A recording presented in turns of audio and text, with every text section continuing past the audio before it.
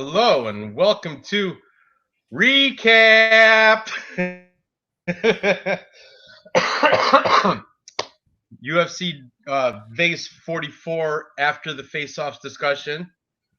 This is going to be a good one. I've been spending a lot of time doing a lot of research this week because I've been out with the COVID, and plus we had that whole extra week to look into this, which, I'm going to be honest, I didn't spend much time during Thanksgiving week to looking at any of these. But this past Monday through today, yeah, I've been looking at these fights, and some of them I'm still on the fence, to be honest with you. Let's go. Real news. That's right. Bowling it up in the garage. All right, good.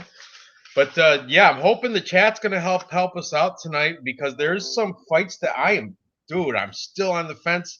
I've flipped back and forth. We for example, that Alonzo Menifield, and what's his name, William Knight. Man, that one I've been back and forth so many times. Even like the first two times I broke it down, I was back and forth on that. I found some new information about Chris Curtis that, not new. I mentioned it last night, but Chris Curtis, he might be live. But then again, I watched the face-offs. Brendan Allen's huge compared to him. I'm just running through real quickly, just things that caught my brain before I wanted to get on this show that I'm still stuck with. Jake Matthews, Jeremiah Wells. Man, that one, after watching the face-offs, I might have to flip. I don't know. Another Mickey Gall, he's looking fantastic. Alex Morono looks soft in the belly. I don't know what's going on there either. That's another one I might have to revisit. News about Cheyenne Vlismis, Bays, whatever. I heard that her head is not straight because she's not divorced yet. It's just a separation, so they're kind of like in an argument. So there might be some ongoing drama in her head. And Mallory Martin, if she can do a Montserrat Ruiz head and arm choke, she can win the fight, because that's all it takes is a good head and arm, and you know what I'm saying. So yeah, these are this is going to be interesting. My order is way messed up, so I'm hoping you have Tapology up so you can go through the correct order. I hope you do. All right, good. So all right, screw it. Let's get into this. Might as well. I know you got Bellator on. Did that start yet, Bellator? Or does that start at 8? Dan Moret. So I think we're still in prelims, but Dan Moret is about to face off. Spike Carlisle. Oh yeah, you're right. Spike Carlisle. I'm taking Spike Carlisle in that fight. Only because he's an ex-UFC guy. I'm not betting it or nothing, but keep an eye out. I mean, it's too late to bet it now. It's already, unless you live bet, because they're walking out. Right? Ginger cornrows, man. You don't want to take on ginger cornrows. Always had. Actually, let me look at this Bellator card just for a second, because there's some other spots. Like that's a big favorite. Like that Justin Montalvo, I'll take him. Vinicius Mike Hamill, he's an ex-UFC guy. -124. That might be a spot. Kai Kamaka, another ex-UFC guy. He's -180. Jeremy Kennedy, he's an underdog, +175. He's the co-main event. And the main event, Sergio Pettis is an underdog, but he's going against Kyoji Horiguchi. So I don't know about that. I'm not sure about the Emmanuel Sanchez Jeremy Kennedy fight. That one's kind of a little scary to me. Yeah, me too. I'm not betting it, but I'm pulling for Jeremy Kennedy. I like the underdog. And I think Horiguchi is going to win that one. So it's actually not a bad parlay. Sergio Pettis, Sergio Pettis is champ, though, right? He's the champ, Sergio Pettis. He's defending a belt, right? Yeah, but Horiguchi's the favorite. And the belt doesn't mean that much in Bellator. I know. The belt changes hands every week in Bellator. Doesn't matter. I was looking for possible betting spots, but I don't really see anything that I'm willing to. You know what? I'm gonna parlay Kai Kamaka and Mike Hamill. They're both favorites, but parlay both of them for just to have a little fun. Parlay both of them for $10. Why not? That'll just to have a little fun. That'll pay out plus 180. Confirm. Just as it's going on in the background, I got somebody to root for. Nice. All right. I'm going to pick for my scratch off. I'm going to pick Kennedy and Horiguchi. That's my scratch off. Oh, those are later. Those are 11 o'clock. I still have time. I might join that too.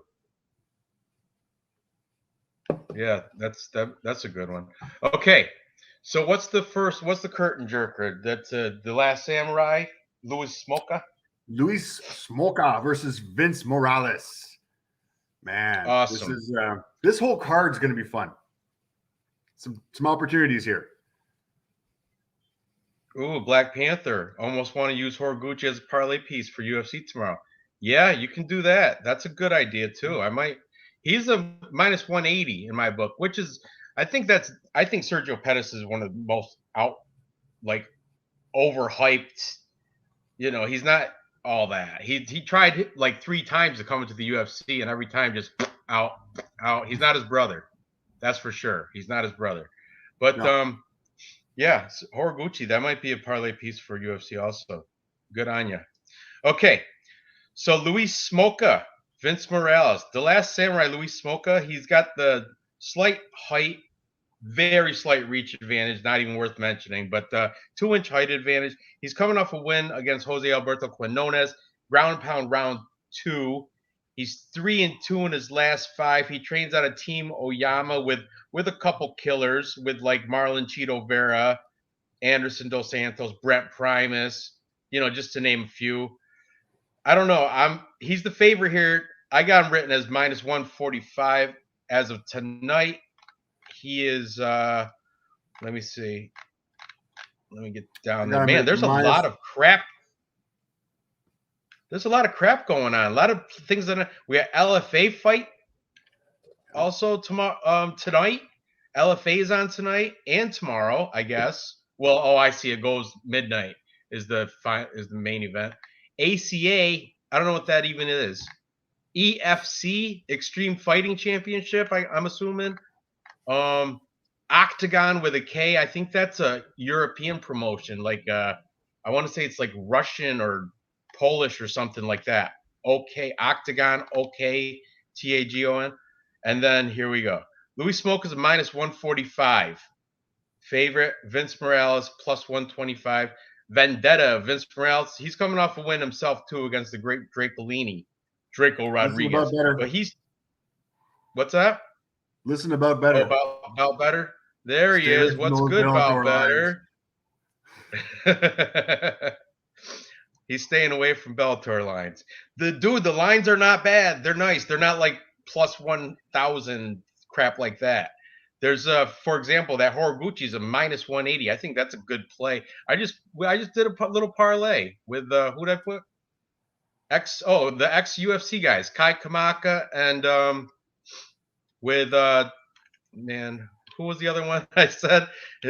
I'm still a little foggy. Mike Hamill. Mike Hamill's an ex UFC guy too. Oh yeah, I remember Mike Hamill. I don't have that opportunity to bet him with my lines with my book.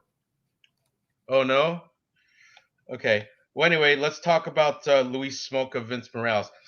Now, I'm definitely on board with Luis Smolka on that side. I know he's a slight favorite. There's no plus money there, but I think he's going to get a decision because he is, I think, more well-rounded. If you look at his, I don't have the stats in front of me, but I think he's got a little bit better like ground game, like takedown accuracy, takedown defense, submissions. I think he's even outdoing Vince Morales. Vince Morales is stand up or nothing, I do believe.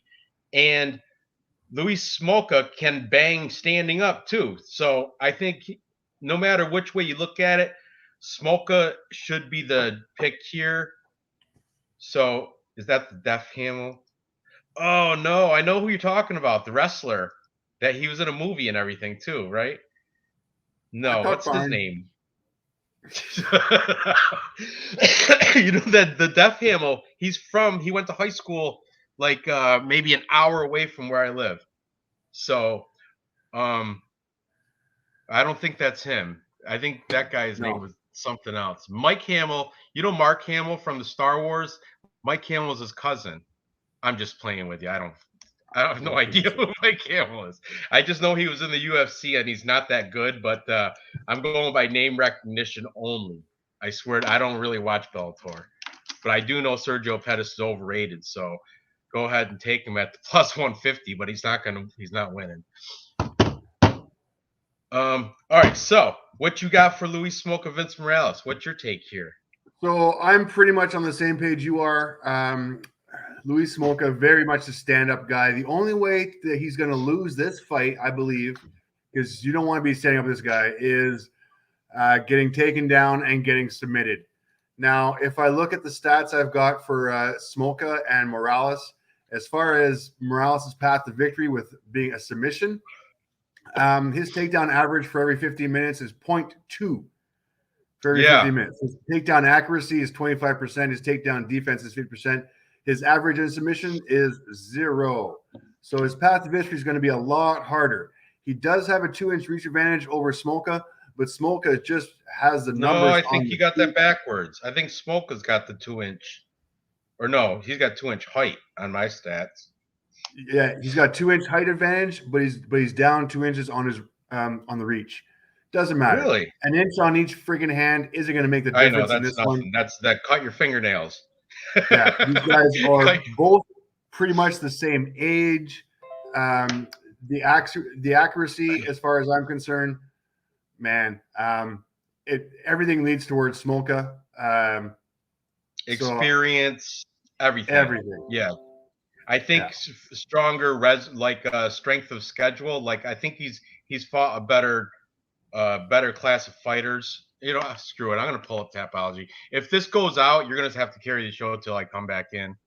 That's what my crappy internet. If I have too much stuff open, then it taps out. No pun intended. But yeah, he's got wins over Ryan McDonald, Jose Alberto Quinones, Murderaji Sue, which was a while ago, but still a decent fight. His loss against Snell and Casey Kenny. So I mean, he's got a decent pedigree.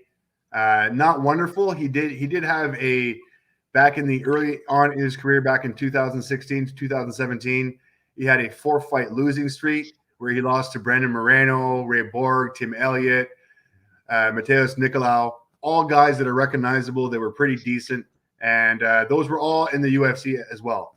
But let's look at the recency bias.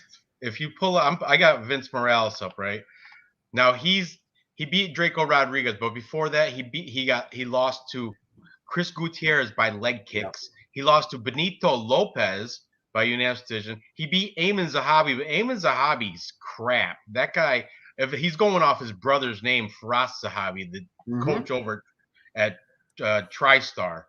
Yadong Song, everybody. I mean, that's a legit loss. Like a lot of people lose to that dude. Justin Hugo, he beat. That's Bellator. So see, now we're going Domingo Pilarte. That was in Dana White's Contender Series. Rear naked choked him. So this guy, he's got. If you look at his schedule, he's got nothing impressive there. Nothing except for kind of his last win, Draco Rodriguez, and that's a kind of because Draco Rodriguez is kind of like middling at best. You know, if you take away his wrestling, he's nothing. So I don't know. I'm definitely strong on the Luis Smolka side for sure. Yeah, no. I'm pretty confident in the Luis Smolka side. Even the face-offs, I like him. Even the rankings. I mean, Luis Smolka's ranked 41 and Vince is ranked 82nd. There's a reason for that. This is Luis Smolka's fight to lose. Morales, the only way he's going to be able to do it if he improves his BJJ overnight, which I don't see happening. Tajik Bey, the GOAT, is in the chat. You know him. He's been on like Clint's Die Hard podcast, all that. Tajik Bey, welcome to REECAAAP Comparison chat. Thank you.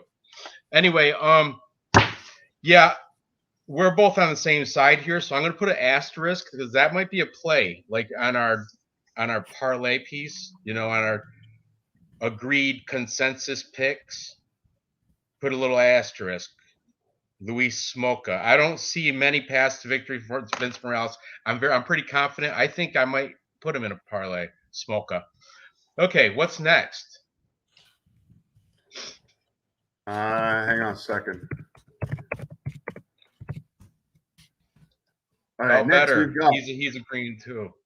Go ahead. Claudio Puelles versus Chris Grutzemacher.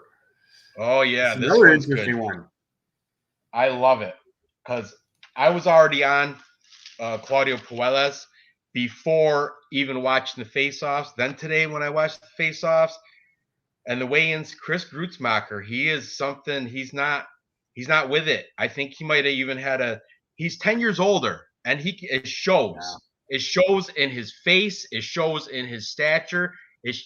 He looked kind of out of it on the scales, kind of like, like he might have had challenging weight cut. He might have struggled to get it. He did make weight. I think everybody in the whole card made weight, if I'm right. Correct? Do you know if anybody missing weight? No, everybody made weight. No. Except, side note, what's his name cheated? Manel Cape, because they used the wrestling scales. You know what I'm talking about with the level thing, and first he was heavy, right? Because it was up high, and then he stepped off, and you're supposed to let it level out. Got on there, and the guy didn't even let it level out. Just saw it go down and clicked it off and said 125 pounds. You make weight. That's a wrestling thing, man. Come on. Clint pointed that out. Clint pointed that out. That wrestling background. The minute the minute that weight comes off, you're done. You've made it.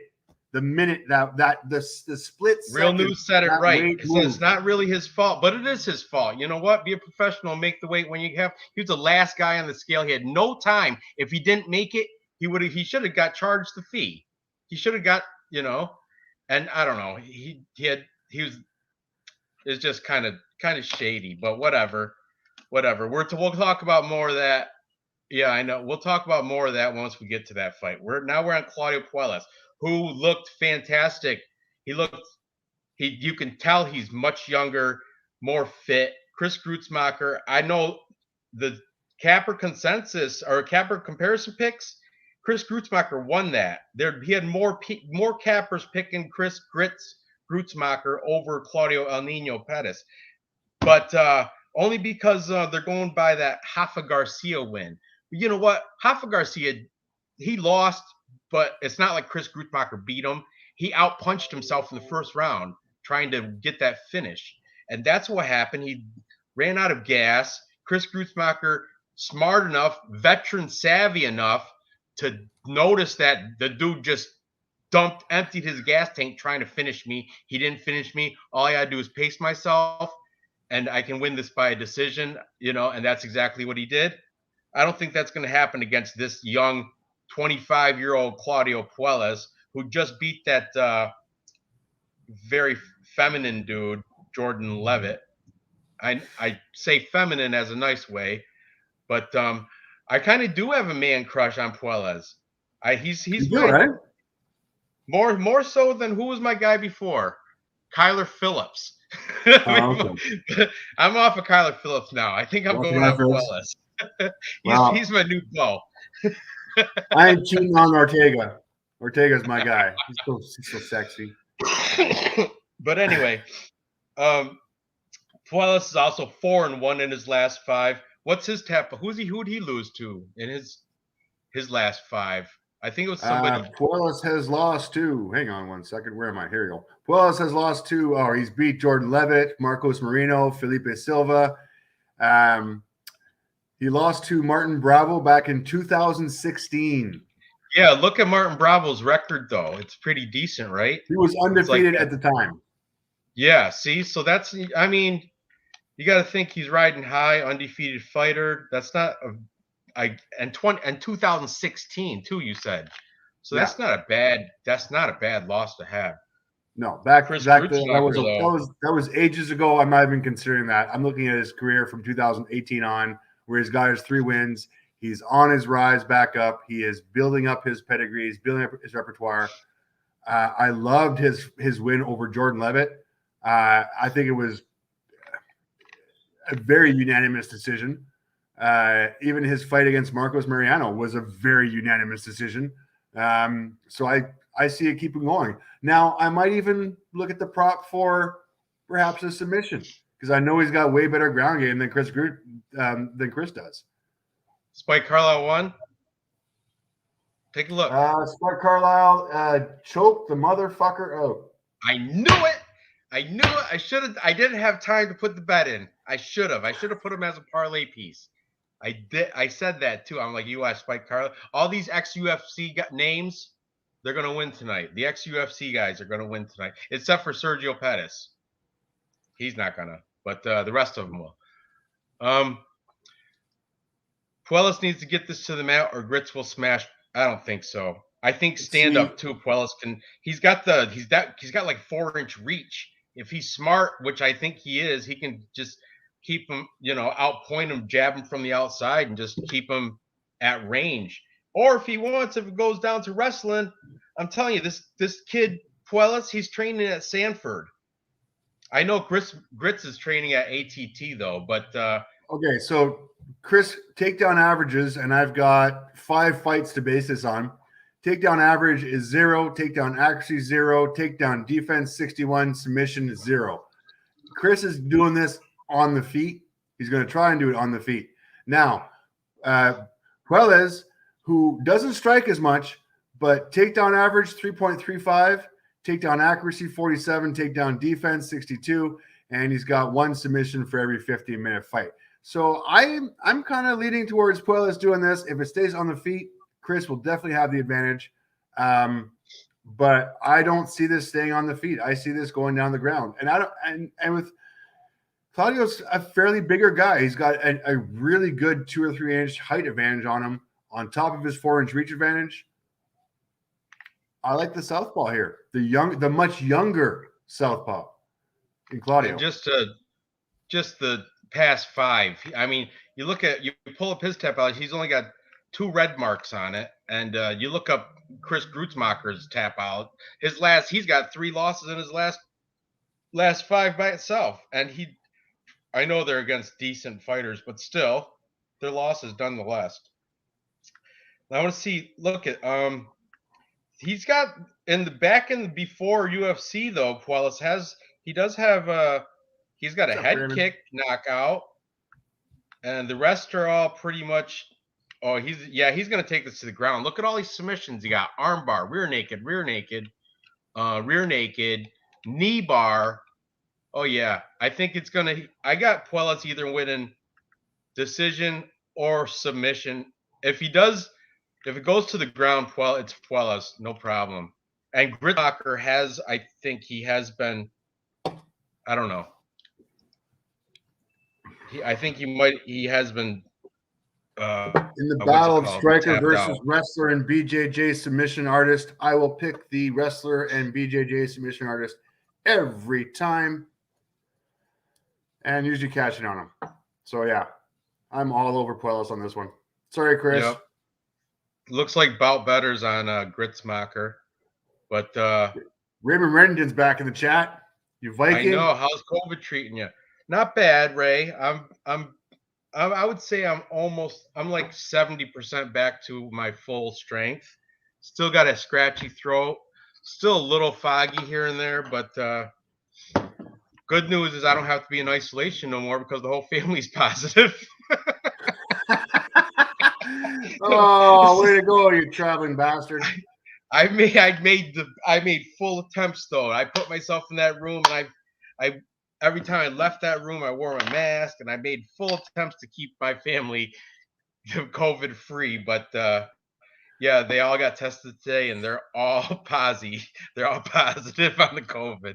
But I'm the one. I had it worse than all of them. My kids are still running around crazy like it ain't bothering them. My wife's got a cough, but she'll hang in. She's even said she's like, I think you got it the worst of all of us, and she's right. I think I did too.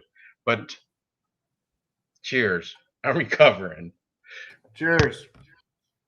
I wouldn't be doing this show if I didn't feel, back to at least 50%. By the way, thank you very much for the T-shirt. This is probably the sickest T-shirt I've had in a while. I love this. Awesome. You have awesome. like 2 more coming in the mail too, by the way, You've already got one on coming in the mail. Awesome. I'm looking forward to it. Same one that Mbe has. What's that? By the way, same one that Mbe has. So you and Mbe can match. Oh, you're queer. You're so corny. But anyway, that's interesting. Hope did you get the same? You got different colors though, right? No, they're the same colors. Oh, great. Hey, hers was like whatever. I think hers is an extra small. Yours is not an extra small. Don't worry about it. Mine's got to be 2X, hopefully. No, I'm good. All right, let's go. So, we're both on Puelles.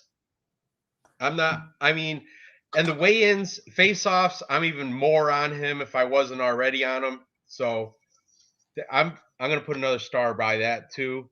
I'm just marking down the ones that we're in agreement with. So far, we're 2 for 2 in agreeing. Yep. All right. Kind of scary. That doesn't happen very often. Oh, we'll disagree eventually. I'm sure. It'll change. Yeah. Oh, look at that MMA Asphalt. He's new guy, new capper. He just came out with another video. Alonzo Menifield versus William Knight. I wish I could watch that. Anyway, let's go. Noah Allen. Well, is going to grapple fuck grits. I agree.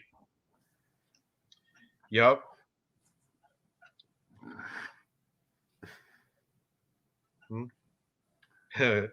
Look at it's what's that called? That's a Freudian slip.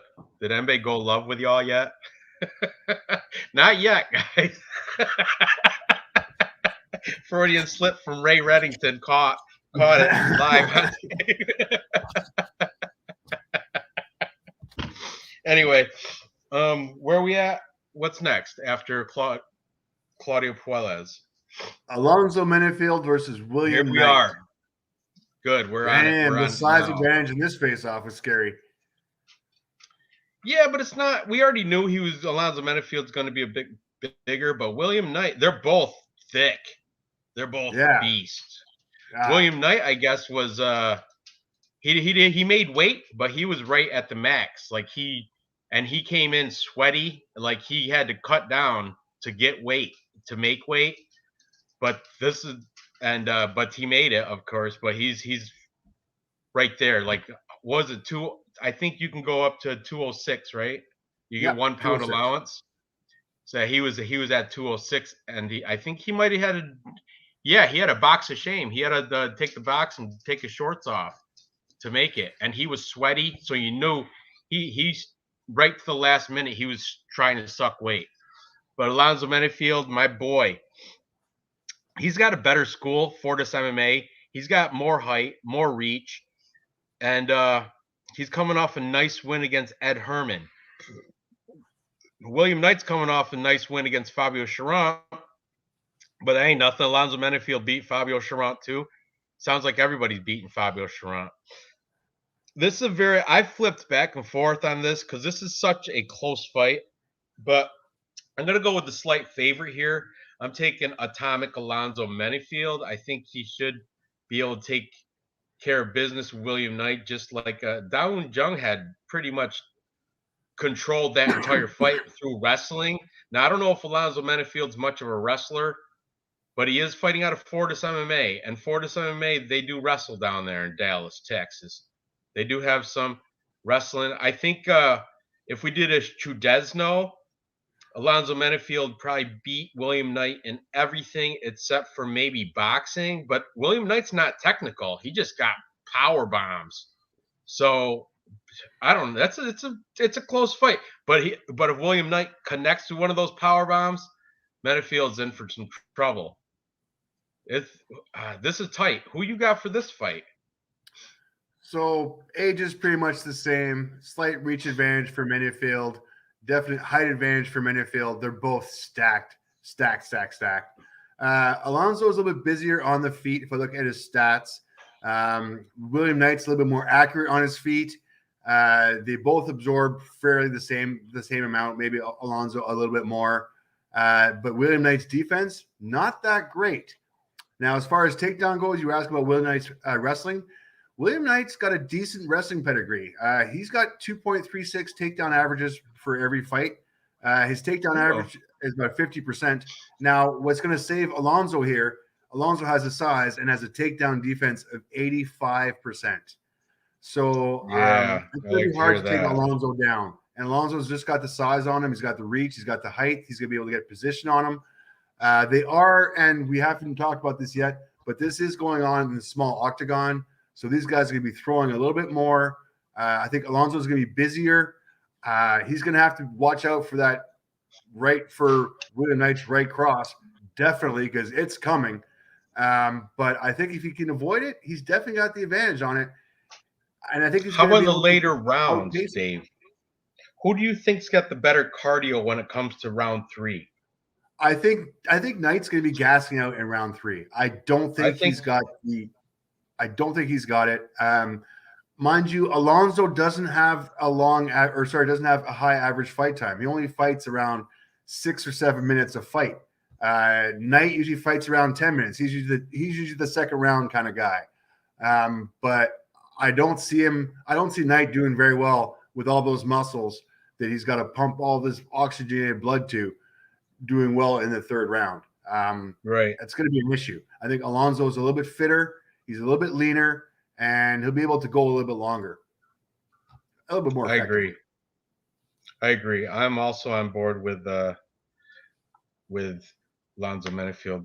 Raymond Reddington's asking, did Knight fight a few weeks ago? I don't think so. When did he fight Fabio Charant? That was a minute. He fought Fabio. Yeah, I fought him a couple months ago, I guess. Okay. He fought him in like August, end of August. Okay. So yeah, we're both on the side with Alonso Menifield then, apparently. I'm not positive about it. I don't like. Yeah, I'm not confident either. Like I said, I've been back and forth, but nonetheless, we're both in agreement. So I'm gonna put the little star there. And that Water Buffalo, that Fabio Charant fight, William Knight won. It's not Alonso Menifield beat him too, and he went to a full decision with him. William Knight caught him with that stupid, I think it was a right cross, maybe. I know he got knocked out round 1, but told you, William Knight, puncher's chance for sure. If you catch a bomb off him, not many men can take that baseball bat hit. No, I don't know if but Alonso also puncher's chance either, but right. I'm not going to bet on puncher's chance. I think Alonso Menifield's got him on pretty much all areas. Like, he's more technical, I think. If it does go to the ground, which I doubt it will, but if it does, Alonso Menifield, I think, has been, like you said, he's got 80% takedown defense or something. So, yeah, I'm on Alonso Menifield here, as are you. And I think with the weight cut information that you're giving me as well, yeah. Oh yeah. They both look jacked on the scales, but I'm telling you, William Knight, he had to use the box of shame, and he was all sweaty. He definitely had to work to try to suck weight to get down. Because look at his frame though, 205, and he's got the frame for like a 225. He probably walks around like 220. Yeah, I guarantee it. You know what I mean? So, yeah, that's. I'd be curious to see what their actual fighting day weights are. Oh, tomorrow? Yeah. Yeah, they don't do that, do they? It's hard to find it. You can find it, but it's hard to find. Okay, so yeah, about better saying size difference will be significant, and yeah, Alonso Menifield does. He's visually towers, not huge, but enough. You can tell he's bigger. You know. So, what's next? Oh, Mallory Martin versus Cheyenne. What do you want to call her? Mary Vlismas. Yeah. Merry Christmas, everybody. Days. So this is like I mentioned to you earlier. I heard Cheyenne Bays. Like if you look at her Instagram, there's no pictures of JP. But for rumor has it they're not divorced yet. They're just taking a break, little separation, and it's not. She changed gyms. She went from Fortis to Extreme Couture. That's where she's at now. But I guess JP Bays also trains there, so that'd be kind of awkward if they were divorced. You know what I mean? I'm just saying. And thing is, this you got to remember, Cheyenne Vlismus, she's coming in short notice for Montserrat Ruiz, who her arch enemy. Everybody hates Cheyenne Vlismus hates Montserrat Ruiz because Montserrat, after that disappointing, horrible fight where all she did is put her head and arm and just laid on her for 3 rounds, won the decision. After that, I guess Montserrat Ruiz spit on her. And then Cheyenne Vlismus was like, I'll follow you home, bitch, and all this stuff. And that was the night where they both, her and JP, that was their newlyweds. That was their first double loss night. It was just a bad showing for Cheyenne. But anyway, rumors have it that the Warrior Princess right now, because her little thing with JP Bays, the separation, her head's not all right. Like it's not all she can still fight, but it's not in the game. She's also got other factors on her mind besides Mallory Martin. Now, Mallory Martin, everyone's just looking past her because they think recency bias. Gloria DePaula got knocked out in first round by Cheyenne Bays. Cheyenne Bays is a beast, but you know what? Montserrat Ruiz managed to beat her with one move only. That was it. A head and arm choke. Mallory Martin's better wrestler than Montserrat Ruiz. Mallory Martin has been around way more than Conejo, the Montserrat Ruiz girl. Way more than that. She knows how to do a head and arm choke, and if she implements that game plan, she rear naked choke Hannah Cyphers, who I know Hannah Cyphers is out of UFC, but I used to like Hannah Cyphers. She's like a thick country girl, like biceps and all that. What's that? No, she was a sieve. She swallowed punches hard. It was horrible. I know, but she was still.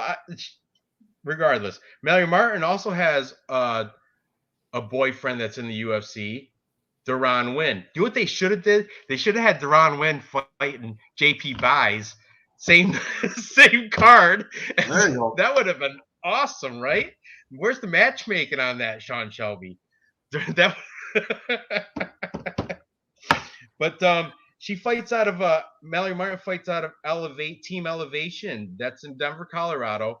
So she's got the cardio because all those people in Elevation with the high altitude, oxygen levels, they all got killer cardio out of Team Elevation. And you know who else is out? What other girls are out of there? Shayna Dobson and Montana De La Rosa, another breadwinner female fighter with a boyfriend that used to be in the UFC who now got kicked down to Bellator or something. So maybe JP Bays ought to fight Mark De La Rosa in Bellator. I want to. I don't know. I'm just making matches with all these. I love it. With all these power couples. Thanks, Raymond.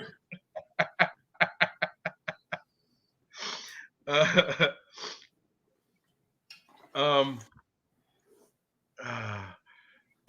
right, are you done there? What's that? Are you done yet? Oh, Josh Aragon. What's up, Josh? High altitude in Colorado for sure. Sure, yeah, absolutely. And that increases your cardio and endurance because you're handling your oxygen levels. Yep. Conejo Ruiz, Montserrat Ruiz, she's cute. She looks like when she wears the bunny ears and shakes her little butt and acts like a Playboy bunny. Yeah, I know. She's No Fap November. It'd be hard if you're watching a Montserrat Ruiz fight. Now we're on Destroy Your Dick December. That's what E Money said. Is that what it is? Or the he's like, no Fap November is none. Now it's Destroy Your Dick December. Whatever, E Money. But anyway,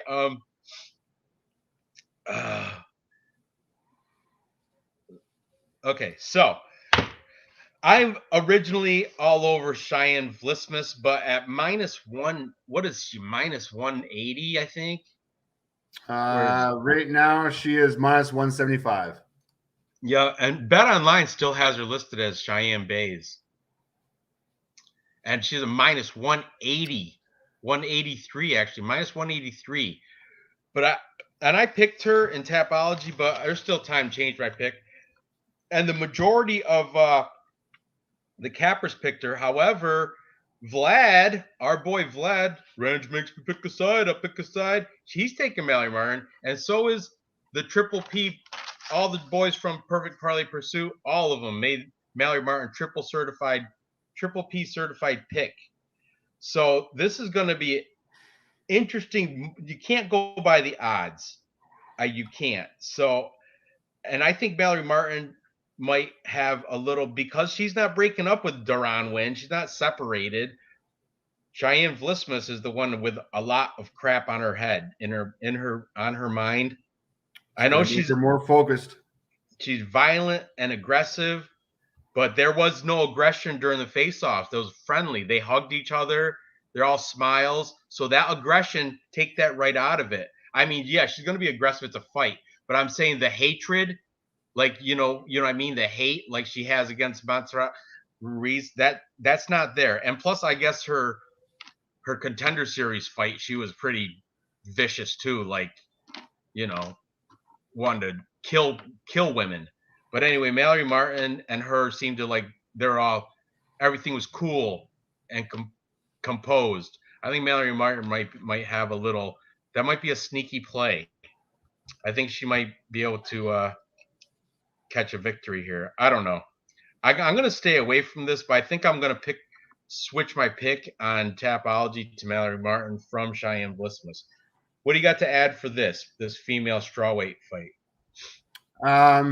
For this one here, I'm sorry. I love you, Mallory, but no, you're not.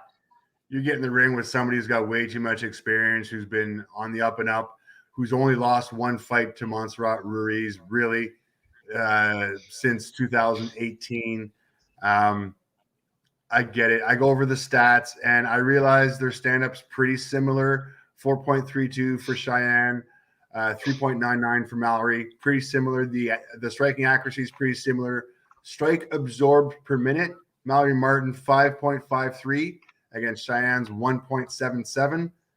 That's a big difference as far as I'm concerned. So Mallory's going to get lit up on the feet. Say that again. Say that again. I didn't hear that. Strike absorbed per minute, Cheyenne 1.77. Mallory 5.53. Mallory's going to get yeah, lit that's a big stat. But now, mind you, this is the offsetting one. Takedown average 3.37 for Mallory, 0.48 for Cheyenne. So Cheyenne's going to want to keep this on the feet. Mallory's going to want to take this to the ground. Cheyenne's takedown defense 60%. Mallory's takedown accuracy 60%. So pretty much the same thing. I think they're going to cancel each other out. The small ring means they're going to be standing and trading. It's going to be volume. Cheyenne's going to have the volume. It's going to be a decision fight. I'm seeing Cheyenne with her hand raised in victory. I think the fact that she's not with JP anymore is a good thing. It's going to be she's more focused on her fighting. I think she's going to bank on it. She's that kind of person. So she's going to go deep into her training to forget about all of her problems. She might not be all there, but she's going to be totally focused. And I don't see her losing this fight. I don't know. I think Mallory Martin knows how to. She knows how to do a head and arm. She knows how to headlock. Yeah, I realize that, but I mean, you also have to understand Cheyenne was training for Luma Lukbumi for last week. She was supposed to fight her last week. Yeah, so you're right. She's been training. But you know what happened? Why she didn't fight her? Because she got COVID. So do you. Doesn't matter. Yeah, I'm not in fighting shape. It's over. Yeah, no. I'm saying I don't think that's going to make that much of a difference. Respiratory might not. What's up, baby? Hey, where's my phone? Is it charging? You know what, Alan? You might be right. I hope Mallory might be the lied dog to of me the earlier. night. I'm not putting any money on this one. There's no way. It's a little bit too close. I think Cheyenne's going to win this one. There's too many variables up in the air. Mallory is much smaller. No, I don't think She so. looks much smaller. No, they're not. She's not much smaller. They sized She's up. supposed to be higher, but in the face-off, she looked smaller. I don't think so. I think she looked. Maybe her arms might have been a little bit thicker. I mean, I don't know. They're pretty much even. In the stats, she's 1 inch taller, but in the face-off, Yeah, that's nothing. But face-offs, it looked like. Oh, look, he's agreeing with you too. Look, did you see the Nate Diaz impression? I did not. I don't know what you're did not see the Nate Diaz. I did catch Vlad on MMA Holes live streaming with MMA Holes. I heard for about a half hour last night. I did watch part of that, which was kind of cool to see. Yeah, but I didn't last very long. Yeah, I was focused on something else with Cheyenne's too.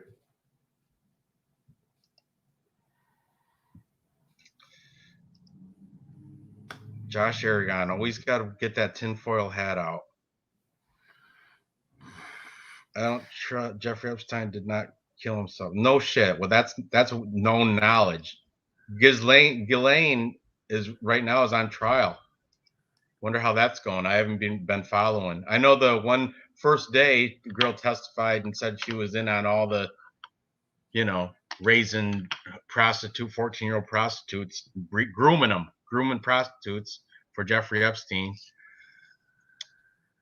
I will check out the Vlad Nate impression video. I will. I have to. Yeah. He's been doing so many though. He did a John Jones impression. He did that one troll, the boxing troll there. What's his name? I forget his name, but he he's a troll that goes to all these boxing places and tries to hit people in the back of the head and sucker punch them and stuff. I don't know. But anyway, yeah, he does. Vlad's he does an impression of anybody, and they're all the same impression. Because he got the accent. The guy puts out content. Remember his roommate did that impression of Clay Guida, who's on this card. Remember that? When is he still got that roommate? I don't know if he still had. I think he's been staying at his mom's or something. Because I've been seeing the aunt picture or a grandma picture on the wall or some. I don't know. I had no idea. Okay, so I'm on Cheyenne taking off her aggression on Mallory. I think she's going to beat her up. I think she's going to abuse her. I'm actually leaning towards. I'm going to stay away from the betting, but I'm leaning towards Cheyenne knocking her out.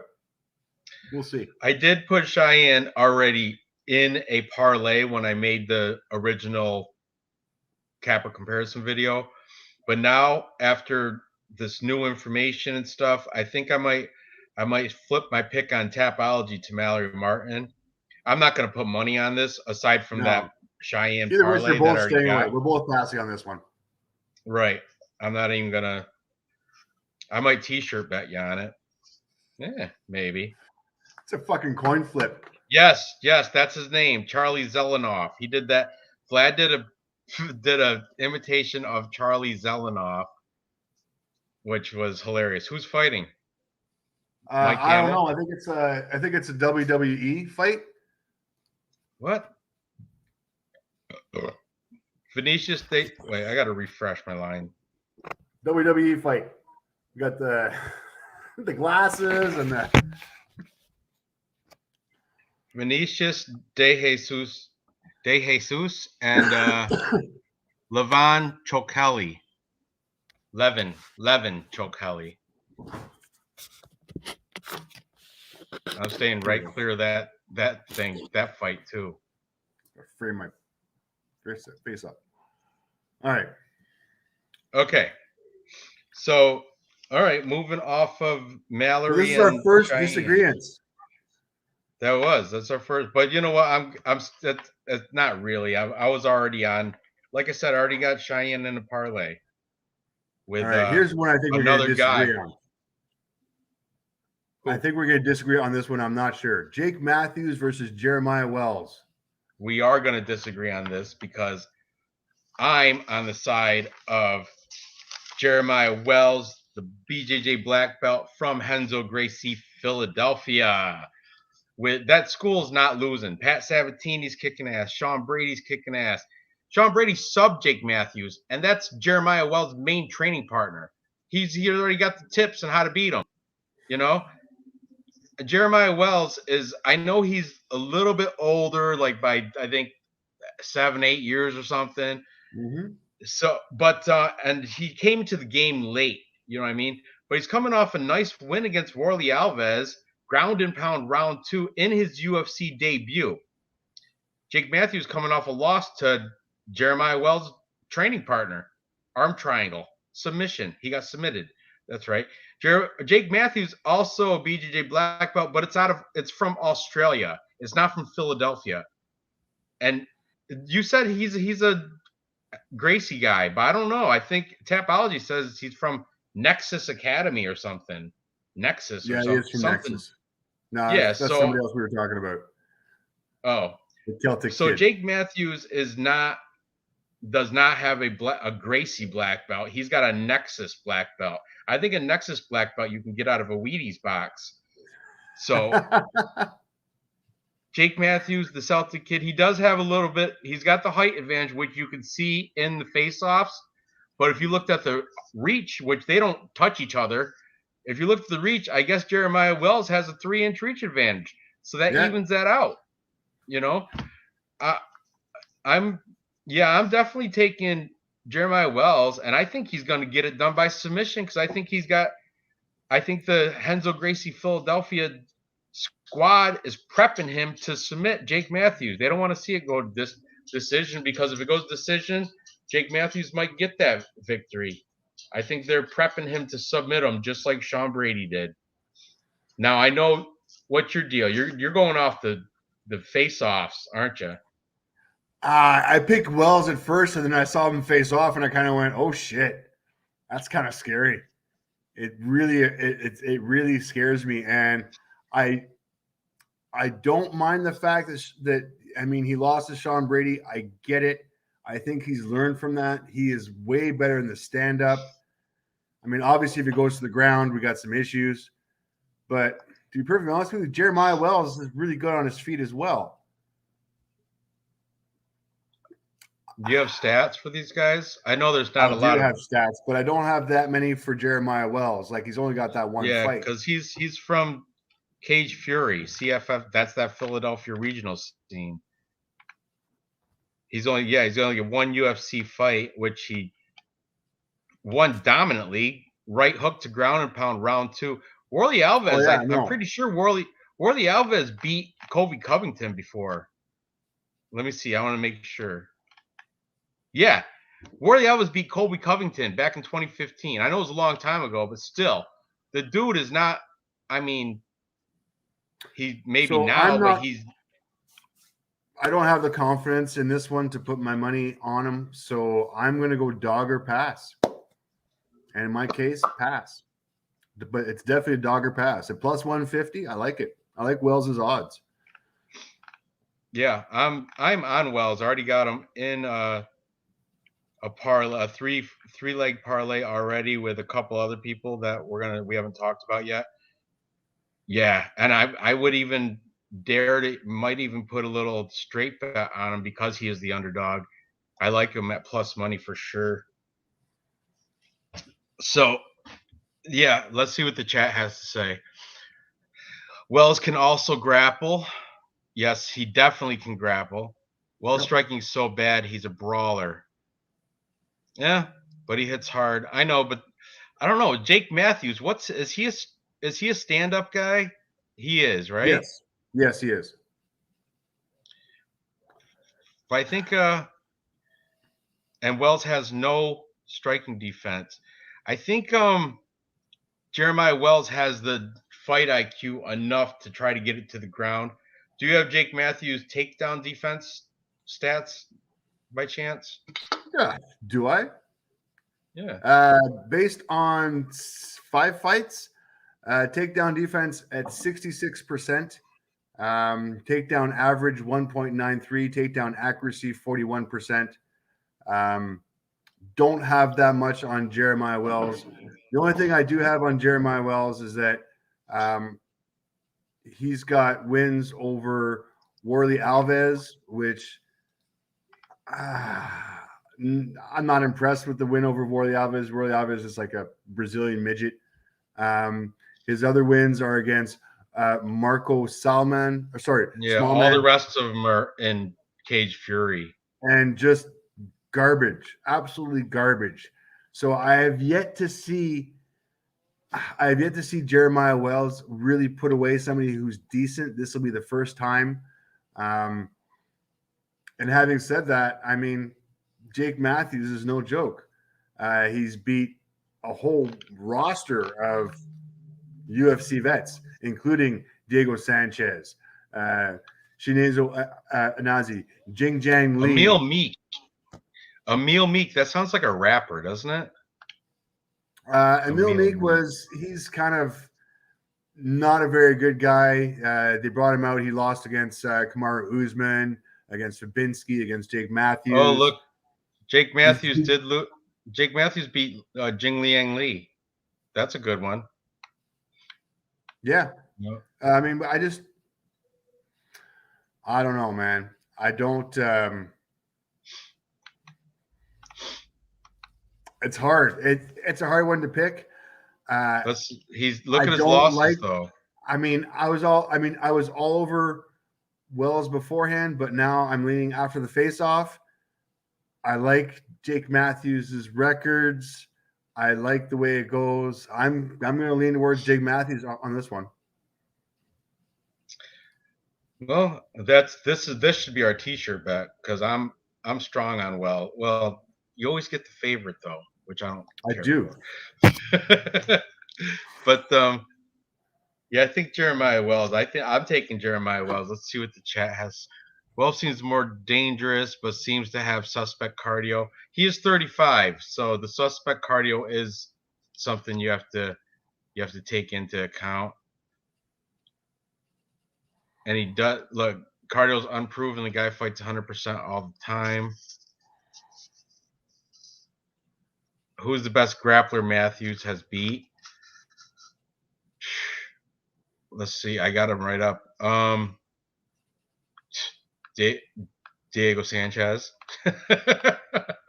which is, and that's an old ass beat Diego Sanchez, a 30-12 Diego Sanchez. So it's not, not prime Diego Sanchez. Besides that, I don't know any of these people that he's beat.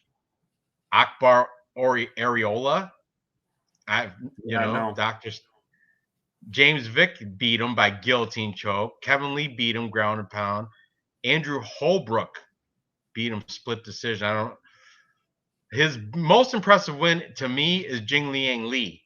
He beat him by unanimous decision. That was in 2018. Aside from that, I don't know these people. Rostam Akhman. The 2020 Diego Sanchez win? Well, I know, yeah, but that's Diego Sanchez. That's like it's the Diego Sanchez that's not prime Diego Sanchez. It's a 38-year-old Diego Sanchez that's coming off. Look, before that, he lost. Yeah, he's been sucking. Diego Sanchez is not that good anymore. Look at all the red in his record. He hasn't been good since 2010. I'm saying in the small cage, this guy is not coming from Australia to lose. He's not coming in to mail it in. He'll be pushing it. I'm going to bet on the guy from New Zealand later on too, by the way. What's that? Just a little foreshadowing. Yeah, a washed up Diego. Exactly, Noah. That's what he beat. Oh, Alex what, B from Money Gang. A brainwashed Diego who's hanging upside down, getting freaking smacked in the face by. Yeah, what was his boyfriend coach there? What was Fabio. That guy's name? Was it Fabio? No, I'm just kidding. I forgot his name. But he fired him. You know, he fired him. They broke up. Thank God. They broke up like Cheyenne and JP. Too much touch butt in the park. Yeah, Leech, Jingliang Lee, you're right. He does not grapple. That guy goes right to just punching. So anyway, all love for Diego. Yeah, all love for the new and improved Diego. Hopefully, man, they should have. If Leonardo Santos wasn't going to beat up Clay Guida tonight, they should have had Clay Guida and Diego rematch. You know, Diego beat Clay Guida back in 2009. That would have been a good rematch, right? Because they're both about the same. They're both the same age. I think it's Diego or Clay Guida's birthday today. FYI. We might have a special guest coming on soon, by the way. Maybe. We might have a mystery special guest coming on soon. If they come through this time. She got put makeup on. Anyway, what's next? Tell E-Money I said hi, Alec B. Tell him I love the Destroy Your Dick December. Destroy Your Dick December. I watched his videos this week. I did research for the main and co-main, but I didn't do a show for it just because it, wasn't feeling it. But anyway, who we at?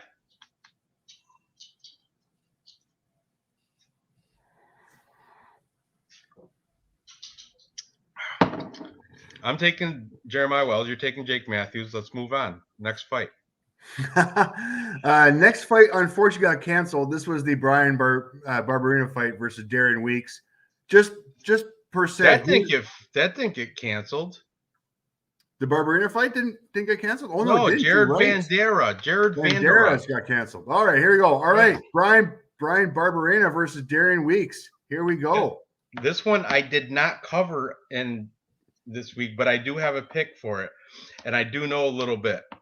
I do not know about this one because Darian Weeks is a hot, he's the opportunist, short notice, undefeated 5-0. I'm gonna pull up Tapology.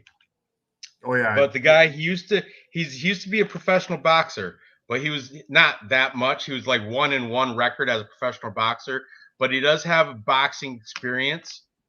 And you pull up his thing, and aside from those boxing fights, he's undefeated, 5-0, LFA, and I don't know, Midwest Fight League, KC Fighting Alliance.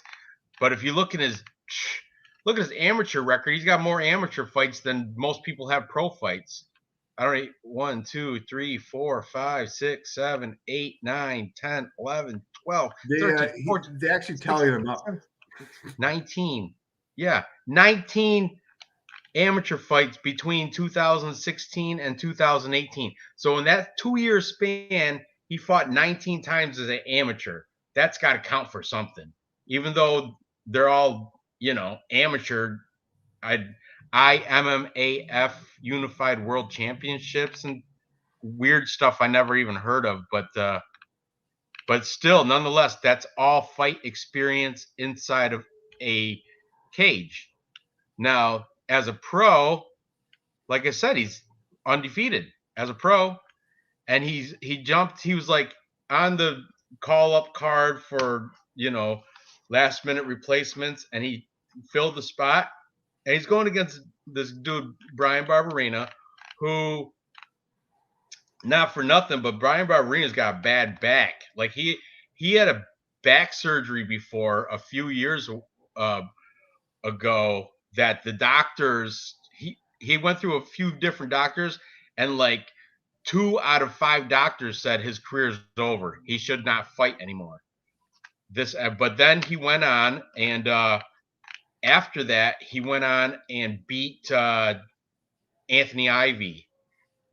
So, but then, so he thought, he was like, well, you told me I couldn't fight, and here I am. I just beat Anthony. But Anthony Ivy sucks. Anthony Ivy's he's no longer UFC. He's garbage. You look at his record, and it's peppered with red all over. He lost. I know they're good fighters, though. He lost to Leon Edwards, Vicente Luque, Randy Brown, and most recently Jason Witt. But his best days are definitely behind him, especially after that back injury where two out of 5 doctors said don't fight again, and there he is fighting. So the line moved big time because people originally were thinking, oh, the experience of Brian Barberena, Bam Bam, against this no-name guy that nobody has ever heard of, has never had a UFC fight, He's blah, taking on blah, short blah. notice. But then when you hear about the whole back surgery thing and look at his record and look at his losses and everything, people are like, I'm going to take a gamble on this undefeated Darian Weeks guy. He can box. He's got boxing. So I'm going to put some money on him. And that's why the line, Darian Weeks used to be a plus 200 at one time. That's what I don't have proof of it, but I think I saw him listed before as a plus 200, and now he's at like I think a plus 105 or something. So the line got cut drastically. You know what I mean? Where is it?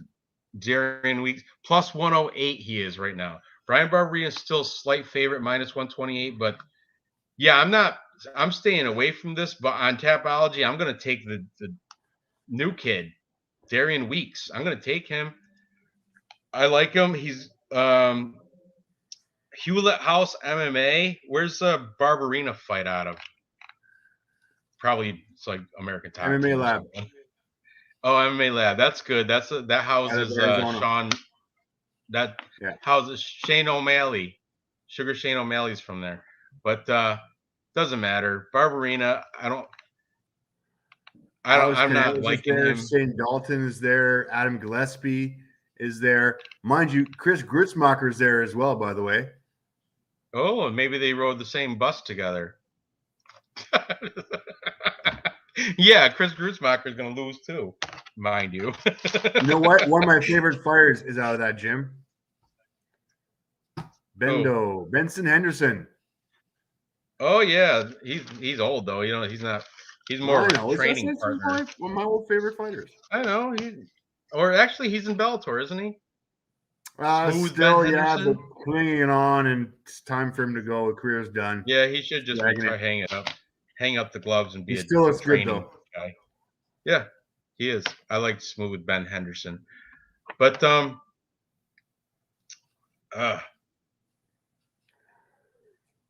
what's up, Fashion Cold Wars? Glad you can join us.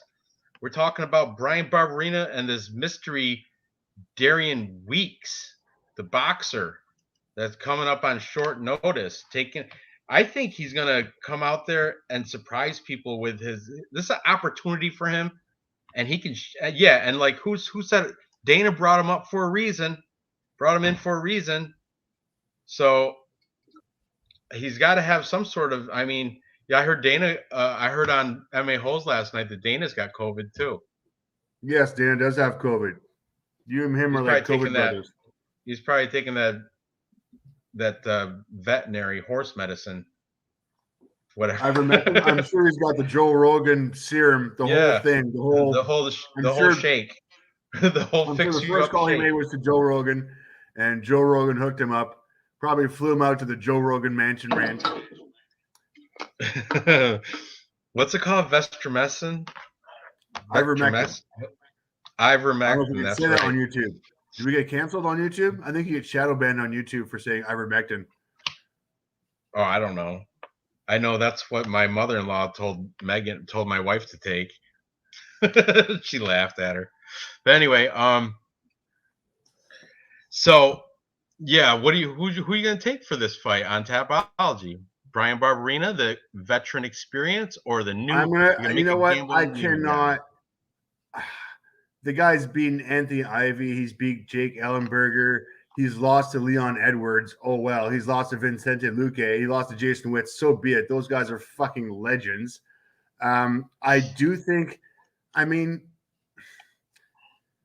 Barberina's turned into, one of the old, what do you want to call them? A gatekeeper for this weight division, and I don't have enough information on this new guy taking his fight on short notice. I got his Tapology record. I get it. None of his opponents are any good. So he's been fed a whole bunch of cans, and yes, he's crushed them. I get it. So he's done what he's supposed to do with his cans. I just think this is his first true challenge, and it's a great fight for him. I think he might have a future in the UFC. He's a little bit, he's 28 for this weight division. Not great, but if he can learn a lot very quickly, he'll be fine. I just don't think he's going to win this fight. Yeah, well, I'm not picking Darian Weeks, but I'm fading Brian Barberina. How's that? That's my thing. I'm gonna fade. I'm hoping like hell Barberina comes out as a fighting professional, does not give this guy a pass, and I hope he's been training and kept his training up, even though this guy's taking this on short notice. You're kidding me. I'm not surprised. Not surprised at all. But yeah, no, I just can't put my money on Weeks. I don't know enough about him. Video on him is very scarce. It's not even long enough for me to be able to judge anything off the video that I watched off of him. It's too hard to make a decision, and I work too hard for my money to be able to bet it on that kind of shit. Pass. Come on now. Come on, D-Gen. You work too hard for your money to bet on that shit. Whatever. I've seen you. We blind betted Canadian soccer before and won. So don't give me that crap. Yeah, but that was. Wait a second. I'm only 3 in. All right, maybe. I'm a tall boy. Don't worry about it. No. I'm good. I got a whole case. We're good. We got. I gotta go refill mine. How long the stream goes? I'm gonna go refill mine. So start introducing the next fight. I'm gonna go get another one. Oh my goodness, I don't know what to do about the next fight. What is it? Another one. Zhalgas Zhumagulov against REECAAAP. Oh, I know it's a good one. Number 15th ranked Zhalgas fighting against number 14th ranked REECAAAP. Oh my goodness, this is going to be interesting. Let's go over the stats. Zhalgas Zhumagulov, 14-5, coming off of a win over Jerome Rivera, where he in a standing guillotine choke. Pretty impressive. Fighting out of Kazakhstan. I faded him the last fight, and I lost money because I bet against him.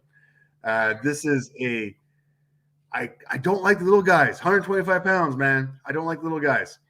5'4", 66-inch reach, fighting out of Aryan MMA Pro Team. Going against Starboy REECAAAP. Cappe had some problems making weight. I'll get it. I think he had problems making weight.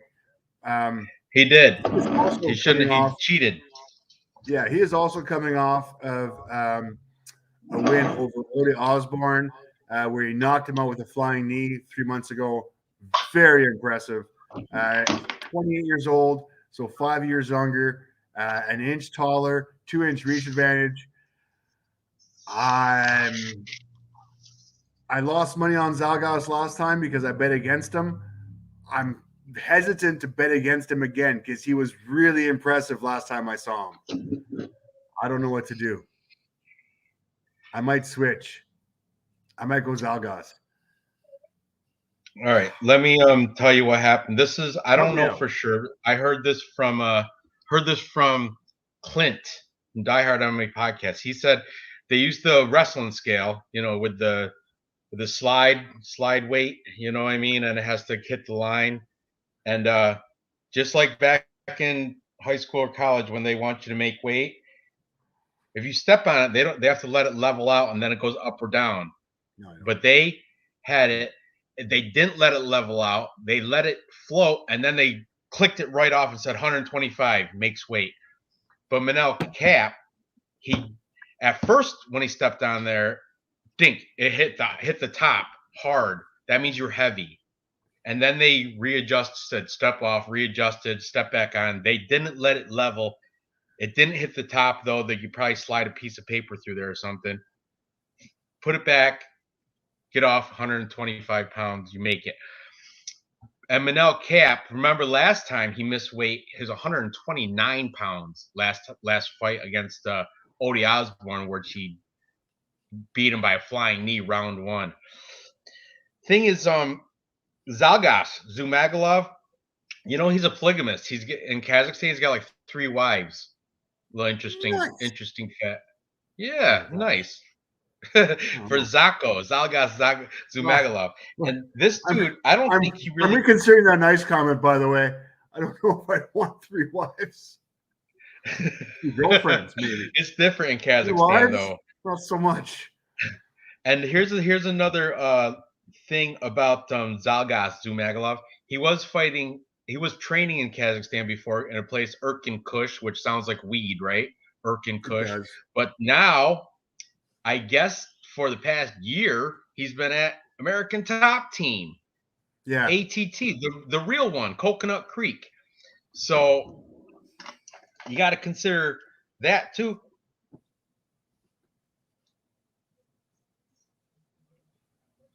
He's coming off a win. That's how you beat Corona.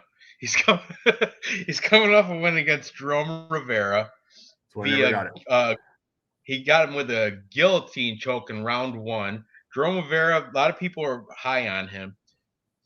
And Manel Cap, I guess he definitely has the size advantage, but I guess he's got foot sweat problems. He's got problems with his foot sweat. Because I heard this too. Just a weird take, like a weird variable you got to consider.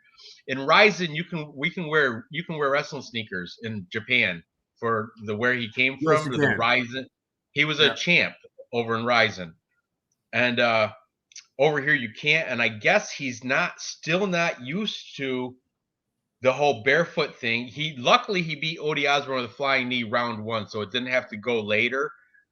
But I guess once you get into those later rounds, you get the sweaty feet. You have no grip, and you're sliding all over the place. So that's I don't know. But some talcum powder or something.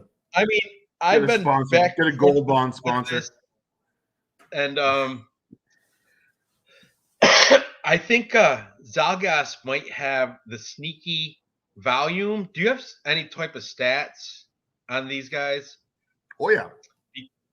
What about volume? Who's got more strikes per minute? Zalgas Zumagulov, 4.21 strikes landed per minute. Manel Cape, 3.71. So Zalgas has the advantage. And I thought it was going to be opposite until I did the research. But yeah, Zalgas definitely has the advantage on the feet. Their accuracy, both pretty much the same, 47, 49%. Strike absorbs per minute, 4.23 to 4.09. Slight advantage to Zalgas. Defense, Manel Cape, 49%. Zalgas, 60%. So the stats on the feet, mind you, barely, but they're leading towards Zalgas. And if you look at even the grappling of it, Cape, takedown average per 15 minutes, 0.86. Zalgas, 1.40. So Zalgas has the advantage on the ground as well. The only stat which really stands out to me is Cape's takedown defense, which is 80%, against Zalgas's takedown accuracy, which is 21%. So that's the only thing I don't like too much. So if I read anything into that, I read the fact that it's going to stay on the feet. And if it's going to stay on the feet, and I look at those stats, Zalgas still has the advantage there. 4.21 against 3.71. He's going to be the busier fighter. Does he have enough to knock him out in this weight class? No. You're not going to knock a guy who's 125 pounds out. But you are going to outstrike him. You are going to outpoint him. I think he's going to have better cardio. I think he had a better weight cut. I think he comes from a better background as far as being able to train for his weight cuts. I'm kind of all over Zalgas, and I'm not going to lose money on him again. I'm not going to bet against him and lose money. I agree. I hope. I mean, What I just don't see. I see it going to a decision. I don't see a knockout. These guys are not knocking anybody out here. At 125 pounds, I get it. Cap I is don't a know. beast. He did flying knee over Ode Osborne. I mean, but I don't think You he's saw going to that. catch I think we Zacco with watched that. that to get like no. That was kind of a fluky kind of thing, and he managed to catch him. The other guy was going for a takedown. You go for a takedown when the other guy's going for a knee. Yeah, guess what? You're getting freaking Masvidal. Yeah. So that's And pretty much the way it's going to go. what tipped the scales for me is Zalgas is at ATT, American Top Team, and he's been there for past year. Where Manel Cap, he's still in Portugal at some place I've never heard of with nobody that I know. So I know I heard earlier somebody said UFC is catering to Manel Cap and they have want been, him yes. to win. But Zalgas doesn't know that. Zacco doesn't give a shit what the UFC wants. I think he's gonna go out there, outstrike the guy, and unless UFC pays off the judging, which who knows, that's a big tinfoil hat shit. But I think Zalgas is gonna outvalue him, and I think he might get the surprise big underdog victory. What is look, about better saying plus 215. I gotta check that out. Plus I got plus 200. 245. Plus There's our dog bet of the night, 245. kids. Oh, I'm betting it right now. Straight bet. I have to, at least half a unit. Absolutely. A plus 245. I will join you on that bet.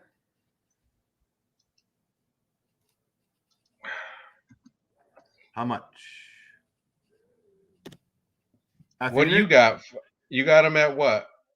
Same? I got him at plus 200, and I'm keeping him at plus 200. I like it for a half unit. There you go. Good deal. Off $500. I like it.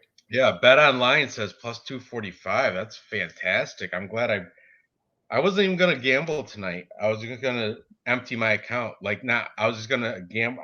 But I fed it right before the show started. I'm like, you know what? I'm gonna throw an extra $100 in there just to mess around with.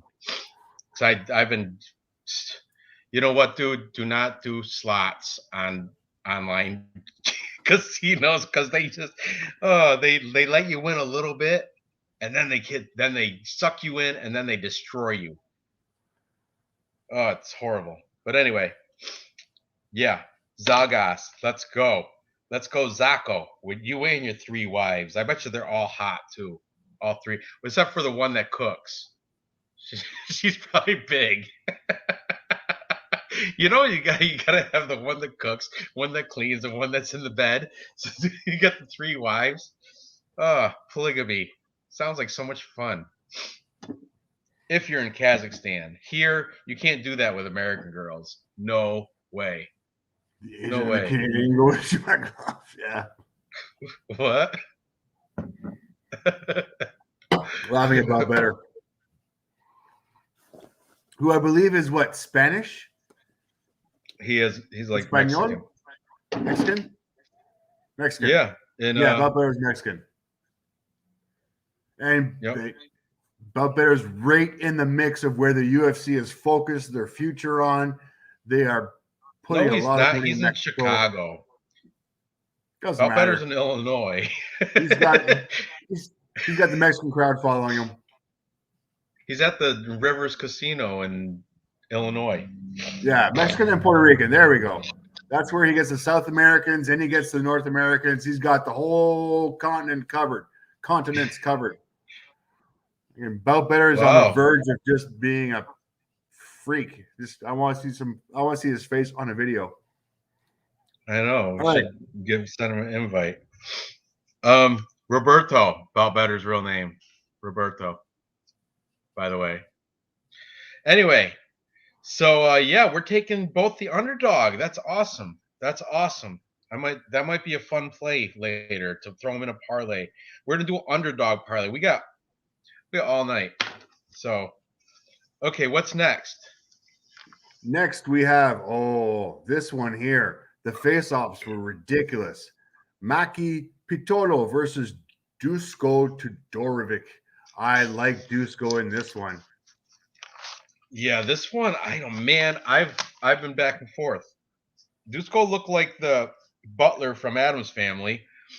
Maki Pitolo looked like the Hawaiian coconut bombs like he always does. But the Maki Pitolo's coming off 3 straight losses in a row. He's lucky to even have this fight. Okay, and he's 1-4 in his last 5. I don't even know how he's even managed to get this fight. That's the thing. But the cappers, like bunch of cappers, are saying, "Oh, Maki Pitolo, coconut bombs. He's the underdog pick of the card. This guy Dusko's coming off 2 back-to-back losses too. But one of them is against RoboCop Gregory Rodriguez, not bad, and the other one's against Punahele Soriano, also a Hawaiian, but both also not bad. Like they're good. Punahele's, I think, only got 1 loss, and that's to Brendan Allen. But Dusko Todorovic is from Serbia, Vlad country, Belgrade, Serbia, and the guy Thunder is his name. He's 10-2, and if you pull up his Tapology, it's not like he's, like I said, his 2 losses are not against just walk around chumps. They're against decent fighters. Gregory Rodriguez, RoboCop, I think he's coming off back-to-back wins, I want to say. And so is and Punahele, he's coming off that loss, but I think aside from that, I got to pull up his I got Brian Barberena still up here. Okay, Dusko Todorovic. Let's pull up his Tapology. He's young too. He's 27. He's younger than Maki. Okay. Punahele was undefeated when he beat Dusko. Gregory Rodriguez was 9-3 when he beat Dusko. And that's his bet. But before that, he beat Daquan Townsend, no longer the UFC, kind of a gatekeeper, but still beat him. He beat Michel Pereira, off the jumping, flying knees off the cage crap guy. Michel Pereira, like Argentinian. Teddy Ash, I don't know who that is, but then before that, he's got all green against some Russians, against the Japanese, against sounds like a Polish guy here. So Michel Pereira. Is that the Michel Pereira?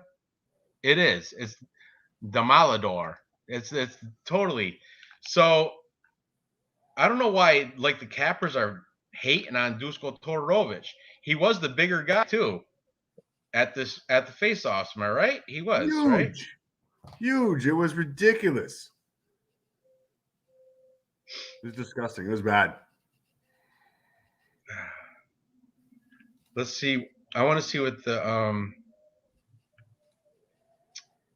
I want to see what Polish MMA cappers.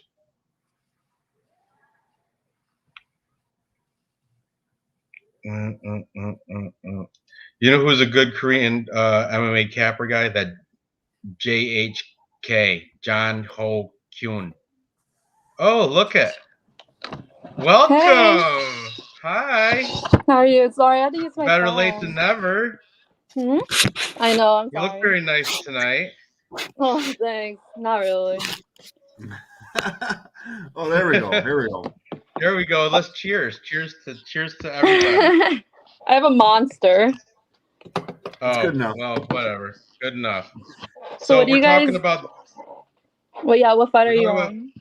Maki Pitolo and Dusko Todorovic. We haven't made our picks yet. But we're both. I think I'm leaning Dusko, and so I think Dave is too. But I'm trying to make an argument for him right now because a lot of the cappers are taking coconut bombs for some weird reason. I like coconut bombs. And for what reason? I think he's improving. Like he wasn't a wrestler before, right? No, he's a striker for sure. Right, and then he like showed that he has wrestling last fight. I thought he looked pretty good, but I guess he has like a thing for getting like finished in the third round probably. Yeah, he got beat by Julian Marquez in third round. Yeah, Before but he that, was like though, I thought he was winning, and I feel yeah, like he Dusko's like, gonna definitely be the was. new James Vick or something. I He love was James definitely Vick. winning. Like he is so chinny and he's bald. Like he has that. I don't know. He just. I. I just. I probably wouldn't bet this though. I don't know. You know why I'm fading Maki Pitolo is because he got guillotine choked by Darren Stewart, and Darren Stewart is a British striker that does not know how to wrestle, and he managed to choke He out was. Maki Pitolo. Wasn't Darren Stewart like out wrestling Holland? Was he? Darren was, Stewart. like- I mean, Darren Stewart was decent at being back then. He did choke him out, which is in the first round. It was quick. That was a couple years ago. Still, I don't know if Darren Stewart's a good mark. I mean, I know, but like, how good is Dusko? Like, I feel like he's really bad, and like really, Maki is probably I don't not mind great. Dusko. I like Dusko. I mean, who's he beat? Daquan Townsend? Like, Yeah, nobody Michael really. Pereira? he like Michelle Tejeda. he just fights with his hand down and like chin up, hands down, and You're he doesn't right, have a and I'm chin kind for of it. And I'm he's kind of not worried changed. I that feel he like he doesn't did not really change. have any takedown defense or any ground game whatsoever. He's kind of a one-dimensional fighter. Who? Dusko. Mm. Right. I just feel like at least like Maki looks like he's trying to improve or some. I don't. He's trying to improve, and he looked better. And I just can't. I wouldn't trust anyone with a bad chin that fights with their hands down. And he always like admires his work or something like that kind of. But he does a great robot. I He does a great don't know. actor. I mean, I don't know. I think Maki was definitely the side when the.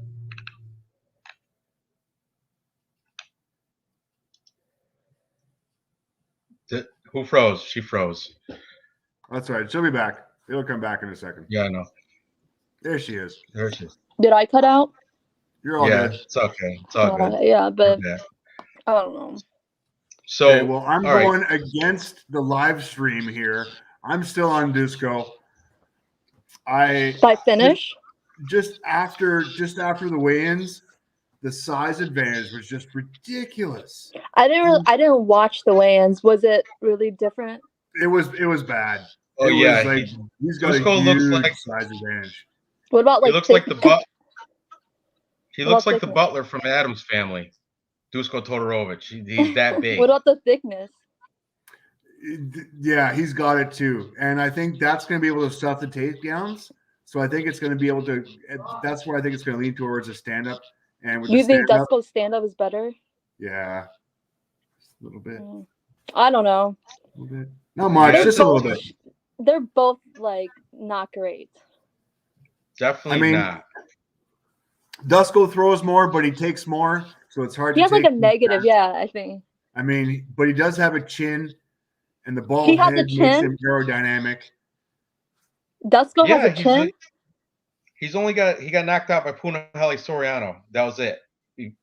Yeah. And Punahele Soriano knocks out most people that he fights. If you look at that. Yeah, no, you look at Soriano. Soriano's only lost one fight, and he lost that to Brendan Allen. And that was kind of a toss-up. I don't really get it. But yeah, Allen definitely won that. Yeah. Well, but look at Punahele Soriano. All his wins, except for he beat Jamie Pickett unanimous decision. Everybody else he knocked out first round. Yeah, he knocks people out. Doesn't Soriano train with do they train together, Soriano and Pitolo? He trains at Extreme Couture. And Coconut Bombs trains in Hawaii. They're just Hawaiian. That's the only common thread, I think. Oh, okay. Maybe okay. Yeah, they're both Hawaiian, but Maki Vitolo, coconut bombs. He's Hawaiian, like durable, like a Hawaiian, but he's 1-4 in his last 5. He 1 and is. 4. He's only beat Charles Bird. You know, so Maybe he was gonna want it more. I don't know. I think I'm gonna go with the Serbian guy, the Todorovic. I'm going with him, but I like that you're taking the contrarian Wait, so who else pick. do you guys have like in the previous? We're gonna start back from the beginning now that you joined us, and we're gonna find You out don't your have pick. to. No, I want to. I want to see what we're gonna I feel like I'm gonna what do we bad agree and upon. I feel like I'm gonna do bad on these because they're all kind of like We're not gonna spend anything too could much happen. time. I just want to see who you got. So Okay. we're gonna reset the tapology back to the first fight and just use real quick. I just want to see, because if you're in the we're in agreement on a lot of these, Dave and I. So if you're also in agreement, I'm gonna put the asterisk so we can put it in a parlay. So who you got? And Luis just put a parlay Smoka, now. Vince Morales. Luis Smoka. Smoka, us two. Claudio Puelles, Chris Grutzmacher. I don't know, but I don't know these guys that well. But originally I was gonna go with a Grutzmacher, but I think isn't Puelles like bigger? He's bigger way and bigger, younger right? Or by like 10 years. Yeah, he's tall, yeah, and he's big, younger. way bigger, and 10 years younger. And yeah, Yeah, definitely. so I think I'm gonna You pick wanted Puelles then. Okay. I don't know these two that well. That's all I right. know I'll like tell you. Gutierrez beat Rafa, and he's like a Yeah, stand-up but not guy. really. Rafa kind of beat himself in that. Yeah. Then we have the thick fight: Alonzo Menifield and William Knight. Thick boys. William Knight's the shorter guy, way shorter guy. I thought they didn't look too I didn't think they looked too Yeah, it's not that. He's just not like that bad. Yeah. It's not that bad. I just like Alonzo Lonzo. is a little bit bigger by maybe I'm a just couple, fading 2 inches. Knight. It's the difference between 5'10" and 6 foot, I think. Who was thicker? Oh, Knight's definitely thicker. William Knight's got a broader back and chest for sure. He's got his Knight's pectorals probably are on huge. whatever Israel Adesanya is on, because I think he had like gyno, so he might have hella power. Yeah, you're right. You're absolutely right with that. Like, you're right. That's what we were saying. If he catches him with that right cross, Alonzo Menifield, that's like a baseball bat hit.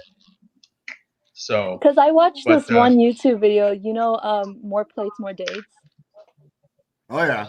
I like his videos, and he did a thing on Williams, so like what he thinks he takes. So he just had like I heard that same thing for a couple people did that for Kamaru Usman. Yeah, he's on steroids. Like, I don't even know steroids. His head is changing shapes.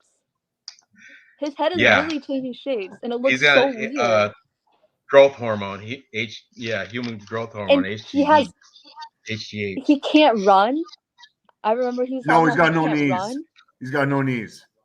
Right. He hasn't had knees. What's wrong with your knees? Knee replacements. I'm just he's whatever, and he has pimples and. No. Kamaru Usman is unreal. He is underneath whatever is untraceable as far as I'm concerned.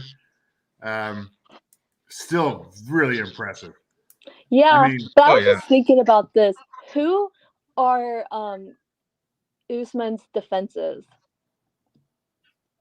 Everyone has been previous lightweights except for Colby, and he's on the smaller end of the welterweight. Yeah, you're right. Colby and I was just thinking small. because there's like people talking about, is he better than GSP and all this stuff, and I'm just thinking like he's literally beaten lightweights, and not all of them dominantly. That's not a bad point. Yeah, not all of them dominantly, and Colby, honestly, if he really wanted to, he could probably make lightweight, but. I'm thinking about his fight against Burns, and Burns. Yeah, you're right. Burns went up a weight class. Yeah. So, and I Yeah, mean, they're not dominant. Like he's getting touched up, you know. Like Colby Pillow Hands was hurting him. Like I don't know. Like I think Luke K has a good chance. Honestly, I love Luke K, and then Kamza. But anyway, I don't know. I guess many. So we're finding out more about Alonso. MJ's favorite fighters here. This is good. Yeah, I guess okay. Alonso. What about the female fight? Mallory Martin and Cheyenne Vlismus, Mary Vlismus. I like Martin. Me too. By Me decision. too. I think if Me you were too. gonna bet Cheyenne, I would probably like put like a sprinkle on like Cheyenne sub because she's like, I don't know, blue or purple belt, and not by sub. no, You know, because Montserrat Mallory Ruiz. Mallory gets subbed, but by like good BJJ girls, but she's just like Montserrat Ruiz got her in a headlock. Yeah, and beat her. yeah, she head kicked. And she couldn't do nothing. There was no defense she could do. She couldn't avoid it, and she knew it was coming. She knew it was coming. And literally, round Ruiz, all Ruiz has is a headlock. Like literally, that's the only thing she can do, and it's like you don't train for that.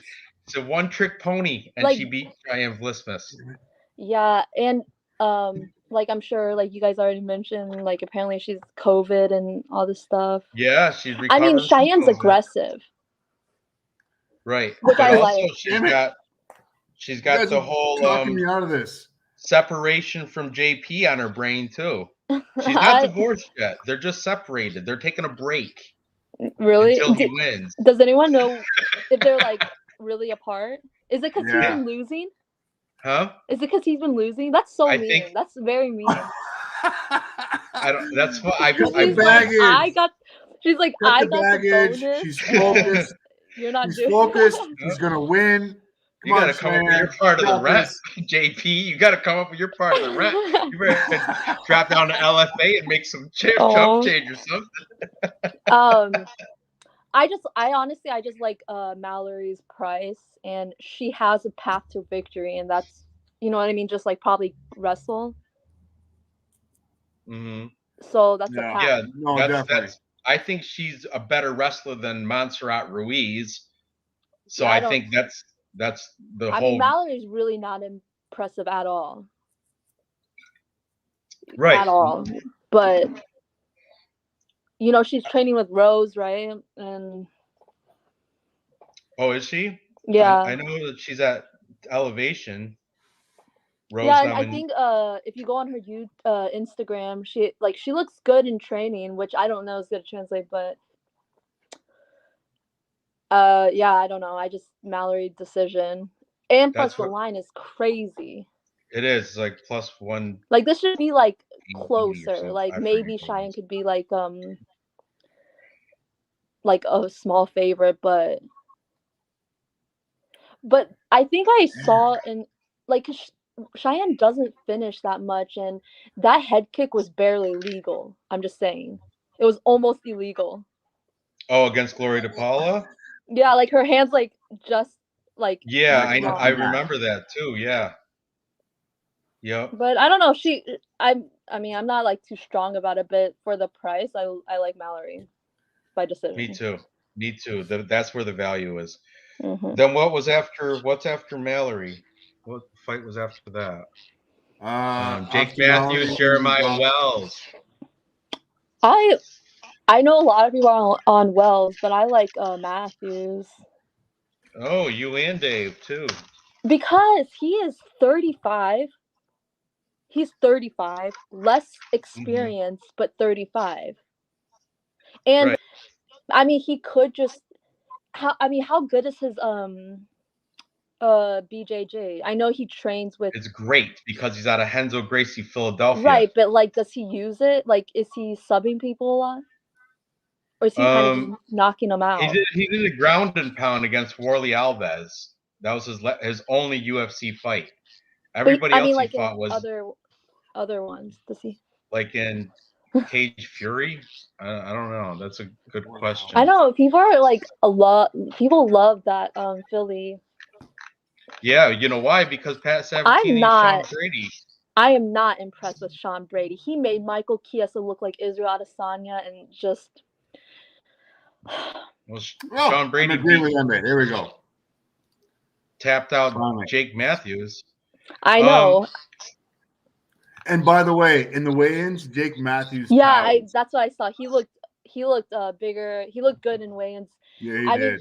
Matthews, he's not impressive really, but he's just like a well-rounded type of person. Like not good, not like amazing anywhere, but like decent in all areas. No, The one get thing it. is like, I mean, I think there's like a very low chance he would finish Wells probably, unless like Wells has a really bad gas tank, which I don't know, but he's pretty good defensively, at striking at least. I like it. I'm yeah, I got Matthews' decision. I don't think he's gonna be able to take him out, but I do think he's gonna be able to outstrike him, outlast him, outdominate him. I don't think Wells has it. Yeah, I agree. Okay. Yeah, I got Wells though. I'm going with the Sean Brady factor. Sean Brady tapped out Jake Matthews, and that's Jeremiah Wells' main training partner. So he's going to give him the recipe of how to beat him. And I think at plus 160, value's there. I'm taking it by sub. That'll probably be even more. Probably like a plus 300 or something. Who knows? Coming out. Sorry. That's all right. So, okay. After that, what do we? I feel like Wells might be dangerous, like at the beginning of each round. Oh no, for sure. I don't know. His cardio's really not been tested. No, because he beat Warley Alves by ground pound around 2, but he hasn't really had to go the full distance. Not in UFC anyway. Cage Fury, he did a lot and he won a lot in unanimous decisions. But that's Cage Fury. They're against a bunch of cans, so I don't know. Speaking of I don't know, the next fight, Brian Barberena, Darian Weeks. Yeah. I still don't know. I'm gonna go with the undefeated guy because Barberena's got a bad back, and 2 out of 5 doctors told him he should never fight again. Oh really? And plus, what happened to his back? Yeah, he had back surgery right before he beat Anthony Ivy, but Anthony Ivy sucks. So you can't. I mean, and look at his Tapology. He's so much red. Win? Sorry, what? I guess he had something happened with his back, and he had surgery right before he beat Anthony Ivy. But before that fight, a couple doctors told him, "You're done. You're done. You're not going to fight again." And I think he did it kind of just to prove, "Oh yes, I am." And then he went and beat Anthony Ivy. But Anthony Ivy's Anthony Ivy. He's nothing. He's definitely not in the UFC anymore. I don't even know if he's fighting anymore. So that's why I'm taking the new guy. The new guy's a boxer. When Barb was popular, I didn't really watch UFC, but I watched some of his fight, and he looked really stiff in the whip fight. Yeah, and he's just got too many losses for me. I don't have any. I didn't do a capper comparison on him, but the weigh-ins. Oh my god, I keep breaking up. Is it my internet? I don't know. You're not good. breaking You always up. come back. Okay. Still you lag for like a second. That's it. Yeah. So I wasn't big question marks on the Darian Weeks and Bam Bam Barberena. Big question marks for me anyway. But I'm gonna on Tapology. I'm picking Weeks. I mean, yeah. So like I said, I wasn't a fan of UFC when he was like that popular. You know, like back in the. How long ago was that Luque fight? He took a lot of damage in the Luque fight, right? In the Randy Brown fight. That's another thing. He's been taking a lot of damage from a lot of these guys. Even like he took damage from Randy Brown. He took damage from Vicente Luque, Randy Brown, both losses before he beat Anthony Ivy. And Anthony Ivy, like I said, I'm going to pull him up. And he is He's on a 3-fight losing streak. He's in Fury FC, coming off a loss. Anthony Ivy in Fury FC. So he's beat nobody ever. How bad is Witt? Because people are Barberino like shit. I don't really know, but he's a good wrestler. I think, right? Or Barberino got decent wrestling. I'll pull up some stats like, for him. Witt Hang and, on a second. Here we go. Barberina definitely is a stand-up guy. Sorry, no wrestling. Yeah, like I don't know. I This mean, is all I think stand up. But this is gonna stand up anyway because the other guy's a boxer. The line on this on Barberena Weeks, I think it's 10 plus 108, and for Weeks, and was it minus 125 for I think or something. Where was it? Oh, 128. See, that line's kind of crazy for Barberina and plus 110 for Weeks. That's kind of that line is kind of crazy. It was like way bigger, right? Yeah, it's gone down a little bit. It was at plus money's coming in on Weeks. For Weeks. Yeah, money's definitely coming in on Weeks. But people are fading Barberina. I wouldn't bet this at all. Maybe bet it not to go the distance, but I mean, if I had to choose, I'd probably choose Barberina or because I guess the experience and. Is that who you're picking on Tapology? Yeah, I put like Barberina by decision because like even like I don't think Barberina, he's not getting like touched like one time and like KO'd, right? Like he's lasting to like the third round, right? Yeah, Barberina does. I mean, he does have decent distance. I mean, he lost his last fight by majority. I don't think it was his last fight against Jason Witt. I guess he gassed out towards the end. He was hurting Witt in the third. No, or yeah, he was hurting Witt, but he lost the first round to Witt.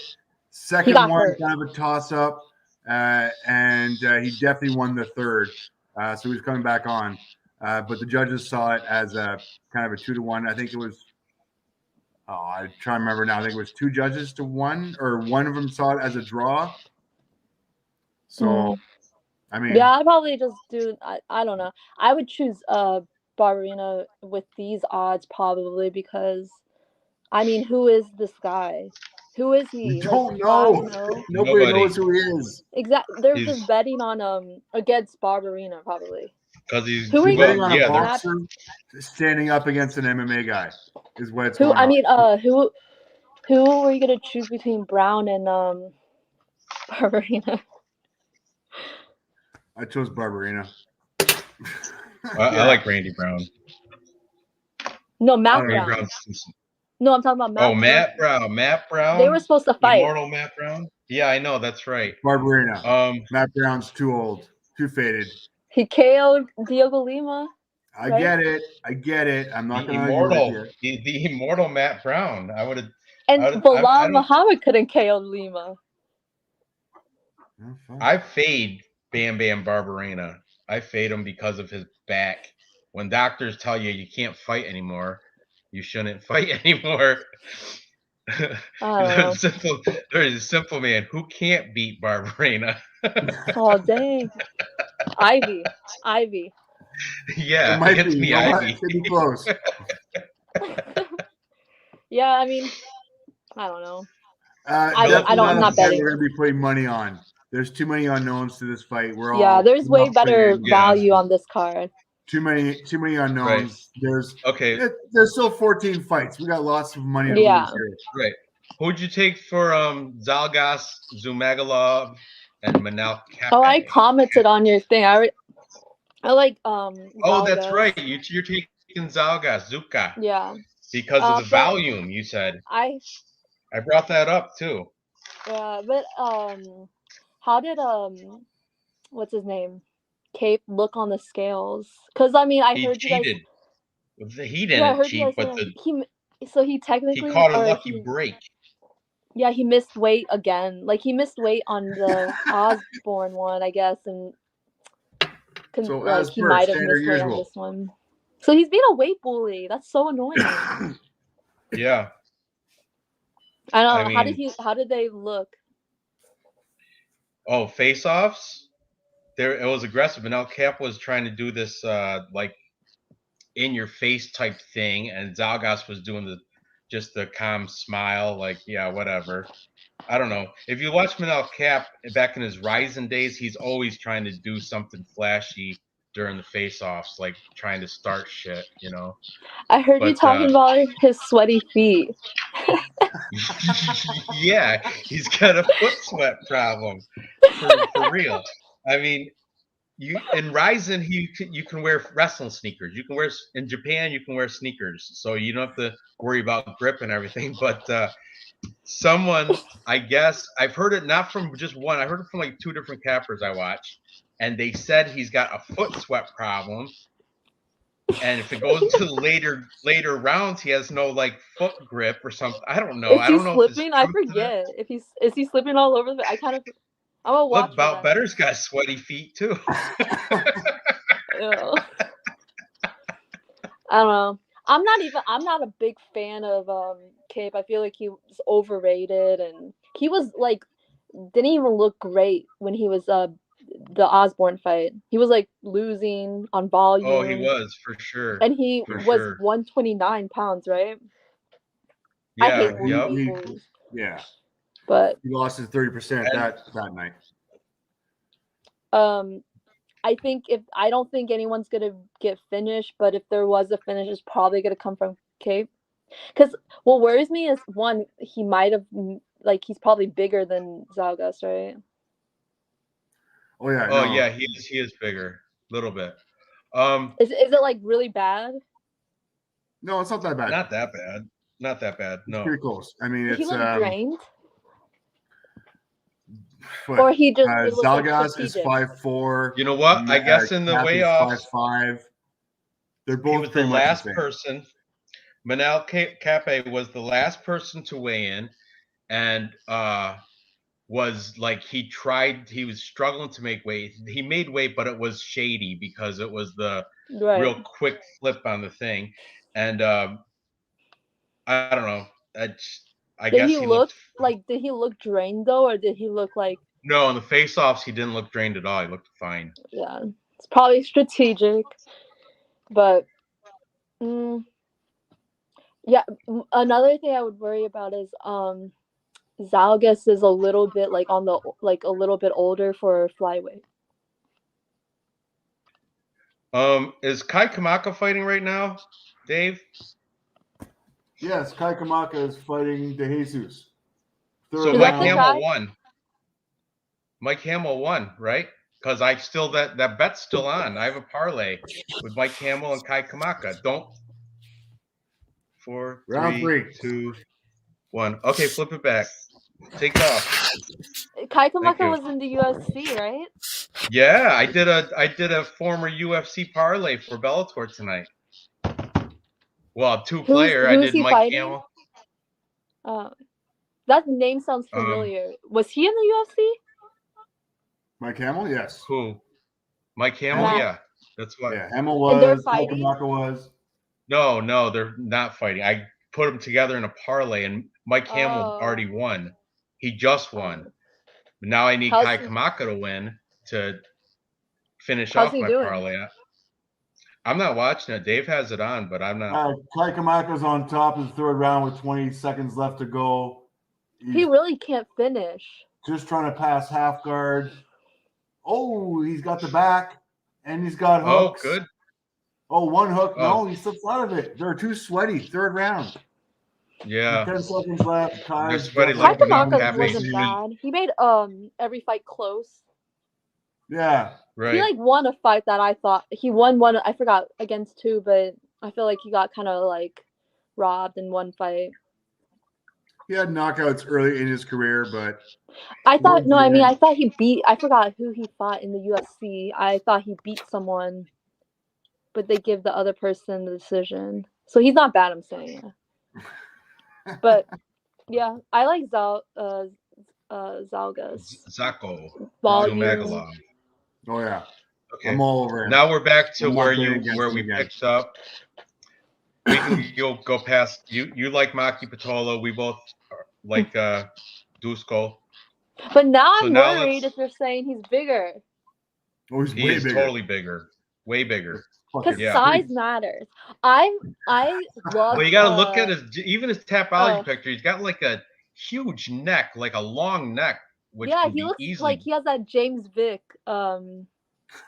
You always keep bringing up James Vick. I love James Vick because he beat Matthews. That was a while ago. I know. So Matthews was a lightweight, and he's pretty big. Yeah, he's. I mean, bigger than Wells. All but right. no, I love James Vick. All right, you got Mackie, we got Dusko. All right, let's go on to the main I might card here. change, so I'll let you guys know if I change. I don't know. Some of these I didn't watch for the main that card. much tape. Okay, right. opener for the main card. Alex Morono versus Mickey Gall. Now this is interesting because good luck. This one, I was all over Great White, Alex Morono, until I watched the face-offs. Mickey Gall is definitely got size on him, and Alex Morono's looking soft in the midsection. Like he's got no abs. He always He's looks got, soft, right? Yeah, he does. But Mickey Gall, I mean, he's coming off a win against the diabetic Jordan Williams, and Alex Morono is coming off a win against the David Zawada, who's. If Jordan Williams and David Zawada fought, I think Jordan Williams might beat him. I don't know. It's just weird.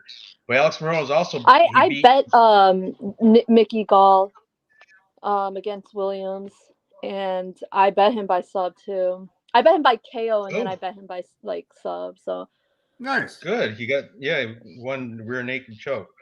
But Alex Morono beat Donald Cerrone, old Donald Cerrone. Now Donald Cerrone, not prime but Cerrone. he blitzed him in round 1, and yeah, I know. Kind of what Connor did. So yeah, that's the recipe to beat Donald Cerrone.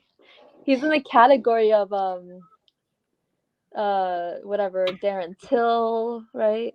And then all those people that Leon Edwards couldn't KO him. So he's in that category. Yeah. Is he puffier than usual, you think? No, he's not. No, he's like the basic puffy. He's like his every time, like his weigh-ins all the time.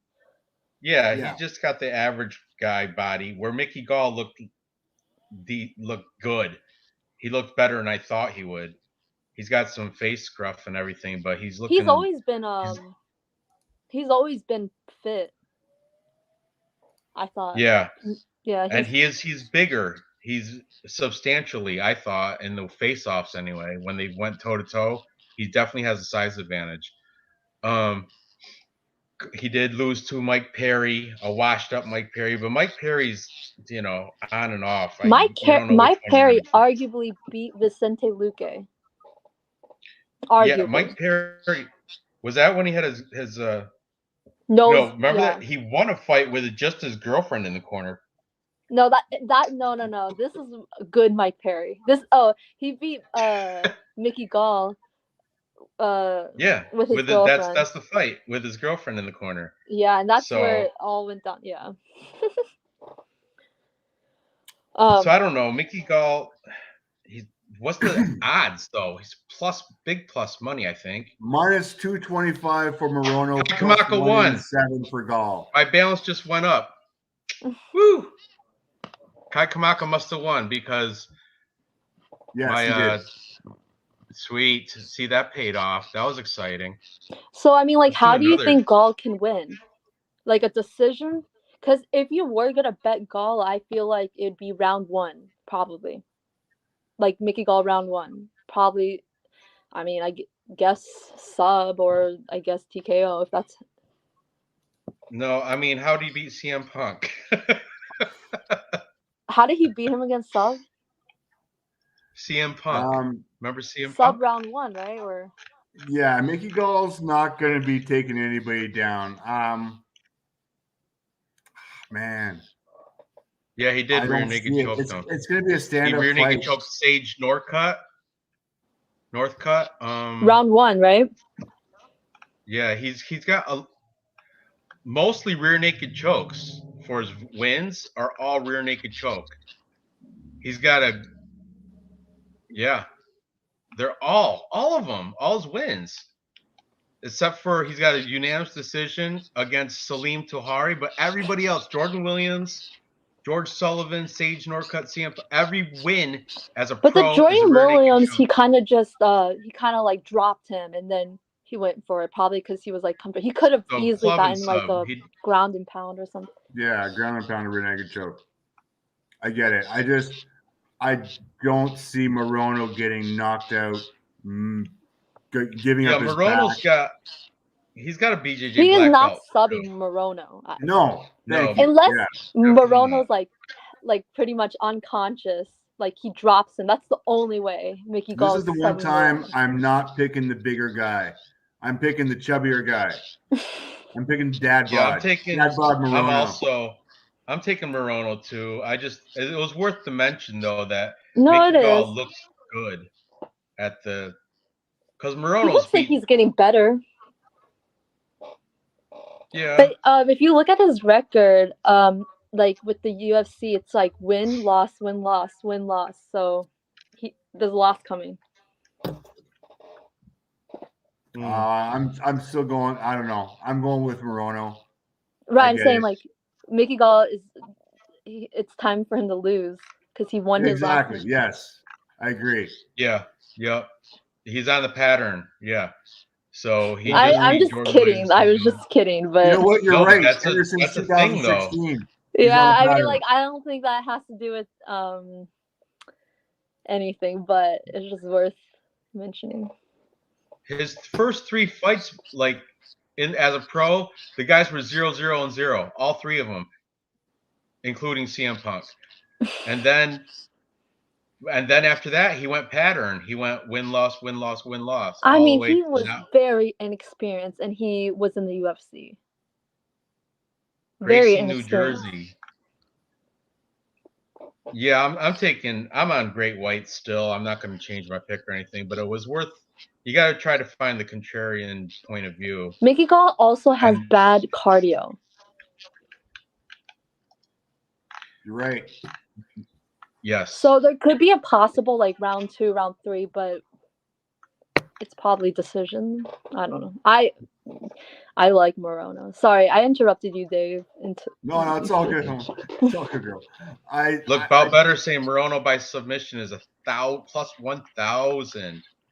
I was thinking that, but Morono said in an interview he was like he doesn't like to he can grapple. He's like a whatever 2nd degree black belt, but he's like he doesn't like it. No, he's in love with like if it was up to him, he would just pretty much like stand up and brawl. Yeah. But I remember he was trying to take down Anthony Pettis. And then he kind of gassed himself out because he's on short notice. I'm going to stop short of betting Morono within distance. I'm not that confident on it. I'm going to lean towards the decision. I think Mickey Gall still has a chin. He's the bigger guy. But he gasses. I get it. Yeah, that's why Morono's going to win a decision because he's but Morono, I'm saying unanimous. Like he'll win every round. Maybe he's just tired of Mickey Gall like constantly trying to shoot on him, and then he'll just sub him. He's like, fine, I'll just do it. I think earlier in the week it was plus 2,000 at FanDuel at least. It probably might have been low. It might be lower now, but it was like plus 2,000, I think. Yeah, but it's probably not that anymore. I don't know. I don't think that's actually likely. What's his last sub? It's not. I don't know. I can't believe Morono to win the fight is minus 225. Okay, yeah, Morono. I don't see any way. What is Mickey Gall gonna do? No. All right, let's move on, guys. Come on, Morono's got this locked, stock, and barrel. Yep. Morono, no problem. We're all in agreement Raji, there. I think you want to Blue pick back. Mickey Gall. You're gonna go I Gall? was looking No, for no, a not reason. me. I feel like I think Raj No. Raj wants to pick him. Oh, do it. Ranj. Rant. Do it up, Ranj. No, Do it I'm up, not Ranj. picking Mickey Gall for sure. I'm not. It was a full Capra consensus on Alex Morono, and nothing's changed except Mickey Gall did look good in the face-offs. That's He all. seems to have like some pop on his shots. If you were like a casual fan and you just for the first time watch the face-offs, like if I asked my daughter who's gonna win, this guy or this guy, she would have picked Mickey Gall just by looking, by appearance. That's all I'm saying. If he's But we looking know bigger, we're his smarter cardio than might that. suffer even more. Well, he's Also. taller and more. He looks more fit. Like you can Yeah, see I his know. abs. Morono Morono's looks got really dad bod, unathletic. kind of. And he's like, Right. he's always off balance. I feel like, Dad bod right? Like he just Morono looks all day long. uncoordinated. He didn't have to cut weight. He's shorter. He's faster. He's gonna have better cardio. I'm Morono all day long. All day long. Yeah. Yeah, me too. No problems. Okay, so next up the card we've got this one, Brendan Allen and Chris Curtis, the biggest, widest line on the card. Yeah, Brendan Allen, last time I checked, was a minus 350 over Chris Curtis. Now this one, I have some hot take information. It's not really that hot take, but hot take. But Brendan Allen's main training partner at Sanford MMA is Phil Hawes, who Chris Curtis just ended. Everybody knows. Mhm. Chris Curtis' main training partner, who's going to be cage side, is Sean Strickland, who ended Brendan Allen by TKO in round 2. Right? I love Sean Strickland. He's one of my favorite personalities. He's a psycho. And Sean Strickland, go ahead. I'll keep talking. Sean Strickland gave Chris Curtis. He's going to be in Chris Curtis's corner. He's going to be talking shit. He is. He's going to talk so much shit to Brendan Allen because he already beat him, and he's already the main training partner of Chris Curtis. He told Chris Curtis, he's like, you got enough to beat this guy. I already know how to beat him. I already beat him, and he goes, and I think you got it in you to take care of Brendan Allen. But Brendan Allen is way bigger, dude.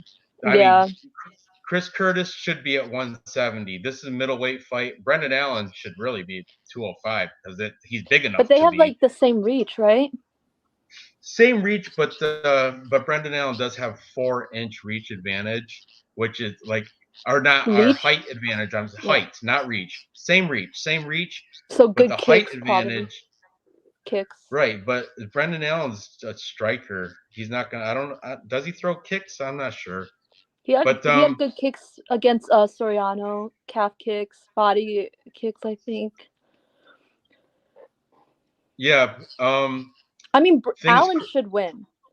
He should by all right, but not minus. I think it would be so funny if Curtis wins. I already hedge bet him a little bit, just because the odds are he's plus 285. I had to just because of that, but the whole Sean Strickland factor. That's what's. I might play a deal. I'm supposed to watch. That's what. I know Allen was kind of emotional during when he fought Sean Strickland, right? So that's why he decided just to stand with Strickland, right? Or he is a BJJ black belt, Brendan Allen. He does know how to take care of shit on the ground. No, but he chose to stand against Strickland, right? Because and that's why he lost. Wasn't he emotional during that time? I think so. I heard something he was that. Mad. Psychologically, he had something going on. I think Strickland probably got under his skin. And now Strickland's going to be cage side in the Apex, which there's only a handful of fans, and he's going to be able to hear him loud and clear. And Sean Strickland, he doesn't care. He is no filter. He'll say what he went and said, use it or lose it.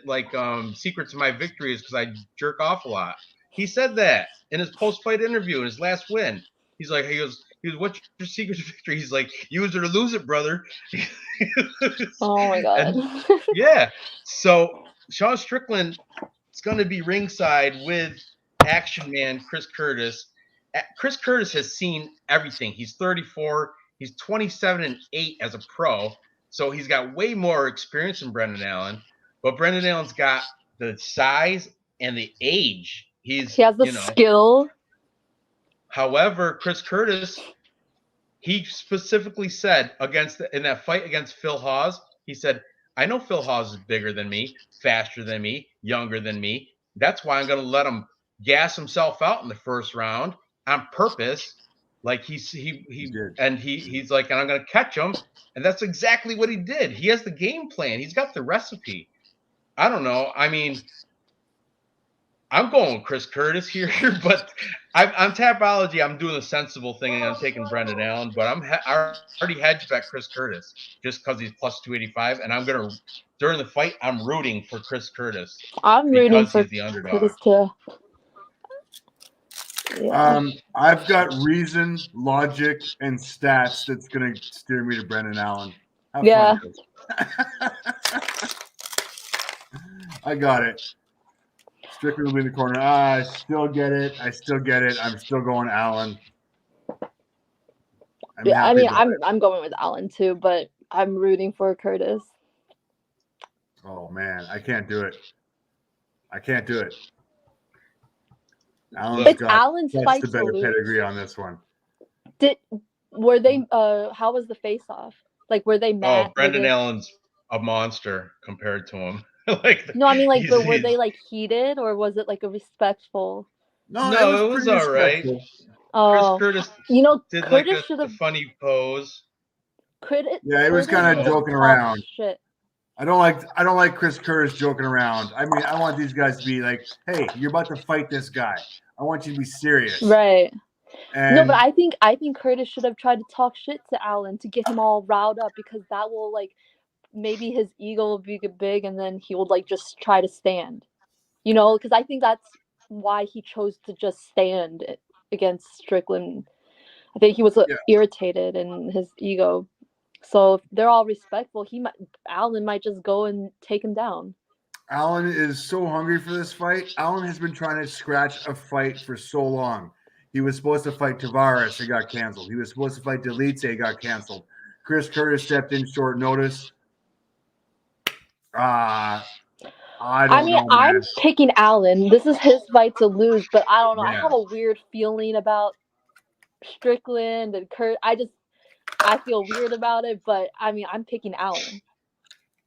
All right. Yeah, like I said, I'm picking Allen on Tapology also, but I'm not going to put him in a parlay at minus 350. Do you know of Allen's game plan? Did he say like he's gonna take this guy down? Like, can he not he might be able to outpoint him on the feet or whatever, but can he just take him down? Like, it's because he chose to just stand it with Soriano. He won. He looked great, but like the problem is Chris Curtis, over his whole fighting career, has a wrestling background, and he's got 100% takedown defense. Mind you, that's only against Hawes and Lally, who weren't big takedown guys. I've seen him get taken down, like in his previous fights. Like that must have been before he got to the UFC. Yeah, for sure. I got. You know what? Chris Curtis has never been submitted. He's not, but he's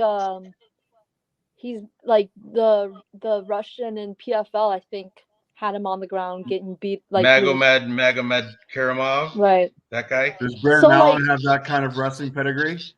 I don't know. No, probably not. He's big though. He's got 1.29 takedown averages per fight. But he's big. He's a big guy. Takedown accuracy 45%, takedown defense 50%. Allen is Allen TKO KO is like plus 650. Because I think he's gonna want to make a statement because he wants the fight with Sean again. Well, let me see if Chris Curtis this is on FanDuel, so I don't. Yeah. How many times has Chris Curtis been knocked out? Once. But Yeah, and you know what? That one time he was knocked out, that was his second fight in that same night.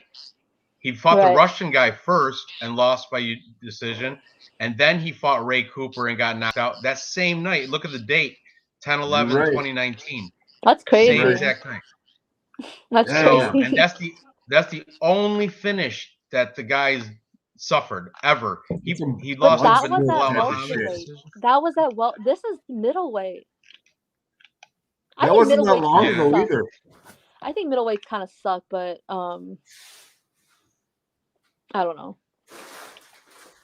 I have a weird feeling that he can get it done. Like Phil Hawes, like I think he hits a little bit harder than Allen.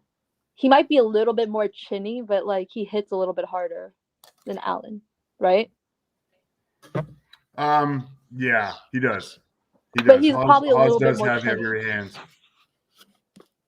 That was funny. Like I don't even think Curtis hit Hawes that clean.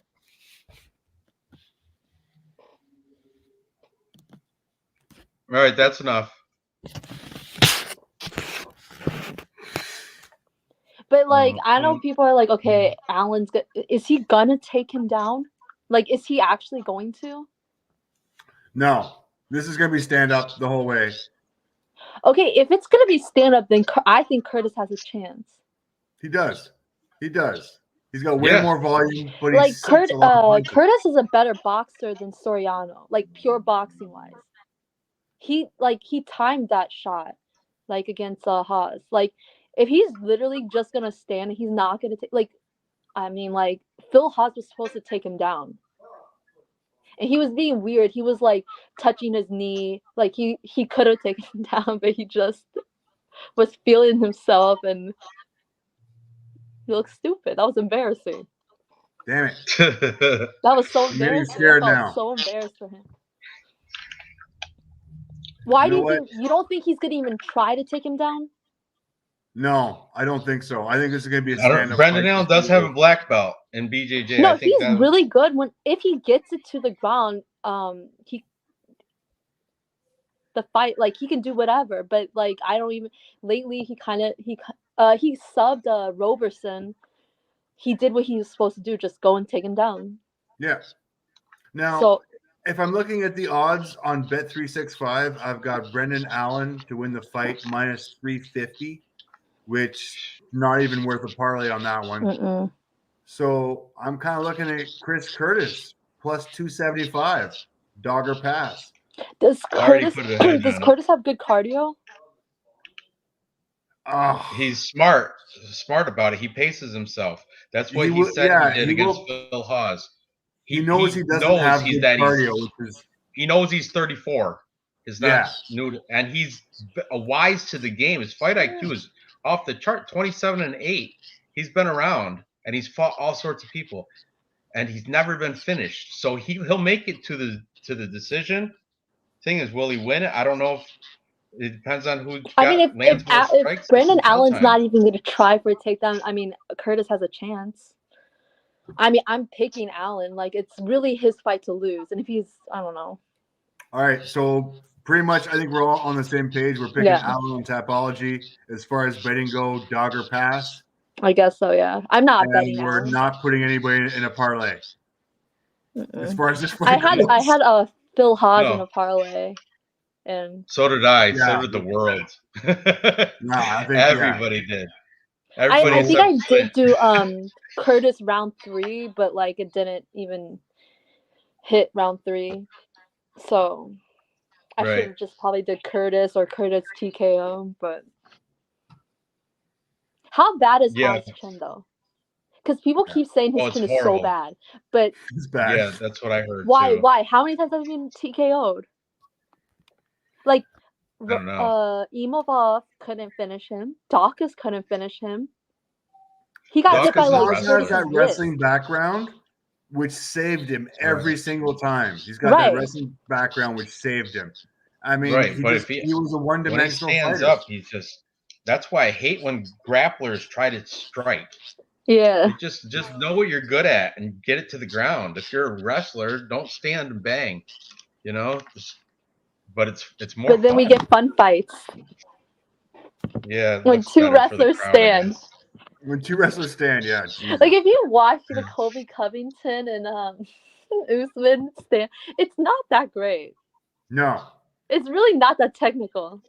no, it's not. But you know, especially the first fight. But then, like when you were watching at the time, like I was like, oh wow, they're like so like they look more technical because they were like with each other. But like if you go You know back what? and watch it, it's like I don't really not mind great. when like two guys wrestling cancels each other out, and then they have to fall back on their secondary training, their secondary stand up or BJJ or just whatever it might be against the cage grappling. I'm okay with that because it kind of shows you this is mixed martial arts. We want Right. we want an all-rounded fighter. I Right. don't want a wrestler. I'm But I hate it when like say like when they have like a clear path and they don't take it because they're That's just it. like I'm so good, whatever. And I don't like a wrestler who can dominate, control, not strike, not be have enough BJJ talent to be able to finish, not be able to, and I mean, and having that background is wonderful, but I want a full all-rounded fighter. That's right. where I mean, come on, What Burns. is your Step up your what do you think striking. is like the worst martial arts? If like for me, I think it's BJJ. Like just having BJJ. Yeah, just having BJJ, you're fine. You You're might just you'll no, probably I think that's survive the the longest. worst. They just Wow. flop on their back. And they'll survive, but I mean, Ryan it's Hall, because he's fighting soon. I'm just kidding. Dave I'm just loves kidding. Ryan Hall. I know. I'm just Dave, kidding. I'm just kidding. Dave loves Ryan Hall. No. I'm just kidding. Oh, I'm dying. Stop right here.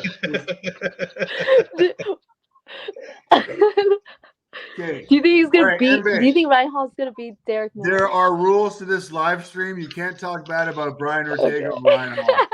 That's the only two fighters, as far as I'm concerned. Brian Ortega, Ryan Hall. You can't talk bad about you love Brian Ortega? The king of the beta males, He's Ryan hot. Hall. You love Brian Ortega? Yeah, I get it. Hall's hot. I mean, but Ortega's hotter. Whatever. I'm comfortable with my sexuality to affirm that men are hot. Do you think Ortega's BJJ is better than Oliveira's? Yes. Really? Yes. I think Ortega's BJJ is next level. I cannot believe Volkanovski survived what he did. Right, but that's the problem with BJJ. It's so like circumstantial. You know what I'm saying? Ortega's done this to everybody. The only person who hasn't succeeded against was Volkanovski. He had dominant position. He had control.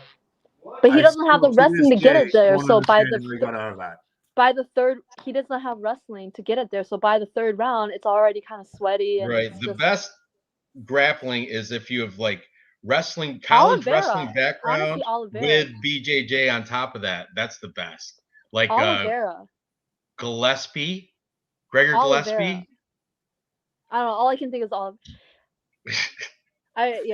I'm picking Oliveira against Poirier, by the way. Oh, really? Oliveira against Poirier. Yeah, originally I was gonna pick Poirier, but I don't know. I was watching some tape and I saw Hooker double legging Poirier multiple times. Hooker. Yeah. No. I think Poirier's on the rise. I think he's I'm liking Oliveira in that fight too. I still need to do a lot more research, but I'm not going to argue with you on that one. I'm liking Oliveira in that fight too. Yeah, I'm excited. I'm so excited. Anyway, let's keep going. It's going to be a good one. It's definitely going to be a good one. What's next up the card, Dave? All right. So are we on Brendan Allen or Chris Curtis? First of all, we're on Allen, Chris Curtis. Okay, Chris Curtis, Dogger Pass, Brendan Allen, plus 350, not worth it. All right, next on the main card, we've got Clay Guida against Leonardo Santos. The old man fight. This is a good one. But I'm all over Leonardo Santos. He's got him any which way you look at it, I think. He's bigger. He was big. Yeah, totally. Much bigger. Scary And how big he is. I think he can outstrike him. I think he can outgrapple him. I don't know any way Clay Guida has a path to victory over Leonardo Santos. He could except outpace for one him thing. theoretically. Yeah, that was the only thing, except for cardio and pace, because Guida comes on strong and hard, and he's relentless. Especially for a 39-year-old. Leonardo Santos does He's gas about out. to be 40. Yeah, today is his birthday, I think. Oh, it Today is? I know it's today or tomorrow or something, because somebody said that. It's got to say on Tapology, right? All right, I'll say mine's on Monday. Hopefully, Oh, I really? the same birthday. Happy birthday! Happy birthday. Date of birth 12/8. No, it's not today. It's like next week. So whatever. Next, but mine's on the 6th, so it'll be on Wednesday. There you go. Yeah, his He's is next old. Friday. He's old. But anyway, he looks like the Geico caveman. And I think Leonardo Santos has it, like I said, any which way. Clay Guida, I think he should have been out of. I mean, he went to a split decision with Marco Madsen, and Marco Madsen, wrestler, didn't even wrestle. He struck with him. He stood up. I remember. Did he try? I forget if he tried. He didn't even try to take. He just stood up and struck with Clay Guida. Didn't Guida drop him in the first round? If I remember correctly. I don't. He like slung him like an overhand. I think I might, if I'm remembering correctly, I think he dropped it. Do you remember the Guida in the Jim Miller fight when he dropped him and then Miller dropped? That was bad. Oh, I don't know. I like Guida. He's got double-digit submission losses, and Leonardo Santos has a BJJ black belt. I'm taking Santos by submission. I think just chalk another submission loss to Clay Guida. I don't, I'm very confident round one submission maybe too, if you like want to. Maybe really prop that out. Let's prop that out for big money. I think Clay Guida might even win round one. He might get the judge's nod for round one, like win it. But I think round two is when Santos. But Santos is a little bit has like a little bit bad cardio, so. Yeah, he gasses, but I think he'll make it through round one. Cuts a lot of weight, it looks like. So, guys, I have to ask you: is this Clay Guida's last step into the octagon? I don't know. Did he talk about retirement? I mean, he is never going away. This is his 58th fight. Did Jim Miller retire yet? No, didn't Jim Miller knock someone out? Oh, Jim Miller, Jesus Christ. Jim Miller was at... he knocked someone out. Ludovic Klein? Is that who they fought? Wait, or is that Nate the Train? Didn't he just win? Yeah, Jim Miller just beat Eric Gonzalez, and that was his, wait a second here, it was his 30... He's got the record, I think. Fight. Did he knock him out? Yeah, knocked him out round two, overhand left. Oh, okay. It was Nate the Train against Ludovic. It was on that card, I think. It was on that card. He subbed it. Okay. So he's still, he's finishing. Jim Miller is finishing fights, but like, I can't believe Jim Miller's finishing guys. Yeah, that's why some of these people. Insane. How is it that like Smiling Sam Alvey's not out of the UFC yet? He's got a fight coming up too. And Kevin Lee's an Kasangane. Yeah, he's out too. But it's just Sam it blows Alvey. my mind. We need Sam Alvey apparently.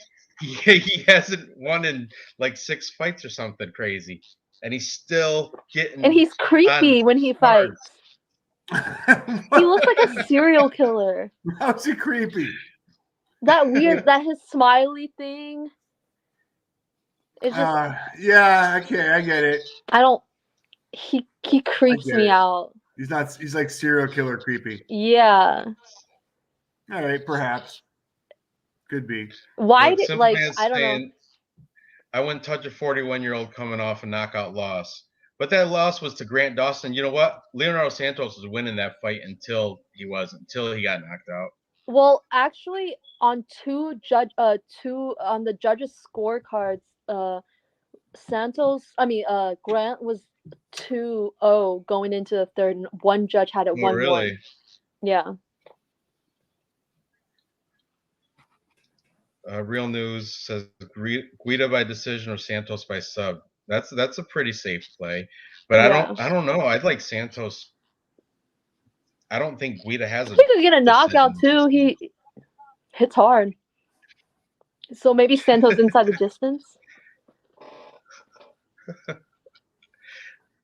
People think All right, you'd if like you guys really want to Sam go out. into the odds, No. here we go. We got Clay Guida He does plus not fight. 162, Santos minus 188. And fight to go the distance. And the bookies are looking for the fight to go the distance at minus 163, not to go the distance plus 120. So There's some value, bookies are plus looking at 120. Santos decision is what bookies are at. Why does that one person not think Santos can sub? I don't know. Guida has a problem with his neck. He's been subbed. He's got, like I said, of his 21 losses, I think 10 or 11 of them are by submission. Like, so I can easily see just saying of his 21 losses should tell you he's going to, of his 21 losses. How is he 21 losses? Just saying that should give you a clue of maybe 4 losses to 21 losses. Just so you know, Jim Miller choked him out. Charles Oliveira choked him out. Thiago Tavares choked him out. Dennis Bermudez choked him out. There's a few chokeouts here, guys. Kenny Florian choked him out. I mean, I realized Kenny Florian. Roger Huerta choked him out.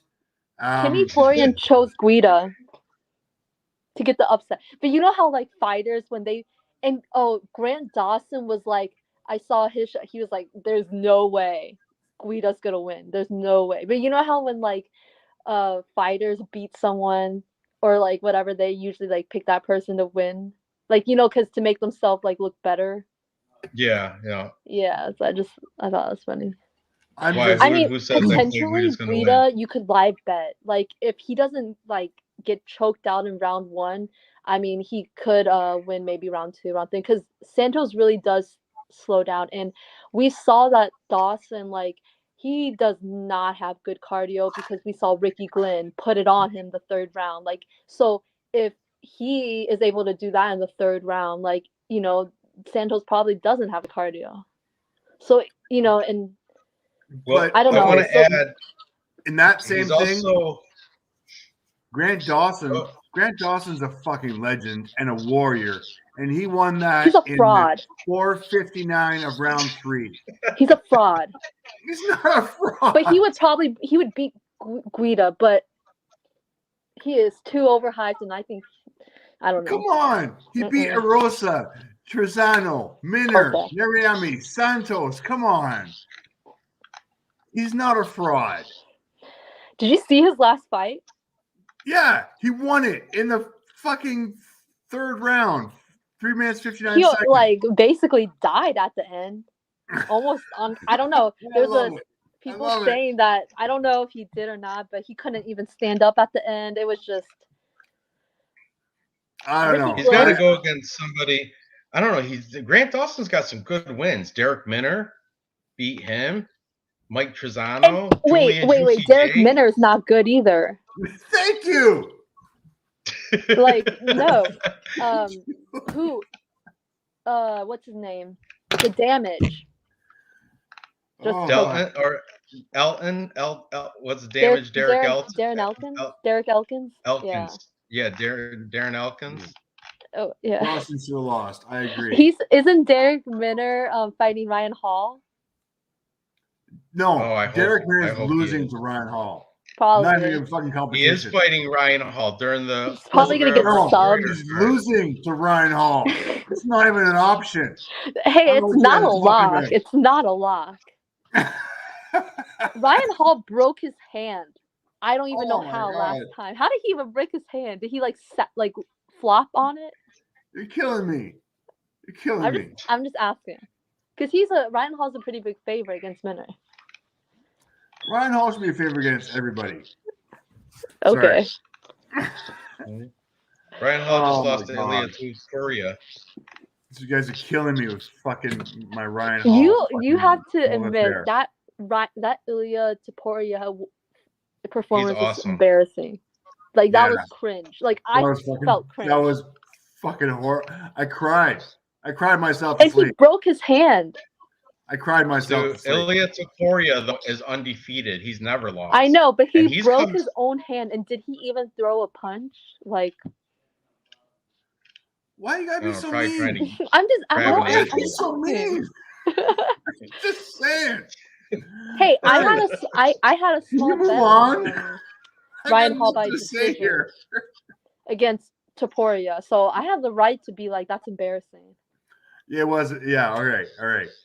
Let me add one more thing. Leonardo Santos trains out of Novo União. That's where headliner Jose Aldo fights out of. So The cardio issues. What's up with that? I'm just kidding. I don't know. No, for real, you're right. Cardio is his one hole in his game, but otherwise, I don't see Clay Guida. No, have I think any Santos shot. beats Guida everywhere except for pace and maybe volume. I don't know, but one thing you maybe consider. I probably wouldn't bet this fight, but I think Santos is fighting for the first time in a long time, 2 times this a year, or the second.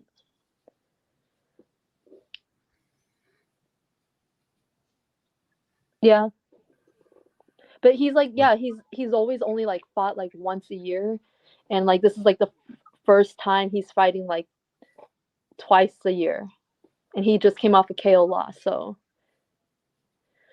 I don't know. That's something to think about. Who, Ryan Hall? No, Santos. He's literally only been. Yeah. He's literally been fighting once a year. Does anybody give same with Ryan Hall? He only fights once a year too. Does anybody give any credence to maybe Clay Guida? I believe this is possibly one of the last fights on his contract. Are they going to give him a nice adieu and send him on his way with a win? Or are they going to say, you know what, Clay, we appreciate it. Thanks a lot. You don't have what it takes anymore. Have a good night. Wait, is it his last fight? I believe so. Did they say that? No, this is my own stats on his fights. The last time he signed for a 3-fight contract, and this would be the 3rd fight on his contract. Because he signed in 2020 after his loss to Bobby Green, because he took that on short notice. I don't like betting people when they are. This will be his last fight on his 3-fight contract. So I don't know what you guys want to say about that. He's coming. I wonder what the statistics are. His last win was against Michael Johnson, and that really wasn't a great fight. It was a fun fight. I think this is literally the fight he's going to lose, and the UFC is going to say thank you very much. We are no longer renewing you. Have fun being a carpenter. And in the union, you've got pension benefits, everything else. I hope your fucking PTSD and your fucking brain injuries later on don't fucking hurt you so much. Have a nice day. I like Clay Guida and how his hair is just flowing. I get it, but he's wild. I think this is the send off, and I think it's going to be a loss. Unfortunately, this doesn't have what it takes anymore. They should have put him against Chris Grutzmacher. That would have been the battle of long hair, right? That would have been awesome. Guida versus Grutzmacher. But anyway, I'm on board with Santos. I think both of you guys are too, right? What do you think, Dave? So I can't put money on this. The odds. I'm not betting this. No, the odds aren't even worth it as far as I'm concerned. What are we at here for Clay Guida? I've lost him on my Bet365. Hang on a second here. It's not even, yeah. So Craig Guido's at plus 162, Santos minus 188. Maybe in a parlay, but I can't put money on plus 162. I'm not putting my Guido. money on a 41-year-old. Their combined age is like 82, 81. Yeah, I know. It's too much. These guys should not be in the ring. But Not you be know in the it's ring. nice of the UFC to give like Clay like a bunch of like older like veteran fights, you know? That's it. And you know what? They're being very nice with him in his send off, and I get that. And But I appreciate it. his last couple of fights they put him against like I vets pretty know. much. I know. I mean, they've been giving him a chance, and he's come up short most of the times. And I think he makes it close though. he does, and he puts on a great show. He will always be a fan favorite. I get it. He puts asses in the seats and sells tickets, which is the most important thing. I just don't see him coming through. Yeah, no, I mean Santos, but I'm not betting it. No, I mean it's not worth the money. There's 14 fights on, and there's a hell of a lot more nice fights that I like, including the next one, Jimmy Crute versus Jamal Hill. Whew, what do you think about Jimmy Crute versus Jamal Hill? Tell me what you think. Okay, so we got Jimmy Crute coming in, 12-2, ranked number 14, coming off of a loss. He's coming off a loss against Anthony Smith, who is, I guess, Anthony Smith is good. Yeah, he's got to be a gatekeeper. And he did lose that fight by leg injury, doctor stoppage. So Doctor it was stoppage. kind of a little interesting fight. Previous to that, he beat Modestas Bukalkas, which is very impressive. And he also beat Michael, I'm going to fuck this up, Olszewski. Olszewski. Thank you. Olszewski. Yeah, Yep. thank you. So really, I mean, coming off of two really good wins, his last loss was against a gatekeeper Who went down from Australia, fighting against Jamal Hill, who is ranked number 17, also coming off a loss against Paul Craig, who is that arm. Yeah, it was so gross. That's the one, exactly. The arm flopping all over. He didn't tap though. You got to hand it to him. He's tough. He didn't tap. Yeah, no, he's tough. Yeah, but that was nasty. Dude, that was 5 months ago. Okay, are you going to heal from that injury 5 months? I heard. I don't know. Is Jimmy Crute going to heal from a leg injury? And Jimmy Crute, poor fight IQ. Why didn't you just take him down in the beginning? Because another wrestler that should have took Anthony Smith down, then he would have had a victory, but wanted to stand and bang, and that's why. Okay, but who has more poor IQ? That's right, because Jamal Hill the same Jamal thing. He's Hill like, was Paul Craig, talking a he's bunch gonna of rip shit. your arm out. No, and he was talking a bunch of shit. Like, after Paul Craig, I'm gonna beat this person, I'm gonna beat that person, I'm gonna show off my ground game. He said that. I remember he said that. I'm gonna show off my ground game. He did. Yeah. And I know a lot of people are like Anthony Smith. Too. No, I mean like I don't. Okay, like maybe and Jimmy Crute has a win against Paul Craig by Kumara. But do you think maybe like Crute might have been like a little bit worried about Anthony Smith's BJJ? Like, I mean, I'm just giving like a maybe why he didn't go immediately to the ground. He fell in love with the striking. It's no, but like he could have been like a little bit like worried about Anthony Smith's BJJ. Because Anthony Smith has like BJJ off his back. Does he? I don't know. He does. Anthony Smith has everything. To be very honest with you, I'm a big Anthony Smith fan. I've been following his career for fucking way too long since he fucking started. He's good. Anthony Smith is good. Yeah, I mean, he's Lionheart. He does. He's tough. Yeah, I mean, motherfucker got his teeth knocked out. Teeth knocked the fuck out. Don't get new teeth. I don't trust a lot of people that get new teeth, like Darren Till. Yeah, I get it. He's got fake teeth. I didn't know that. And just I just don't like it when they get like the big bad veneers. They kind of Yeah, like like, are way too white. doesn't Darren Till look like a ventriloquist or something? He Like, he does. looks kind of Yeah. creepy No, too. He He looks get looks it. kind of weird. creepy. Yeah, I he get it. does look weird. I'm gonna. But yeah, Bill Burr freaked me out when he had his veneers. It fucking killed me. Anthony Smith, it's awesome BJJs from Omaha. If Crute doesn't take down Hill, he will be knocked out. but does Hill even have good knockout power? He's a volume. Listen, I'm gonna open up this Tapology and see. He's knocked a few people out. It's mostly by ground and pound. Like volume. Yeah, no, definitely not by volume. Nope. OSP No? knocked him out.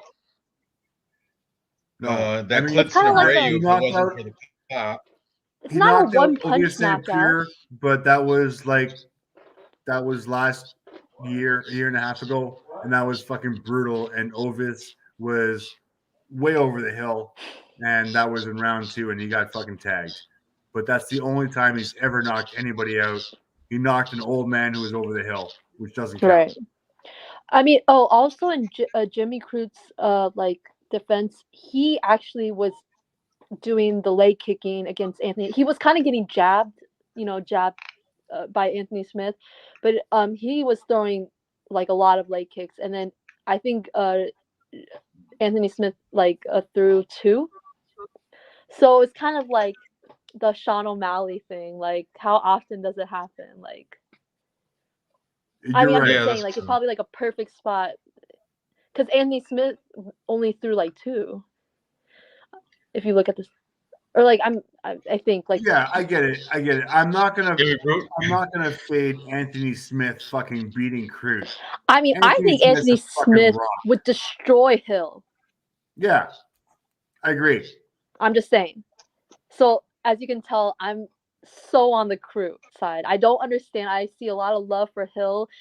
I mean, his arm was flopping, and that was way more gross than the leg rolling. And I want to throw up when I see that. And he was talking. Doesn't he have like 6 kids too? He doesn't even. I don't know. He just seems kind of weird in the interviews. He's probably just doing this for money. I don't know. Well, the thing is, he only has that one loss to Paul Craig, and it's his most recent loss. But he didn't tap. He's still trying to fight with his good arm.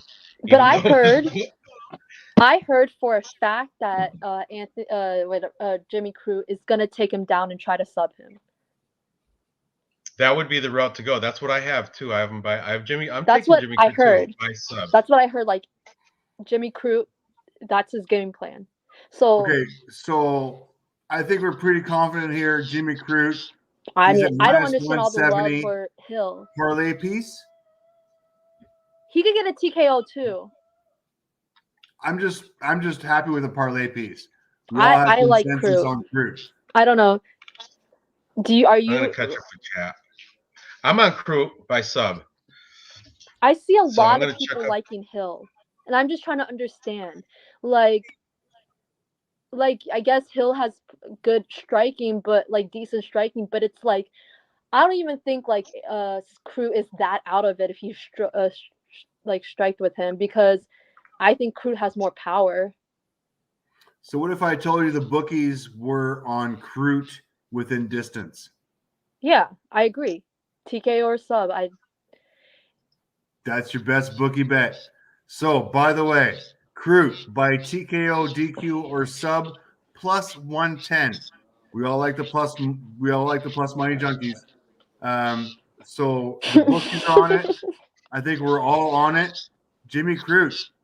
Hey, Sean O'Malley was vegan, and then he kind of like maybe a couple of years to start eating meat, so his bones are gonna be stronger now. And he's maybe gonna drink some milk. Yeah. Crute by sub is plus 250. That's what I like right there. Crute by sub. But remember when Paul, because he couldn't tap because his arm was flopping all over the place. He couldn't tap. So then Paul Craig just like elbowed him with his arms flapping everywhere, and he got a TKO instead of the sub. I bet Paul Craig by sub, and I was so upset because what is the what are the Really? chances? Yeah, it was his doctor It stoppage, was a right? Arm injury? TKO because Oh, he couldn't that tap sucks. because his arms were flapping. I am Felt putting better. Happy Crute has on no Jimmy Crute striking by defense. Is KO, that true? TKO, or submission. I mean, he's kind of hittable, but Hill is kind of hittable. He has that whole chin up in the air defense. I mean, what is Hill and Crute's striking defense? Not To much. eat it. To eat them. I mean, much. I just think, like, okay, even, I mean, I think Hill is better in the stand-up, of course, but I don't think, like, Crute is out of it if they did stand up. Like, Crute has good leg kicks. He's getting better. And I think on the ground is, like, way different. You know what I'm saying? So, can I throw some stats at you real quick? Mm-hmm. Significant strikes landed per minute. Jamal Hill, 7.5. Jimmy Crute, 4.2. Now, having said that, takedown average, Jimmy Crute, 4.97. Jamal Hill, 0. 0. That Grappler kind of versus scares striker. me. I think this is going to go to the ground, and it's going to go to the ground real quick. Yeah, I mean, I already heard that that's Jimmy Crute's plan. So that's what he's going to go for. So we know he's not going to be trying to stand. Like, that's what people are worried about. Okay, so takedown accuracy for Jimmy Crute is at 80%. It's really good. 80%. He'll take down Jamal Hill. Jamal Hill doesn't even have a training facility listed on Tapology, so you don't even know he could be training in his basement. You don't. I have no idea. I don't follow his Instagram either, so I have no idea. Jimmy but I Crute imagine you check his Instagram, it's just for pictures 15 of minutes. what? 2.1 submissions per 15 minutes. Right, he's gonna go for them. Jimmy Crute is going to take this down. He's going to take it down quickly, and Jamal Hill is going to get dominated on the ground. Maybe grounded, pounded, maybe subbed. I think he's going for subs though. So if his arm breaks again, which arm was it, by the way? Was it his like? Because if it's like, is it gonna? I don't know. That was just so gross. Ew. I don't know. When these big boys do like the BJJ, it's dangerous. I know. I get it. So nasty. Remember, what's his name? Who was the other guy that broke his arm? Against Andre Muniz. Andre Muniz? Broke someone's arm. Jimmy, thinking of people breaking people's arms, and I keep on... Whatever. It's just really nasty to me. I get it. I'm still... I don't see this going any other way. I don't see it either. Distance. Yeah, definitely within distance. And I don't understand the people that are like. There's a lot of people like good cappers that are like pretty strong on Hill, and I just don't understand like what is this guy's gym like? Leighton from Gambling Addicts, he's taking Hill. James Lynch, the interviewer guy, he's taking Hill. Yeah, there's a lot of cappers like smart. Hill? I don't.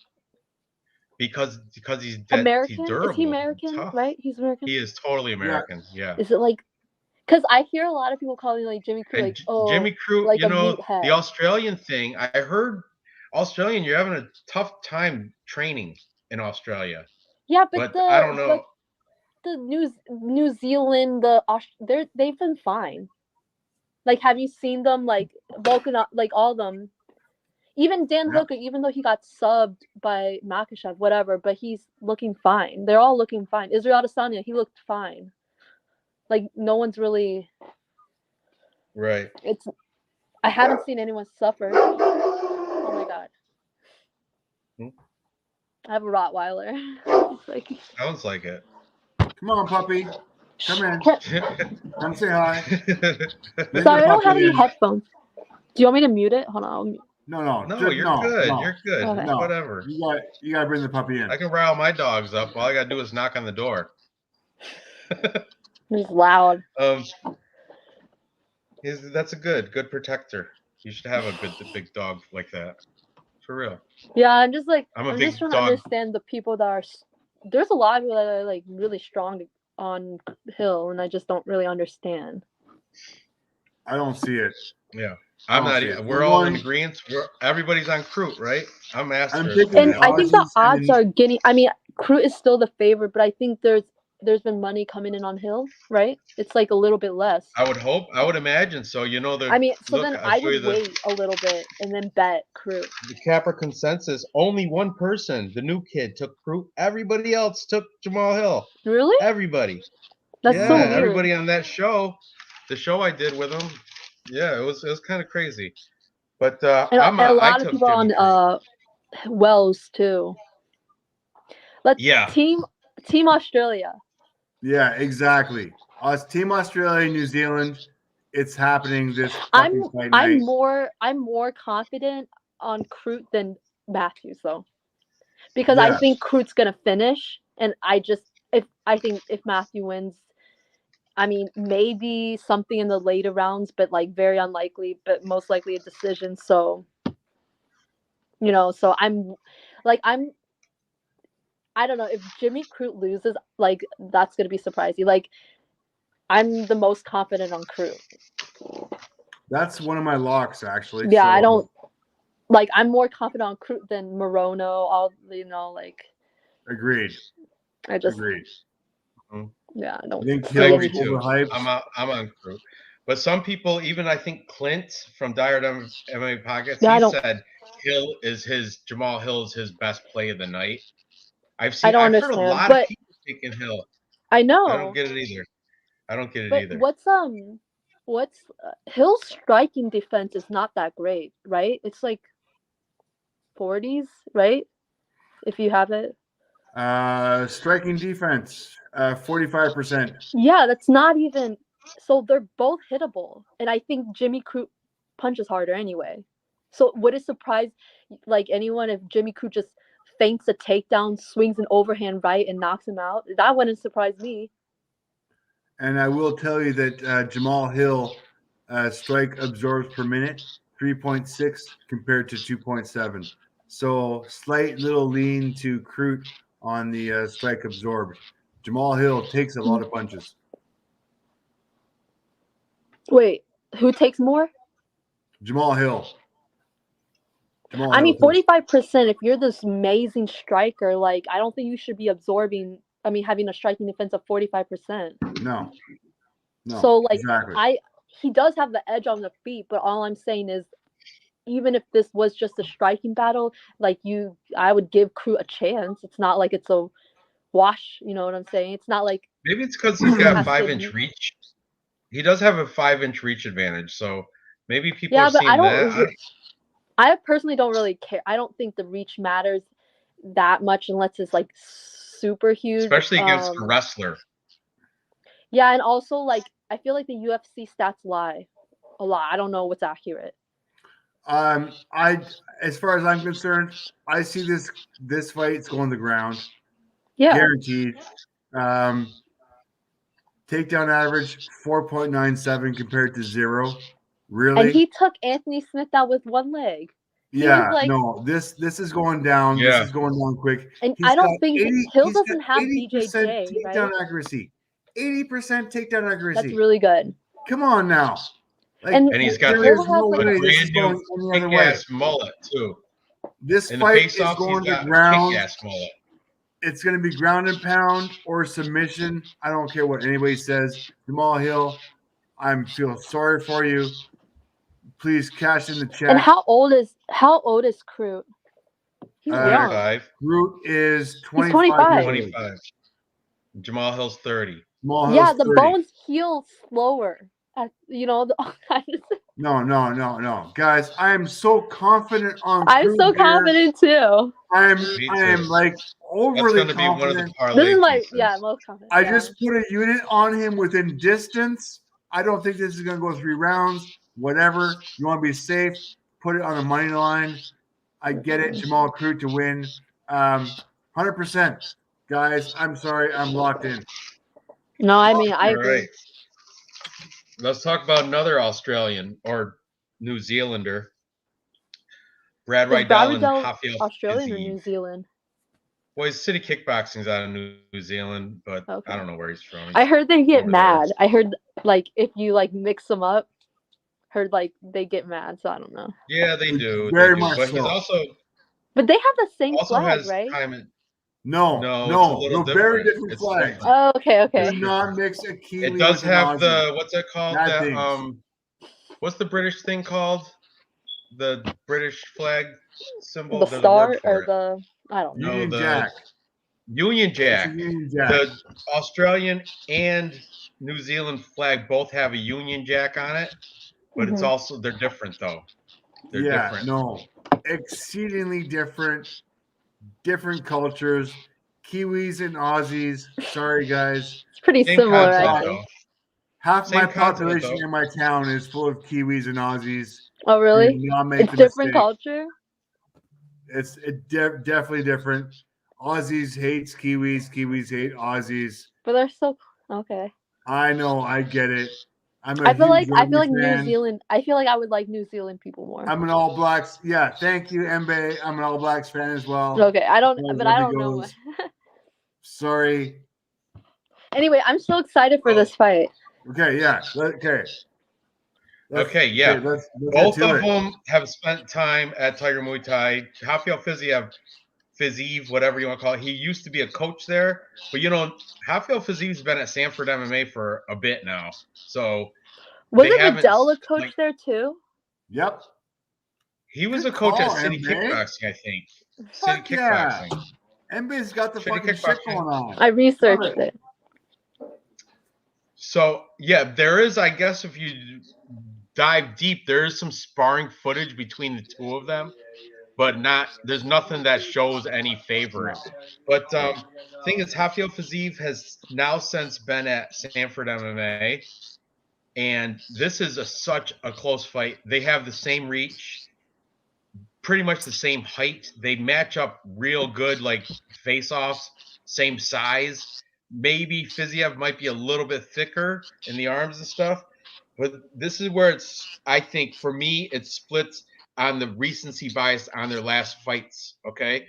Rafael Fiziev is coming off that debatable win against Bobby Green, where some people are saying Bobby Green should have won that, which I don't know. I had Fiziev and I cashed in on it, so I can't say the same. But and before that, if you rewatch it, round one, it was close, but like Fiziev is really flashy, so his thing looks better. But Bobby Green outstruck him all 3 rounds, I think. Yeah, right? He did. But strikes, Fiziev hurt him in the second round. But Bobby Green's really good, especially if you're gonna just stand with him. He's he's really good. So whatever. And the judges, they don't have that. How if you're watching the fight on UFC or on ESPN, they say significant strikes landed and all that. The judges don't have that information. Lies usually. But still, they don't have that. Change it. They always change it at the end, Yeah, I know. They do change it a lot. I'm just kidding. Rafael Fiziev, he got that win against Renato Moicano. He knocked him out with left hook in round 1. That was a really good look. But here's the catch. He got knocked out by Magomed Mustafayev. Brad Riddell. Kick. Yeah, but Brad Riddell beat Magomed Mustafayev by split decision. So that's MMA math doesn't really work for this, I don't think. I know, but still, they're both 10-1.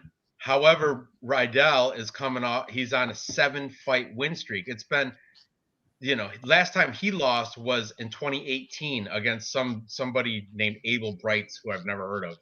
But and that was by a submission armbar. He just didn't want to get his arm ripped out. But recently, hey, you don't have to tap. Recently, though, he beat what Drew a pussy. Dober. No, I'm just kidding. I'm kidding. And Drew Dober strikes a Oh, by the lot way, hold on. harder. Li Jiliang didn't tap. Remember with Kamzat? He didn't tap. Oh, you're Oh okay. yeah, that's true. So he's tough, you know? I'm just saying. Sure. But I'm joking though. I'm totally Just joking. add 8 months or 8 to 12 months to his career. It's fine. He'll be okay. Yeah. He'll be fine. Look at the most recent fights. Okay, Brad Rydell, Drew Dober. Drew Dober hits like a truck. That dude has power in his hands. And He got Brad hurt. Rydell was He got hurt. Brad Rydell took some, yeah, he was taking some heavy shots, It was but round managed 1, right? to pull. Yeah, exactly. Got And dropped. he managed to pull out a unanimous decision. Some people are I saying think you're Dober. on Riddell. I am totally on Riddell. I can But, tell, but when you really? introduce, What gave it away? I don't know, the way he introduces, you can always tell, right? You can, Yeah, I know. when he gives I'm away horrible the. at that, hiding it. He's got some But, fucking chills. But You it shitty doesn't. poker player. I did flip back and forth, and I did a Capra consensus or Capra comparison pick, and it was split right down the middle. Like It's a really close fight. super close. This is the closest one in the card. But I'm going mostly by also Fiziev against Bobby Green. That third round, his cardio showed that he does not have very good cardio. Brad Rydell, I think, has better durability, and I think he can outlast him. I think in third round, Brad Rydell, as long as Brad Rydell wins round 1 or 2, he doesn't have to win them both. At least when he wins 1, he'll definitely win round 3, just like Bobby Green, you know. So that's why I'm taking Brad Rydell in a very close fight. I've flipped back and forth, but I've made up my mind, and I'm taking Rydell. I'm on Riddell. Go I'm ahead. just saying, pretty heavy. I honestly think he should be a little bit favored here. Like he should be a little bit more favored, but I mean I have some concerns. Like I mean Riddell's kind of like a Walmart version of like a little bit like Peter Yan, where he starts slow. Like he doesn't move his head like during the first round, and he just like kind of blocks. Like he'll put his guard up, but he's trying to like read. So he's a slow starter, you know. So that's he.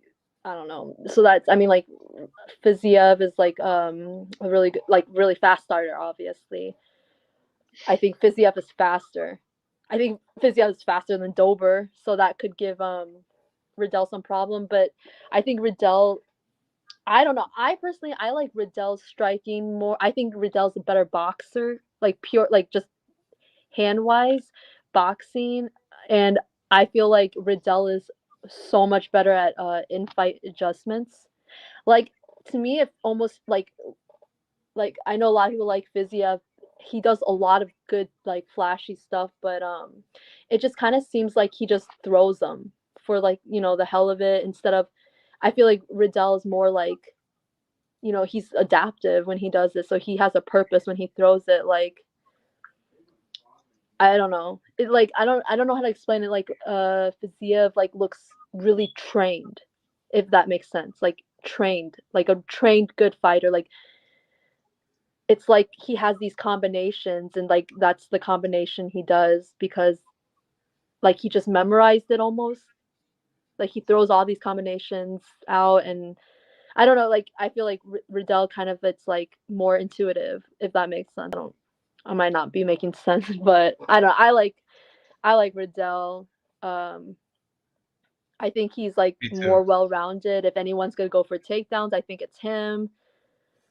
In the interviews, I think Fiziev seems way more bothered by this fight. Like I don't know, it's a little bit. I'm not gonna read that much into it, but he seems more like he didn't want to, or like both of them didn't want to, but he seems a little bit more like. I mean, he's like more outspoken about it. So I'm thinking about like playing a little bit like maybe Brad Riddell round 3 and live bet maybe. I'm all over Brad Riddell. Okay, good. Oh, we're in agreement, all 3 of us. Ooh. I'm saying by decision though. It's not. No, I don't think he's gonna finish. He could. So, guys, let me throw some stats at you real quick. Brad Yeah, let's Riddell, hear him. average fight time, 15 minutes. Yeah. Riddell is a decision fighter. Bobby 15 Green minutes. was. Yeah, that is his average fight time. Fiziev is at 10 minutes. I get it. Riddell, definitely a decision fighter. Strikes landed per minute. Riddell, 4.75. Fiziev, 5.34. Slight advantage for Fiziev here. But guys, strike absorbed per minute. Riddell, 3.18. Fiziev, 5.76. So Mm. Fiziev takes pretty much more strikes than he lands. We're Do talking you think that about was an skewed average. a little bit from Bobby Green's fight? Oh, You know what I mean? give me a second to do those stats up. Maybe Bobby Okay. Green outstruck him every single round. Exactly. Every round. Exactly. And now, if you want to go to the ground, Brad Riddell takedown average 2.0 against Fiziev's 0.59 takedown average per fight. So we're looking at Riddell's got definitely the takedown average. Now, the only thing that scares me is that Fiziev has a 100% takedown defense, But who and tried to that take is him down? over a 5-strike or a 5-fight kind of stats. So Fiziev definitely will not go to the ground. I think this is going to be a stand-up fight. Fiziev takes way too many strikes. I think Riddell is going to be. It's going to be a decision fight. It's going to be on the feet, and I have a feeling that it's just going to be a matter of volume. And Riddell has the defense. He has the stand-up. He has the will. He's my guy from New Zealand. I don't And see he's it going plus any money. other way. I'm Do you heavy on worry a Riddell. little bit about how kind of slow starting he is? Because he's been hurt in a couple of fights. He's I get it. good at recovering, but I'm on Riddell, but I'm just like giving like because I think it's a close fight. Like it's just a matter It of is very like close. like I mean I think maybe Riddell is gonna like maybe slow Fiziev down. Kind of like Push him against slow the him down, but cage. That would be the yeah, smart and thing. I think I don't know if how good Fiziev's takedown defense is actually because who shot and he's been fighting strikers like. And Well, I get it. I mean, but the whole thing is his fights earlier on against lesser opponents.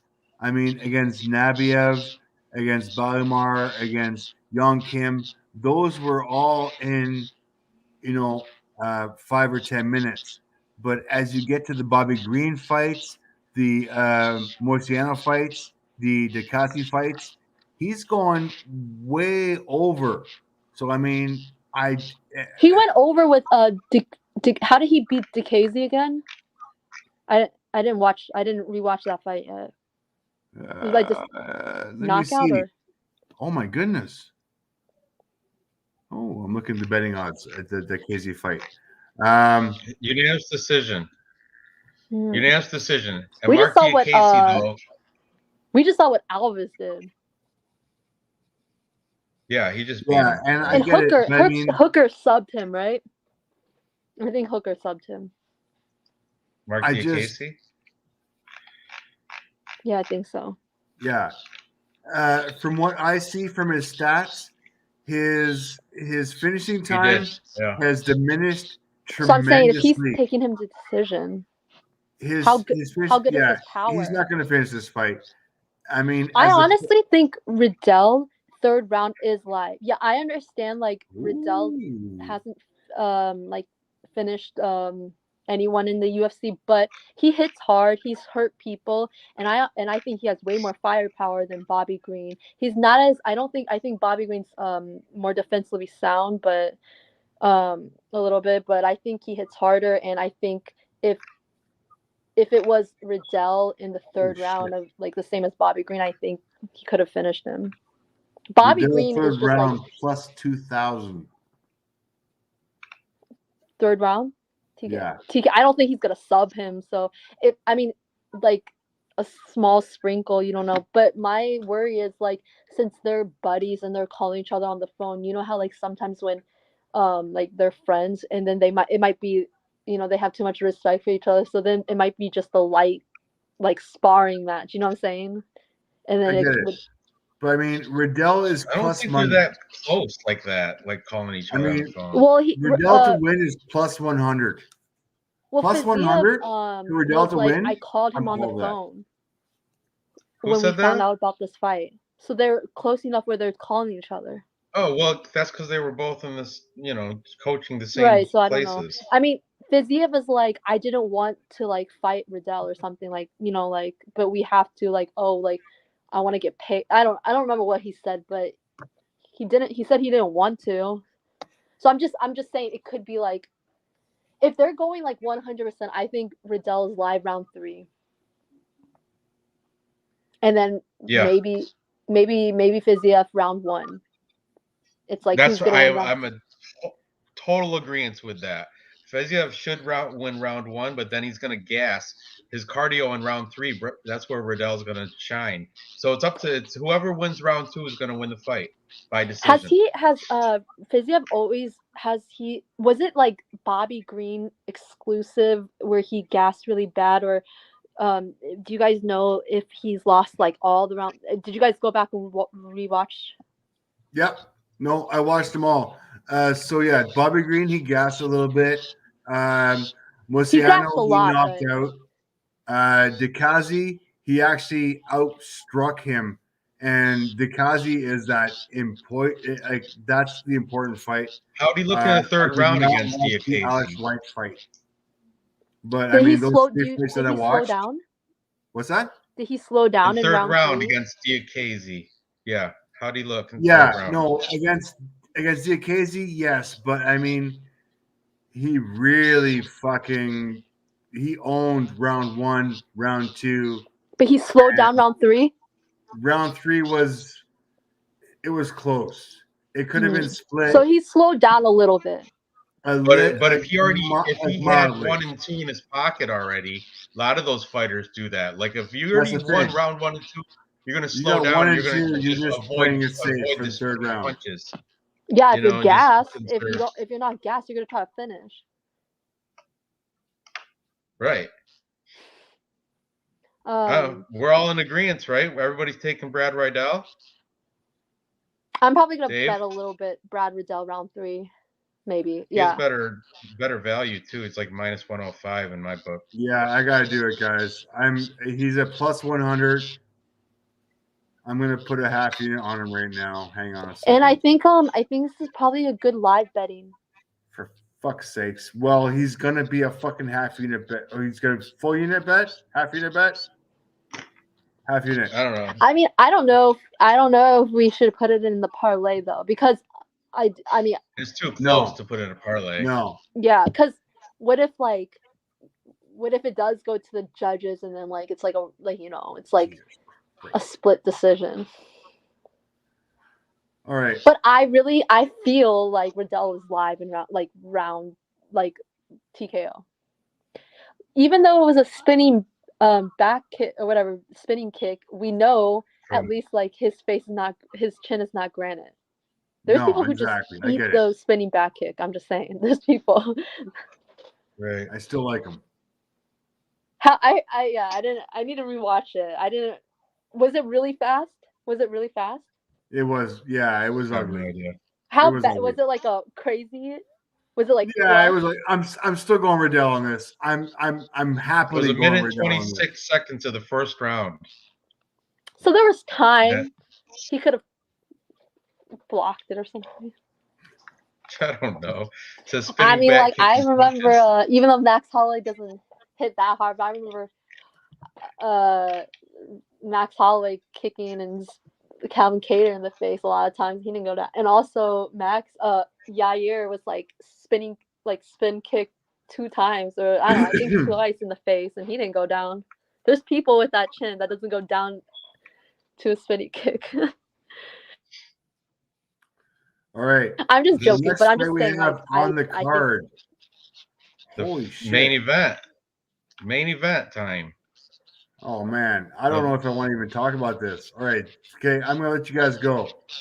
This is Rob Font, Jose Aldo, number 3 This is versus hard. 5. Holy This shit! is hard. Very hard. I've been I've back flipped and twice forth. already. I mean, I don't even have that strong opinion, but so you guys can go first. Okay. Ranj, what you Well, got? I'll be right back though, okay? All right, Sure. we'll do it. Rob Font is coming in with a record of 19-4. His last 5, he is 4-1. His one loss is to Rafael Asuncao, which Sunsao. not bad. Asuncao. He fights out of Massachusetts, Lausanne Martial Arts. And his most recent fight, he beat Cody Garbrandt by unanimous decision. Before that, Marlon Moraes knocked him out first round. Now keep that name in mind, Marlon Moraes, because Jose Aldo is 2-3 in his last 5. One of those losses, Marlon Moraes. Okay. Back to Rob Font. He also beat Sergio Pettis, who's headlining tonight. How's that? How's Bellator right now? 1,000. 1,000. We've got round 1 out of 3. I have no idea who the fuck is fighting. Sorry. I'll tell you who's fighting. Clayton or no? Sergio Pettis? Is Sergio Pettis right now? No, That's not Pettis. not yet. Not yet. No. It's the fight before that, whatever that is. It's the Jeremy Kennedy. It's Jeremy Kennedy. You have money on that, don't you? Shit, do I? I do not know these guys. Hang on. I have like 18 bets open on Bet365. I'm not gonna be able to find this. Oh, Kennedy again. Oh, I have a parlay. I have a parlay with Kennedy and Horiguchi. So this is So you need Kennedy here. Kennedy versus Sanchez. Yep. I don't know who's who. I don't recognize any of these guys. This was just a fucking no. I won mine already. I didn't bet on that. I should have bet this though. I wanted to. I would take Kennedy. I bet on Kennedy at plus 165.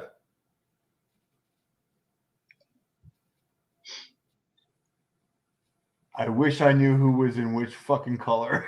I have no idea who's who. The chat loves Mbaye. But anyway, huh? Josh Aragon loves Mbaye too. Put that shit away. Yeah, I know. I'm sorry. That's why he counts the 1/1000. I told him you could do it for like a few seconds. That's it. I get 3 seconds. After that, MMA Parlay King's gonna snitch on you.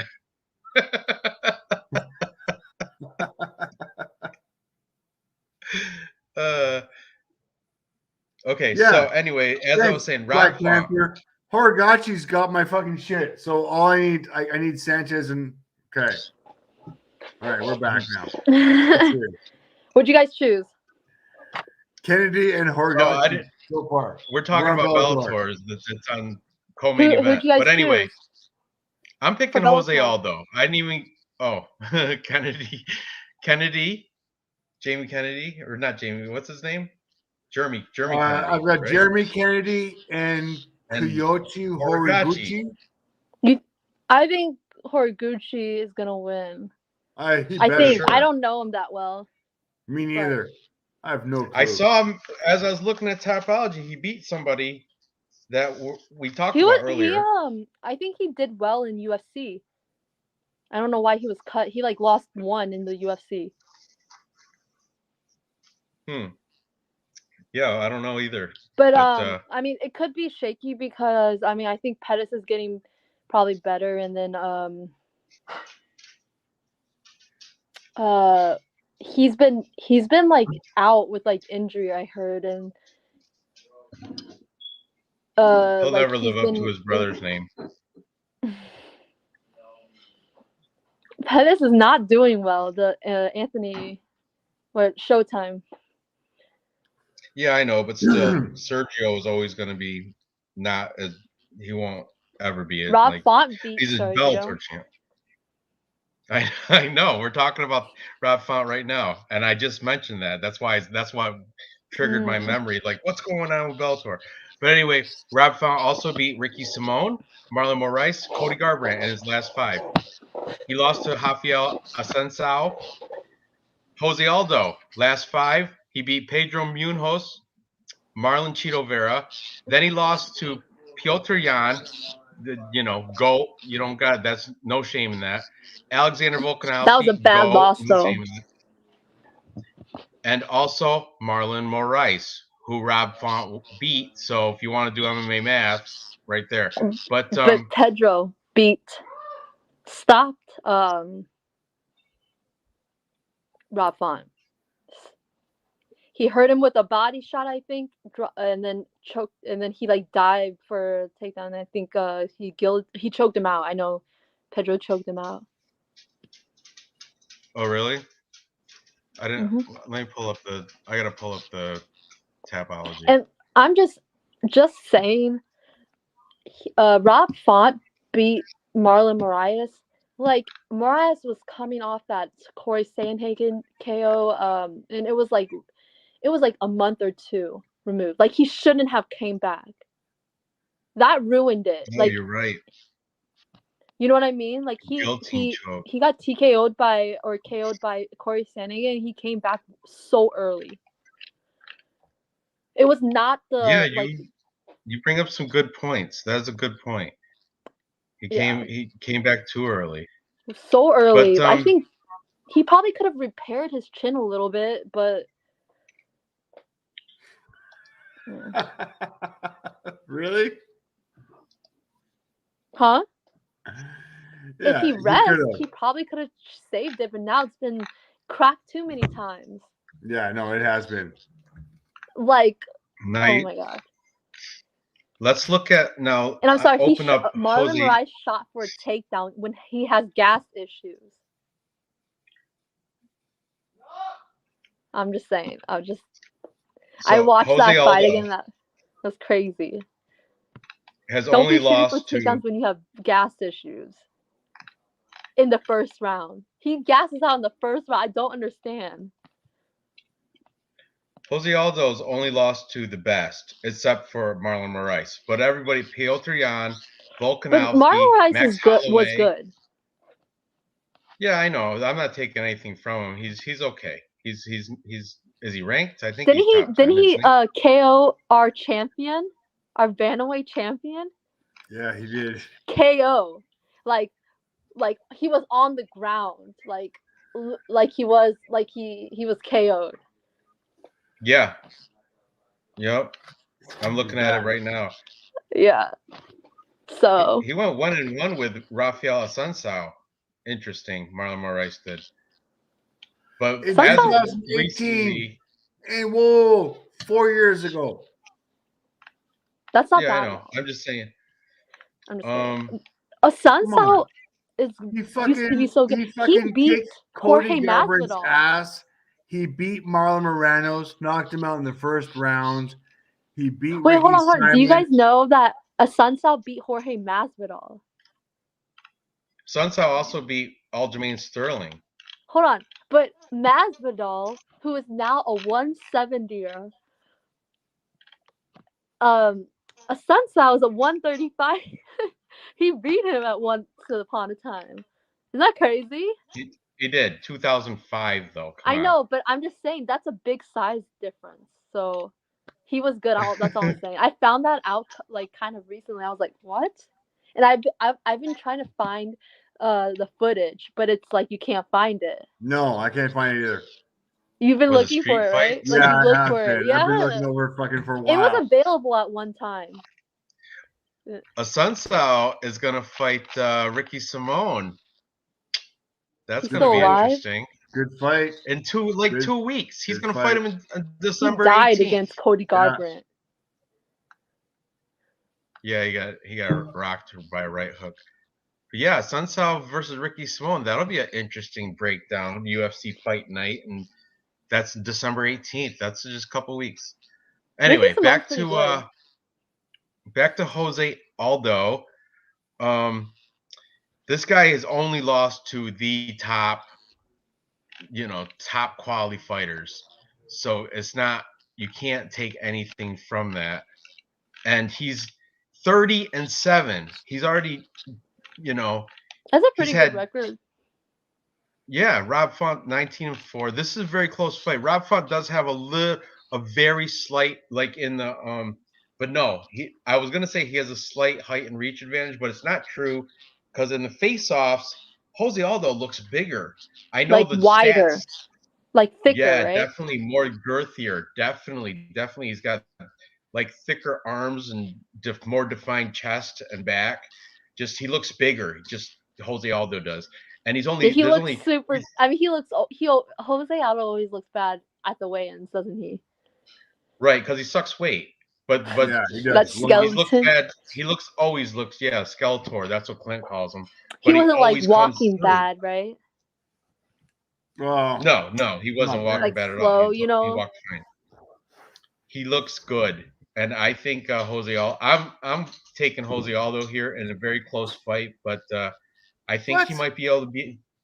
Yeah, I'm taking Jose Aldo. I think he might be able to take care of Rob Font within distance, within 5 rounds. I think he T-shirt might be able bet. to do it. T-shirt bet. Huh? T-shirt bet. Yeah, I'll t-shirt bet. Jose Hey, Aldo. did you get your T-shirt, Mbe? Not yet. Is it there? It's there. Okay. Because I live in Chicago, but I've been at my boyfriend's in the suburbs. So like I'll go and get it. When you go back home, Yeah. T-shirt's there. Or I can just go. Yeah, it's okay. Awesome. Well, there. Thanks. You're that confident in Rob So Font? you're taking Rob Font, Dave? Yeah, I'm there. I don't think Jose Aldo's got it. Why? I really Because of don't. Rob Font's jab. His amazing jab. You know what? I'm all over it. I'm all over the new guy. I'm all over the up and comer. I like the fact that he's a little bit younger. I heard that Jose Aldo is actually older than 35. Heard it's lies. You know how like some Brazilians say. Yeah, that could be true. You never know, especially with those Brazilians. The Brazilians always lie about their age. Lost his records or something. Like, you know what? I heard that about a few Brazilian fighters. He's coming off of 2 wins. I get it. He beat Moonhose. I get it. He beat Vera. I'm liking. I mean, so I'm just asking one. like what, because I'm like pretty torn. I've literally been back and forth, but I'm just like, what does like Rob Font do? Like, do you think that will like really like just beat Aldo? Like, does he fight like Max Hall? Does he fight like Volk? Does he fight like Jan? So if you look at his last fight against Cody, he schooled him. Like, and Cody is not a bad opponent. No, why did he not finish no chin Garbrandt?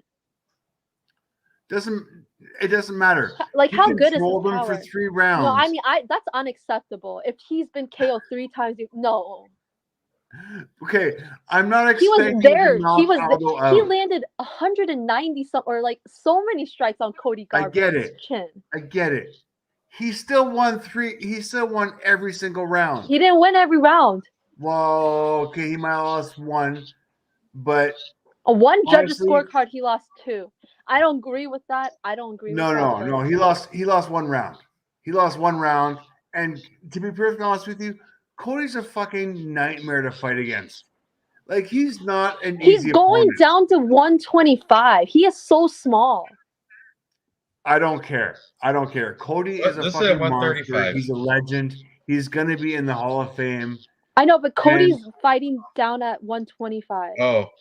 Who's Cody's going to be in the Hall of Fame? Eventually. For what?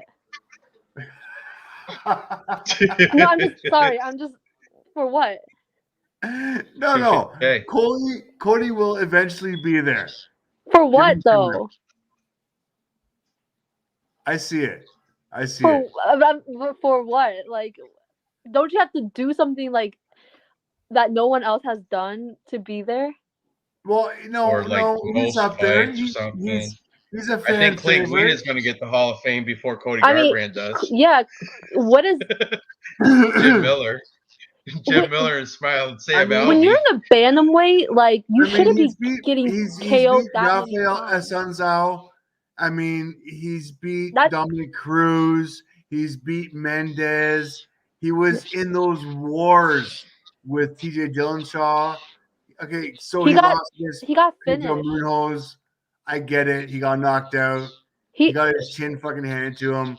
But I mean, besides the TJ losses and the Munoz losses, I mean, all right. So he's got a loss against Font, which as he's getting older in his career, I get it. I'm just saying, like, how good is, because people have been talking about Font's power, and I'm just asking, like, how good is his power if he lands on, he has a 6-inch reach advantage over Cody Garbrandt, and he couldn't even like KO him. Like, I'm just asking, like, over 190 strikes, like, how, like, is he gonna hurt like Aldo so bad? Like, No, and don't get me wrong. I think I'm on the Aldo actually. I think after your talk, I picked Garbrandt over the fight over Font. I will not lie. I lost money on that fight. I picked Garbrandt. I thought Garbrandt was going to win. I thought he was going to knock him out. See, people are asking why is, like, I don't understand. Why is Cody going to be there? For his receding hairline? Like, no, like. Tattoos. Dave doesn't know. He's started to get drunk. He said no, Dawson was a tattoos. legend. Cody will end up being in there eventually. Give him time. I'm dying here. That's killing me. The guys are fucking killing me. Come on. Cody Garbrandt's got a good name. He will. So that be gets you in the Hall of eventually. Fame? I'm confused. What is the UFC Hall of Fame then? Maybe I don't know about it. No idea. Just backstep on that. Say I messed up. He's not going to be in the Hall of Fame. All right. I'll bite that. Thanks, Ranj. Thanks for giving me an out. First of all, I appreciate that.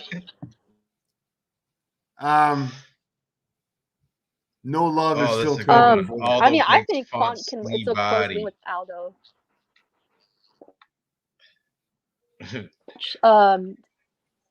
Like some of the Font's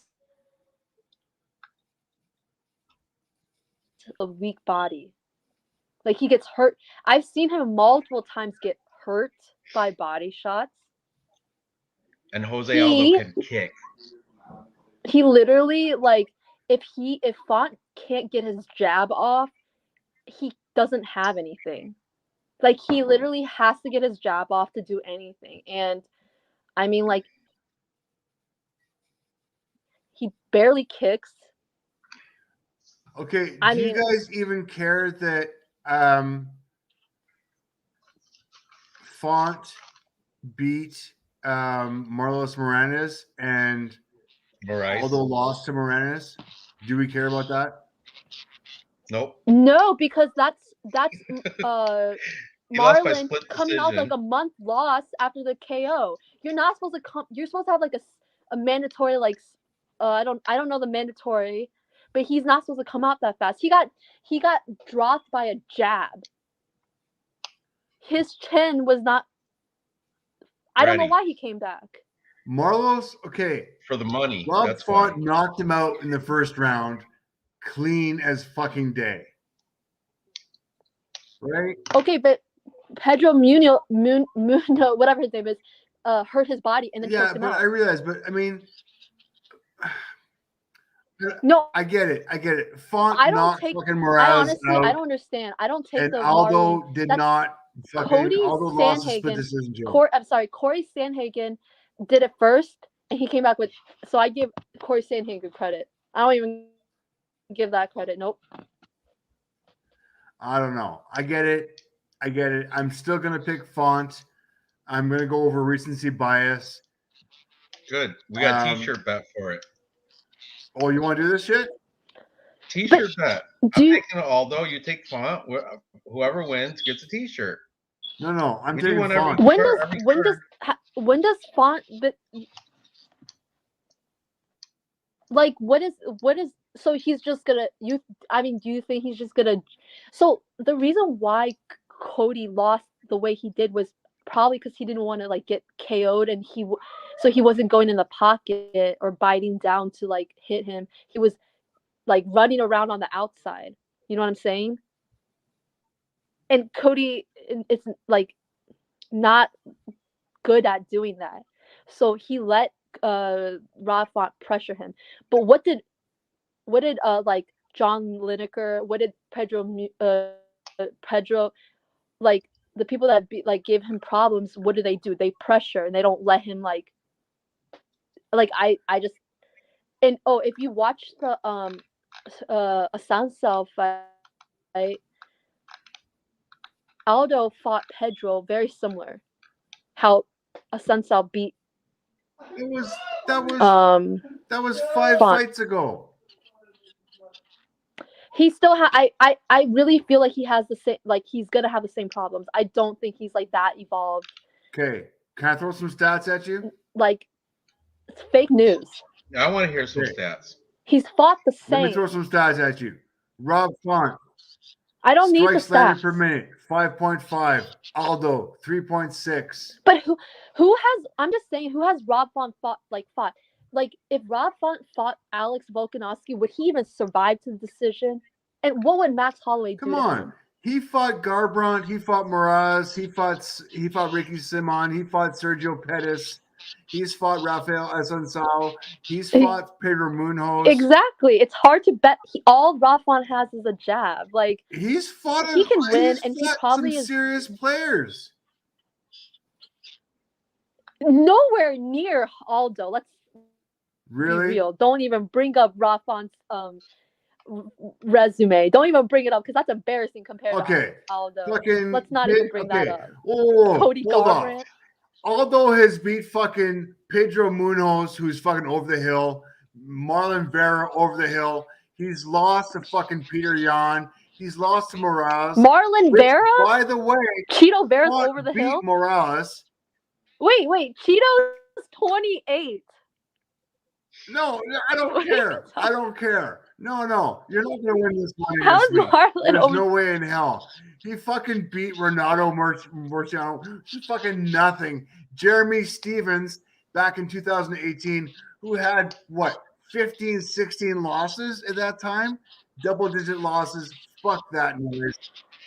I think Stevens has a chance against Font. Oh, my God.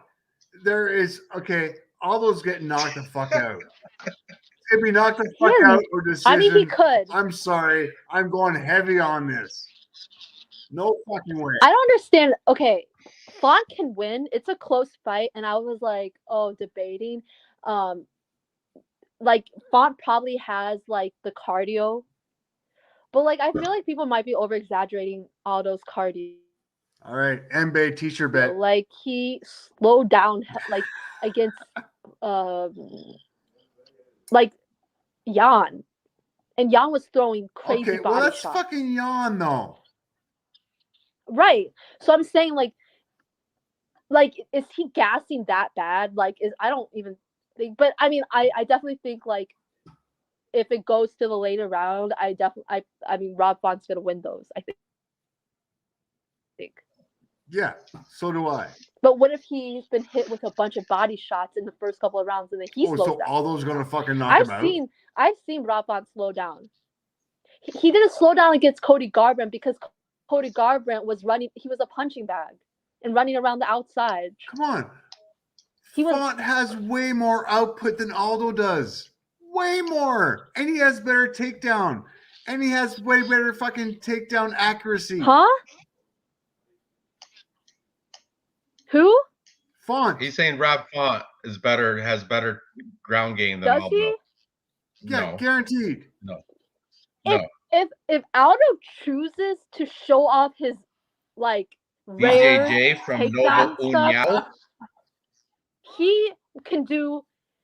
You know what? Maybe Aldo is gonna sub him. I'm just saying. All right. I could see that. I can see club and sub Aldo maybe. has one. Maybe even though Aldo has one, But I think if he wants to, that'd be so awesome. If he All right. wants to, he I could wouldn't sell. bet It's it. like What's the a chat? lot of money, What's the probably. chat got? Here we go. Oh, By the way, chat's crazy. the bookies Although much have. better rounded. I don't know, but I'm just saying, like, how are you so confident in Rob Font? I don't understand. Like, I'm like, I don't know. But like your reasonings are Cody No. Garbrandt. My reasoning are and, the like, are the stats, are the history, like are Cody. all those chin. No, Font But does have you better have to stats, understand the level of side competition. to side. You have to understand level of competition. Aldo has fought guys that are gonna hit him, like better strikers that are gonna hit him more, or that's gonna be harder to hit. Like, what would Rob Font do at 145? I'm just asking. I'm just Lose okay. to Max Just Holloway. last year, He would lose to everyone. Morales owned. But it was embarrassing. Can you check? Hold on. Check Mariah's back. His fight. When did he fight Cody Sandhagen and got that wheel kick badly KO'd? He got And when did knocked he out come last year, 2020, against Sandhagen. So you're gonna And then fade when did he- Sandhagen on this one? No. No. You can't And then fade when did he Sandhagen come back loss. against? You- When did he you- come back you against cannot Rob Font? phase.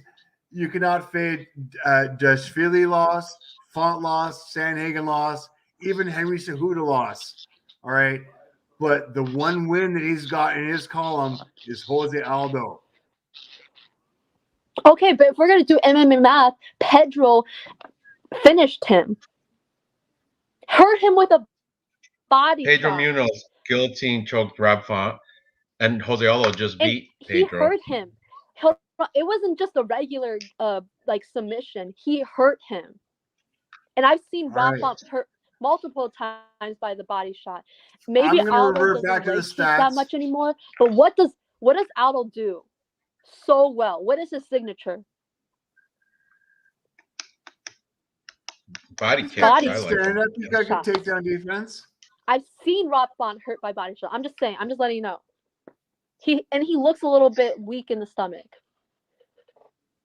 He does. Jose Aldo's. I'm just confused. Because I've seen a lot of like Rob Font fanboys, and I'm just confused where that's coming from. He won the Capper comparison. He has like a little bit like of a like. Because he's got. What is that like? Are you from New York or wherever where's he from? Boston? All those old. BC Dave.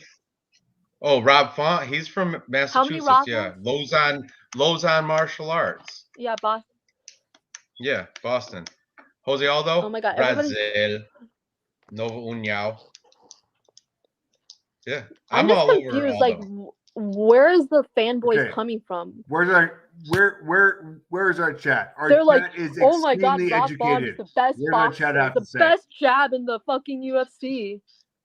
I'm over Font. I don't think Rob Font's that amazing. He can beat Aldo. Okay, this is biggest. If he beats Aldo, it's his biggest win. Let's make our 3-fight parlay. What's your most confident picks on this entire card? Okay, hang on. I'll be right back. We can talk. You can talk to your blue in the face about this. I'll be right back. All right. What are your 3 top most confident picks? Crute. I'm gonna write these down. Crute. I like Jimmy Crute. Who else? I mean, like, I'm kind of confident on Riddell, but like not that confident. So I would not. I can't do that. Because I don't know. So actually, no, I'm not confident on Riddell. Morono. Smoka. Pretty confident. Morono. Morono. I don't know, but those are 2 really big favorites. But yeah, Morono's minus 210. Smoka's not bad. Luis Smoka. I'm confident with him over Vince Morales. Yeah. Do you think Smoka's gonna finish? No, I think I got him winning by decision. It's 3-round fight. It's not hard to last 3 rounds. I mean, Smoka finishes though, right? Like. Yeah, his most recent win was against the ground and pound against Jose Alberto Quinones. So yeah, he does finish, but they're both middling. They're both meh. You know what I mean? Like I feel like Smoka gets finished and he finishes. Like he forces the finish. I feel like I don't know. I mean, like I'm not that confident on Smoka. I think he's gonna win, but like I don't know. How Vince about has decent boxing. I don't know. did you take Puelas? Oh, you didn't know. You don't know anything about He went 3 Gritzmacher, rounds with Song Grutzmacher. Yadong. Who, Smoka? Huh?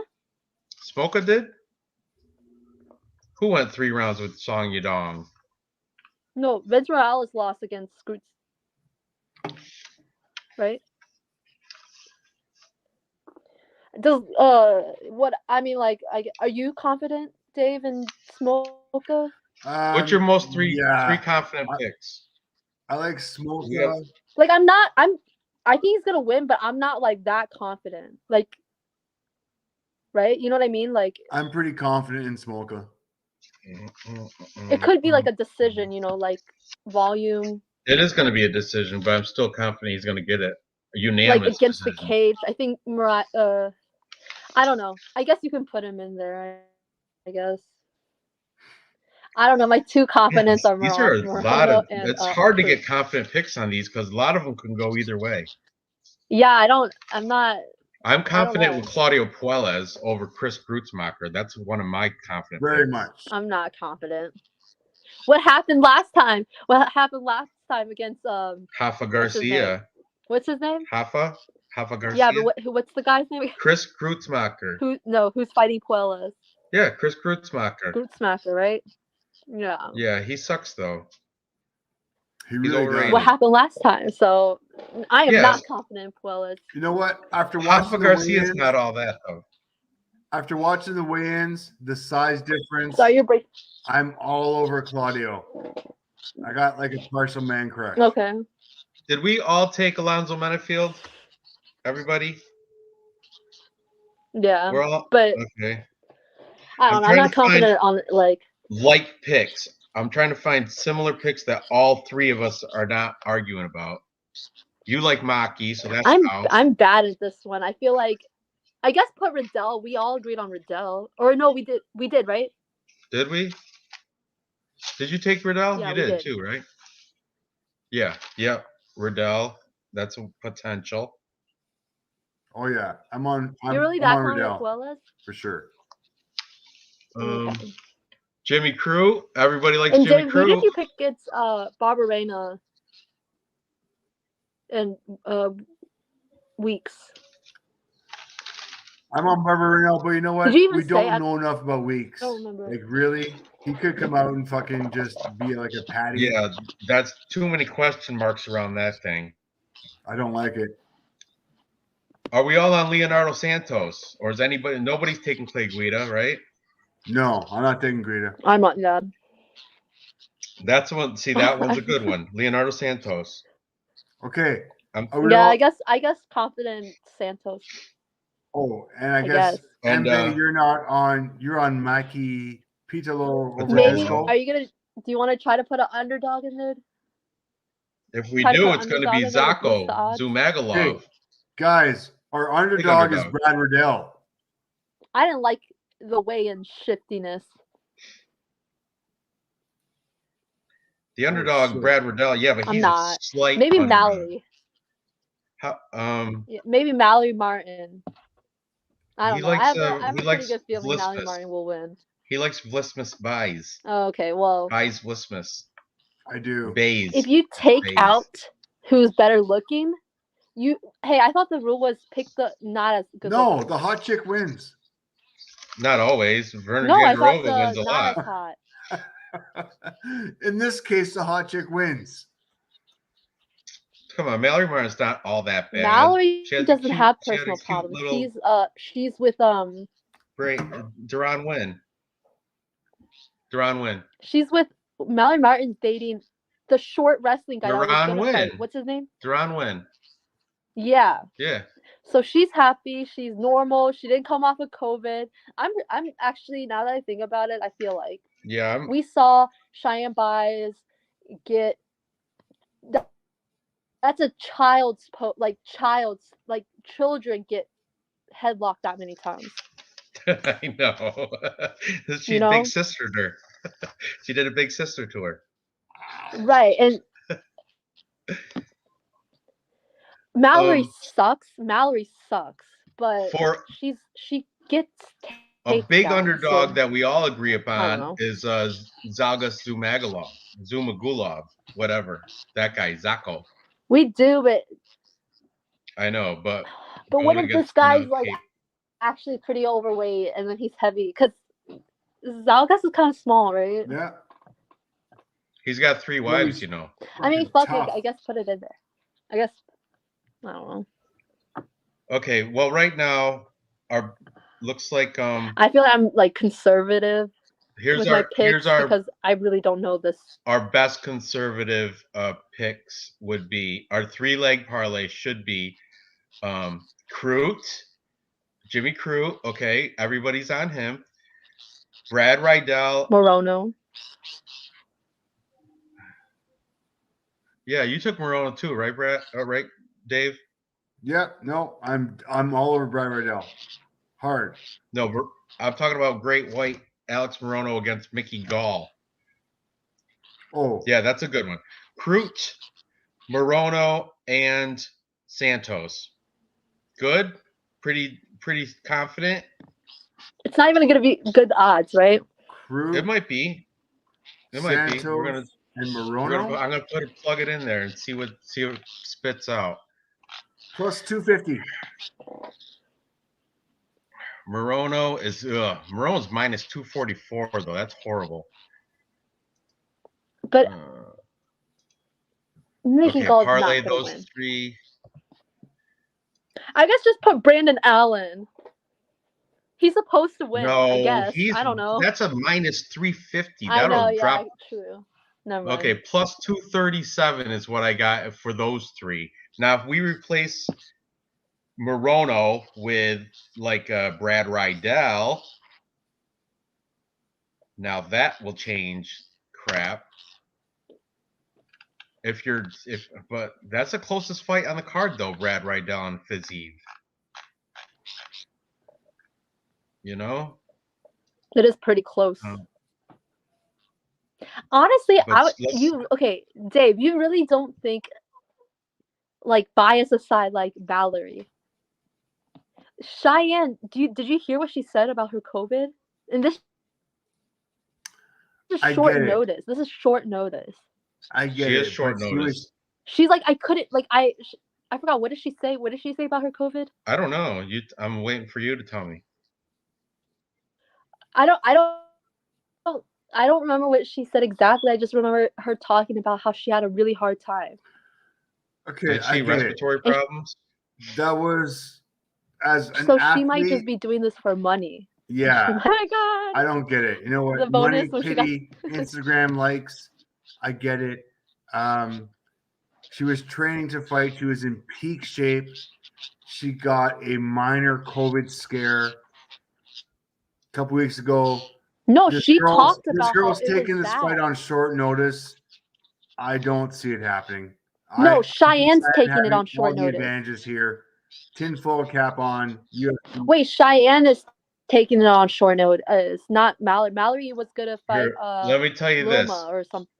Leonardo Santos, Jimmy Crute, and Rydell sorry, plus she was gonna fight 367. Did you hear me? Crute, Santos, and Rydell. Yeah, but I'm just saying that's a risky one. I know, because Rydell's in there. You got Crute, Rydell? Santos, and Rydell is plus 367.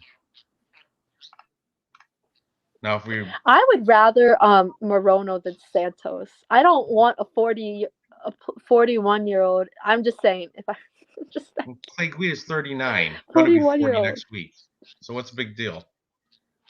And Clay Guida is 51 in UFC years because look at he's got 57 fights. I mean, Aldo has a lot of miles. Barbarena has a lot of miles too. Aldo, Barbarena. We should make like a lot of miles, like a mile parlay. Aldo, Barbarena, and then Guida. Like a separate one. I like the Luis Smolka, Moreno, and Jimmy Crute. Yeah, I guess Louis Smoke is. Smolka, All right. Moreno, and Crute. Yeah. Smoke of Moreno Crute. It's only plus 282, but it's worth $100. Okay, that's a good one. Do you guys only usually do 2? What? I mean, three legs. Do you guys usually only Most do 3? of my bets are 2. We do. That's the one we do every week. But I do big ones too. I do one with all of our consensus picks. You're fucking cracked. Those will never come in. They have before. That one week I went parlays 9 is the way to go, guys. 2 fight. What's that? 2 fight parlays is the way to go. No, we're doing Crute, Smoka, Moreno. Hey, usually when all the consensus agree on the or majority agrees on the underdog, does that usually pan out to happen? Surprisingly. So let's when they do all that. It's like majority, but it's like an underdog. Let's do Zacco. What's his name? Zugomilov and Riddell. I've already put it in. Zumagulov. Should just throw Mallory Martin in there. I'm gonna, but he won't go against Cheyenne Bays. Zumagulov and Mallory Martin, just those two together, parlayed, pays out. Yeah, what is that? Just those two parlayed. Mallory Martin by decision. Plus 790. Zalgas by decision. Plus 790. What about Mallory by decision? Zalgas by decision. I don't think this one will let me prop parlay. Oh my god, my thing is breaking up. I'm doing this. I got a couple of those where I did prop parlays. I remember I got like a Vicente Luque sub, and then I forgot who else I had, and I added, and I was like, "Oh, what happened?" Maybe I can. Let me see. Zalgas by decision. Plus 275. That's might just go with him for victory. Okay, that's not even worth it. Right. Wait, so what is he right now? Just straight plus 245. Okay, yeah, never mind. It's not worth it. Right. So I already made the bet with Mallory Martin and Zalgas, and it was what I say, plus 790 or something crazy. Hey Dave, do you think Mallory's gonna be a title challenger? Fuck no. Okay, I'm just. She's a legend. No. I'm just checking, like. What? Wait, I'm just checking, you know, the judgment. I have way more to drink. Maybe if I can give me like you know that? 10 hours, and maybe I can justify it. Felicia Spencer retired today. What'd you say? Felicia Spencer retired from who? fighting. Felicia Spencer. Yeah. She should. There's not even a division. No. It's not even a real division. Hold on. There should be. They should get rid of that fake division. It's fake.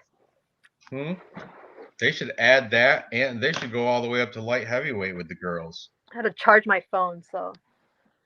That's what I think. Can I see my dog? Oh, puppy. Very cute.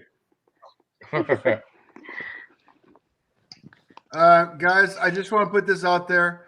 Zumagulov, whatever the hell you want to call him, and Brad Riddell as a parlay, 2-team parlay on Bet365 is plus 500. Plus 500. What? Add Mallory to it. No, he won't. 2-fight parlay. If I add Mallory to it, which I really don't want to, oh my goodness. Where is she? I'm doing a parlay of all. Do you think Mallory should be this big of an underdog? No. Exactly. If I add Mallory to it, it goes up to plus 1,400. Holy shit, that's worth a fucking scratch off. Like, I'm just saying, Mallory trains with your girl Rose. You don't think Rose could teach her a little bit? She had good wrestling last time. Man. Because even though Whaley won. I love Rose, but I fade her talent. I won't lie. What? I love Rose, but I think she gets lucky a lot. Yes, 1, exactly. 2, 3, A 4, lot. She did 5, get lucky. 6, She got 7, gifted. 8. She got Okay, She got so gifted. we That's not all. I saw, of this. hold on. I saw a clip. I saw a clip that Pat Barry, or at the end of the fight, Rose was asking Pat Barry, like you could hear, she was like, "How many rounds did I win?" And Pat Barry is like, "I don't know, 2 maybe." And then she got a 49-46. I'm just saying. Pat Barry was yelling at Rose after round 3. I get it. Still, She should have won. Rose okay. has gotten So, lucky. we are in agreement. Andrade's gonna come back down. He's gonna slam her on her head again. All right. We're in Hold on. agreement on 8 fights that we all agree upon. Okay, Holy we have shit, really? Smolka. Yeah. Okay. Do we have? Yeah, 8 fights. We're all in agreement. We have Rydell, Crute, Santos, Morona, Zacco. Morona? What? You said Morono. Morona? You're thinking about Zumagulov. Corona? I know. I have it. So, Menifield. Oh, do you really? I do. Smoka and Puelas. Well, Puelas, you said you didn't really know, but I threw it in there anyway. So, 8 fights. I changed it. Like, I'll take Puelas. He's bigger. He's grappler, right? He's a grappler. And he's younger. And he's young. Yeah, I don't want old people. Yeah. So 10 or that pays out the 8 fights altogether pays it's plus 1,180. That'd be awesome. Yeah. And So if you throw Valley Martin in there. he's not gonna. You can't flip him. I'm kind of just joking. You can't flip him. So I placed that bet. Okay. That's 8 But fight parlay. That's my scratch off ticket for half a unit. Have you ever hit one of those? No, my best week I had was 9-1, and that was like 3 weeks ago, or something, 3 or 4 weeks ago. Wait, what did you do? Sorry, you broke up. What did you say? A 9-1 is the best ever performance I had, and I forget that was. Remember that, Dave? And I didn't put. How'd you do the last card? Oh, I did bad. How'd you do the last card? I'm gonna look it up right now. That was a bad card. I got like every single prop wrong. I got 7 out of 11, but like it was like every prop. I don't remember how I did, but I did better than both of you.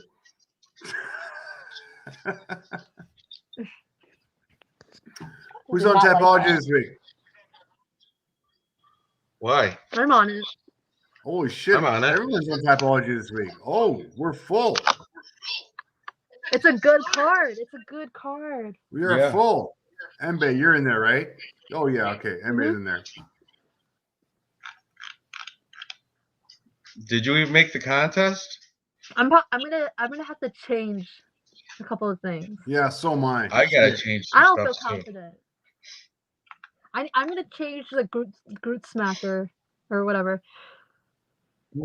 But I don't care about those fights. I guess I'm a little bit worried about Matthews a little bit. Like, how good is Wells BJJ? Because Matthews loses a lot of subs. I feel like if he doesn't get his way or something like that, sometimes it seems like he kind of, gives up a little bit, maybe. Like, kind of like the Michael Chiesa thing, like how he always gets subbed. But how good is, how good, I mean, I think it's really good, like, what is Brady's camp called again? What is who? Oh, Brady's. Renzo Gracie Philly. Gracie Philly. Yeah. I mean, I know that's a really, really legit thing, but I think Brady's the first one to have Michael Chiesa's back and not sub him. I'm just saying. who's had his arms around Kiasa's neck and Kiesa not tap. I think he's the first one.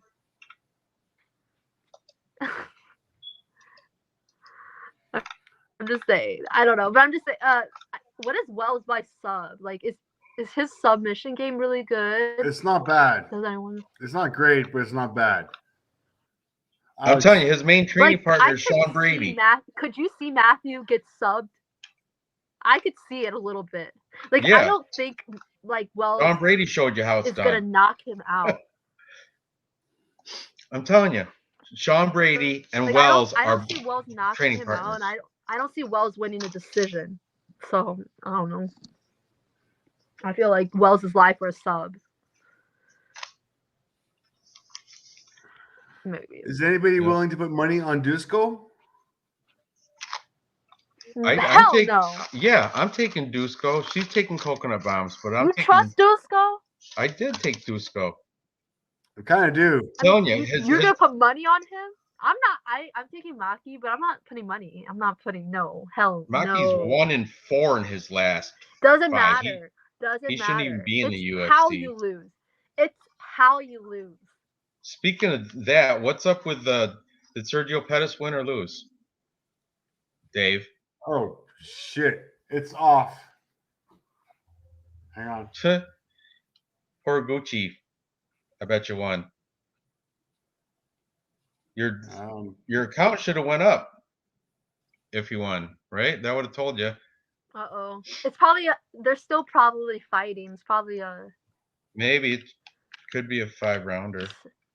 I gotta switch to main card. Sorry, I was on prelims. Give me a second. Jesus. Here we go. Her last name was not Baez. Flismus. Oh, Pettis is on top, has the back of Horiguchi. Uh-oh.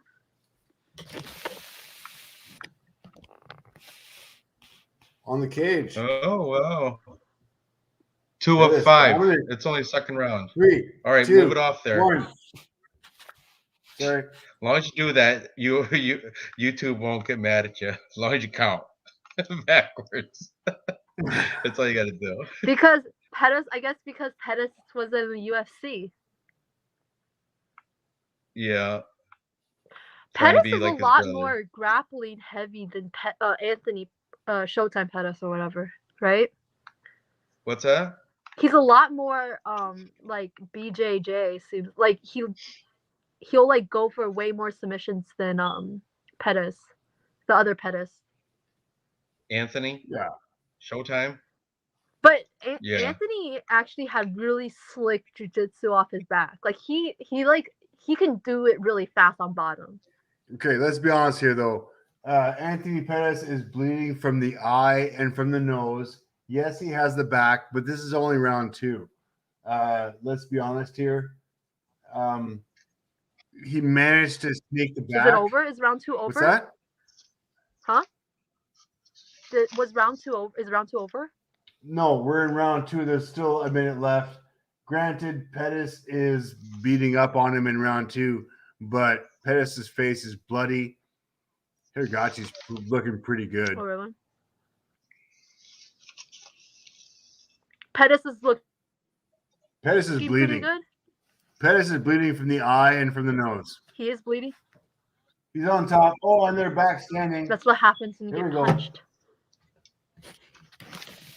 And it's probably a good fight. 1,000. 2 1,000. Who's bouncing? 3 1,000. That's 4 1,000. 5 1,000. I'm done. The Japanese guy, right? Yeah. The counting kills me. I love it. Guy, the Japanese guy. Oh, Hiraguchi with the leg kicks. You know what? Pettis is not. He's like. I don't know, man.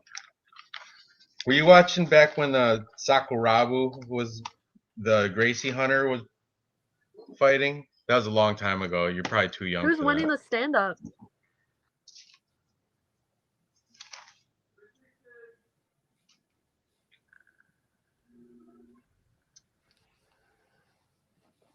Are you guys watching the boxing fight? Yeah, Horiguchi's got the white shorts. MMA. I got it. Oh, wait a second. You're Was right. he the bouncy one? That's the Japanese guy. That's Horiguchi He's right bleeding there. too. He's bleeding too. Yeah, Oh, Dave Right? had no, the no, dudes Or I mixed don't know. up for sure. It's okay. Real News MMA. Thank you, homie. I appreciate you, buddy. Watch your mouth about better. Outclassing these guys. Knock it off. Okay, so anyway, let's wrap it up. We made some 3-leg parlay bets, Okay. and My dog is crying. I know I'm crying too. I gotta pee too. I have to take him outside, okay? That's all right. We're ending. have to go. We're ending it. We're ending All it. right. So I appreciate everybody in the chat for sticking through.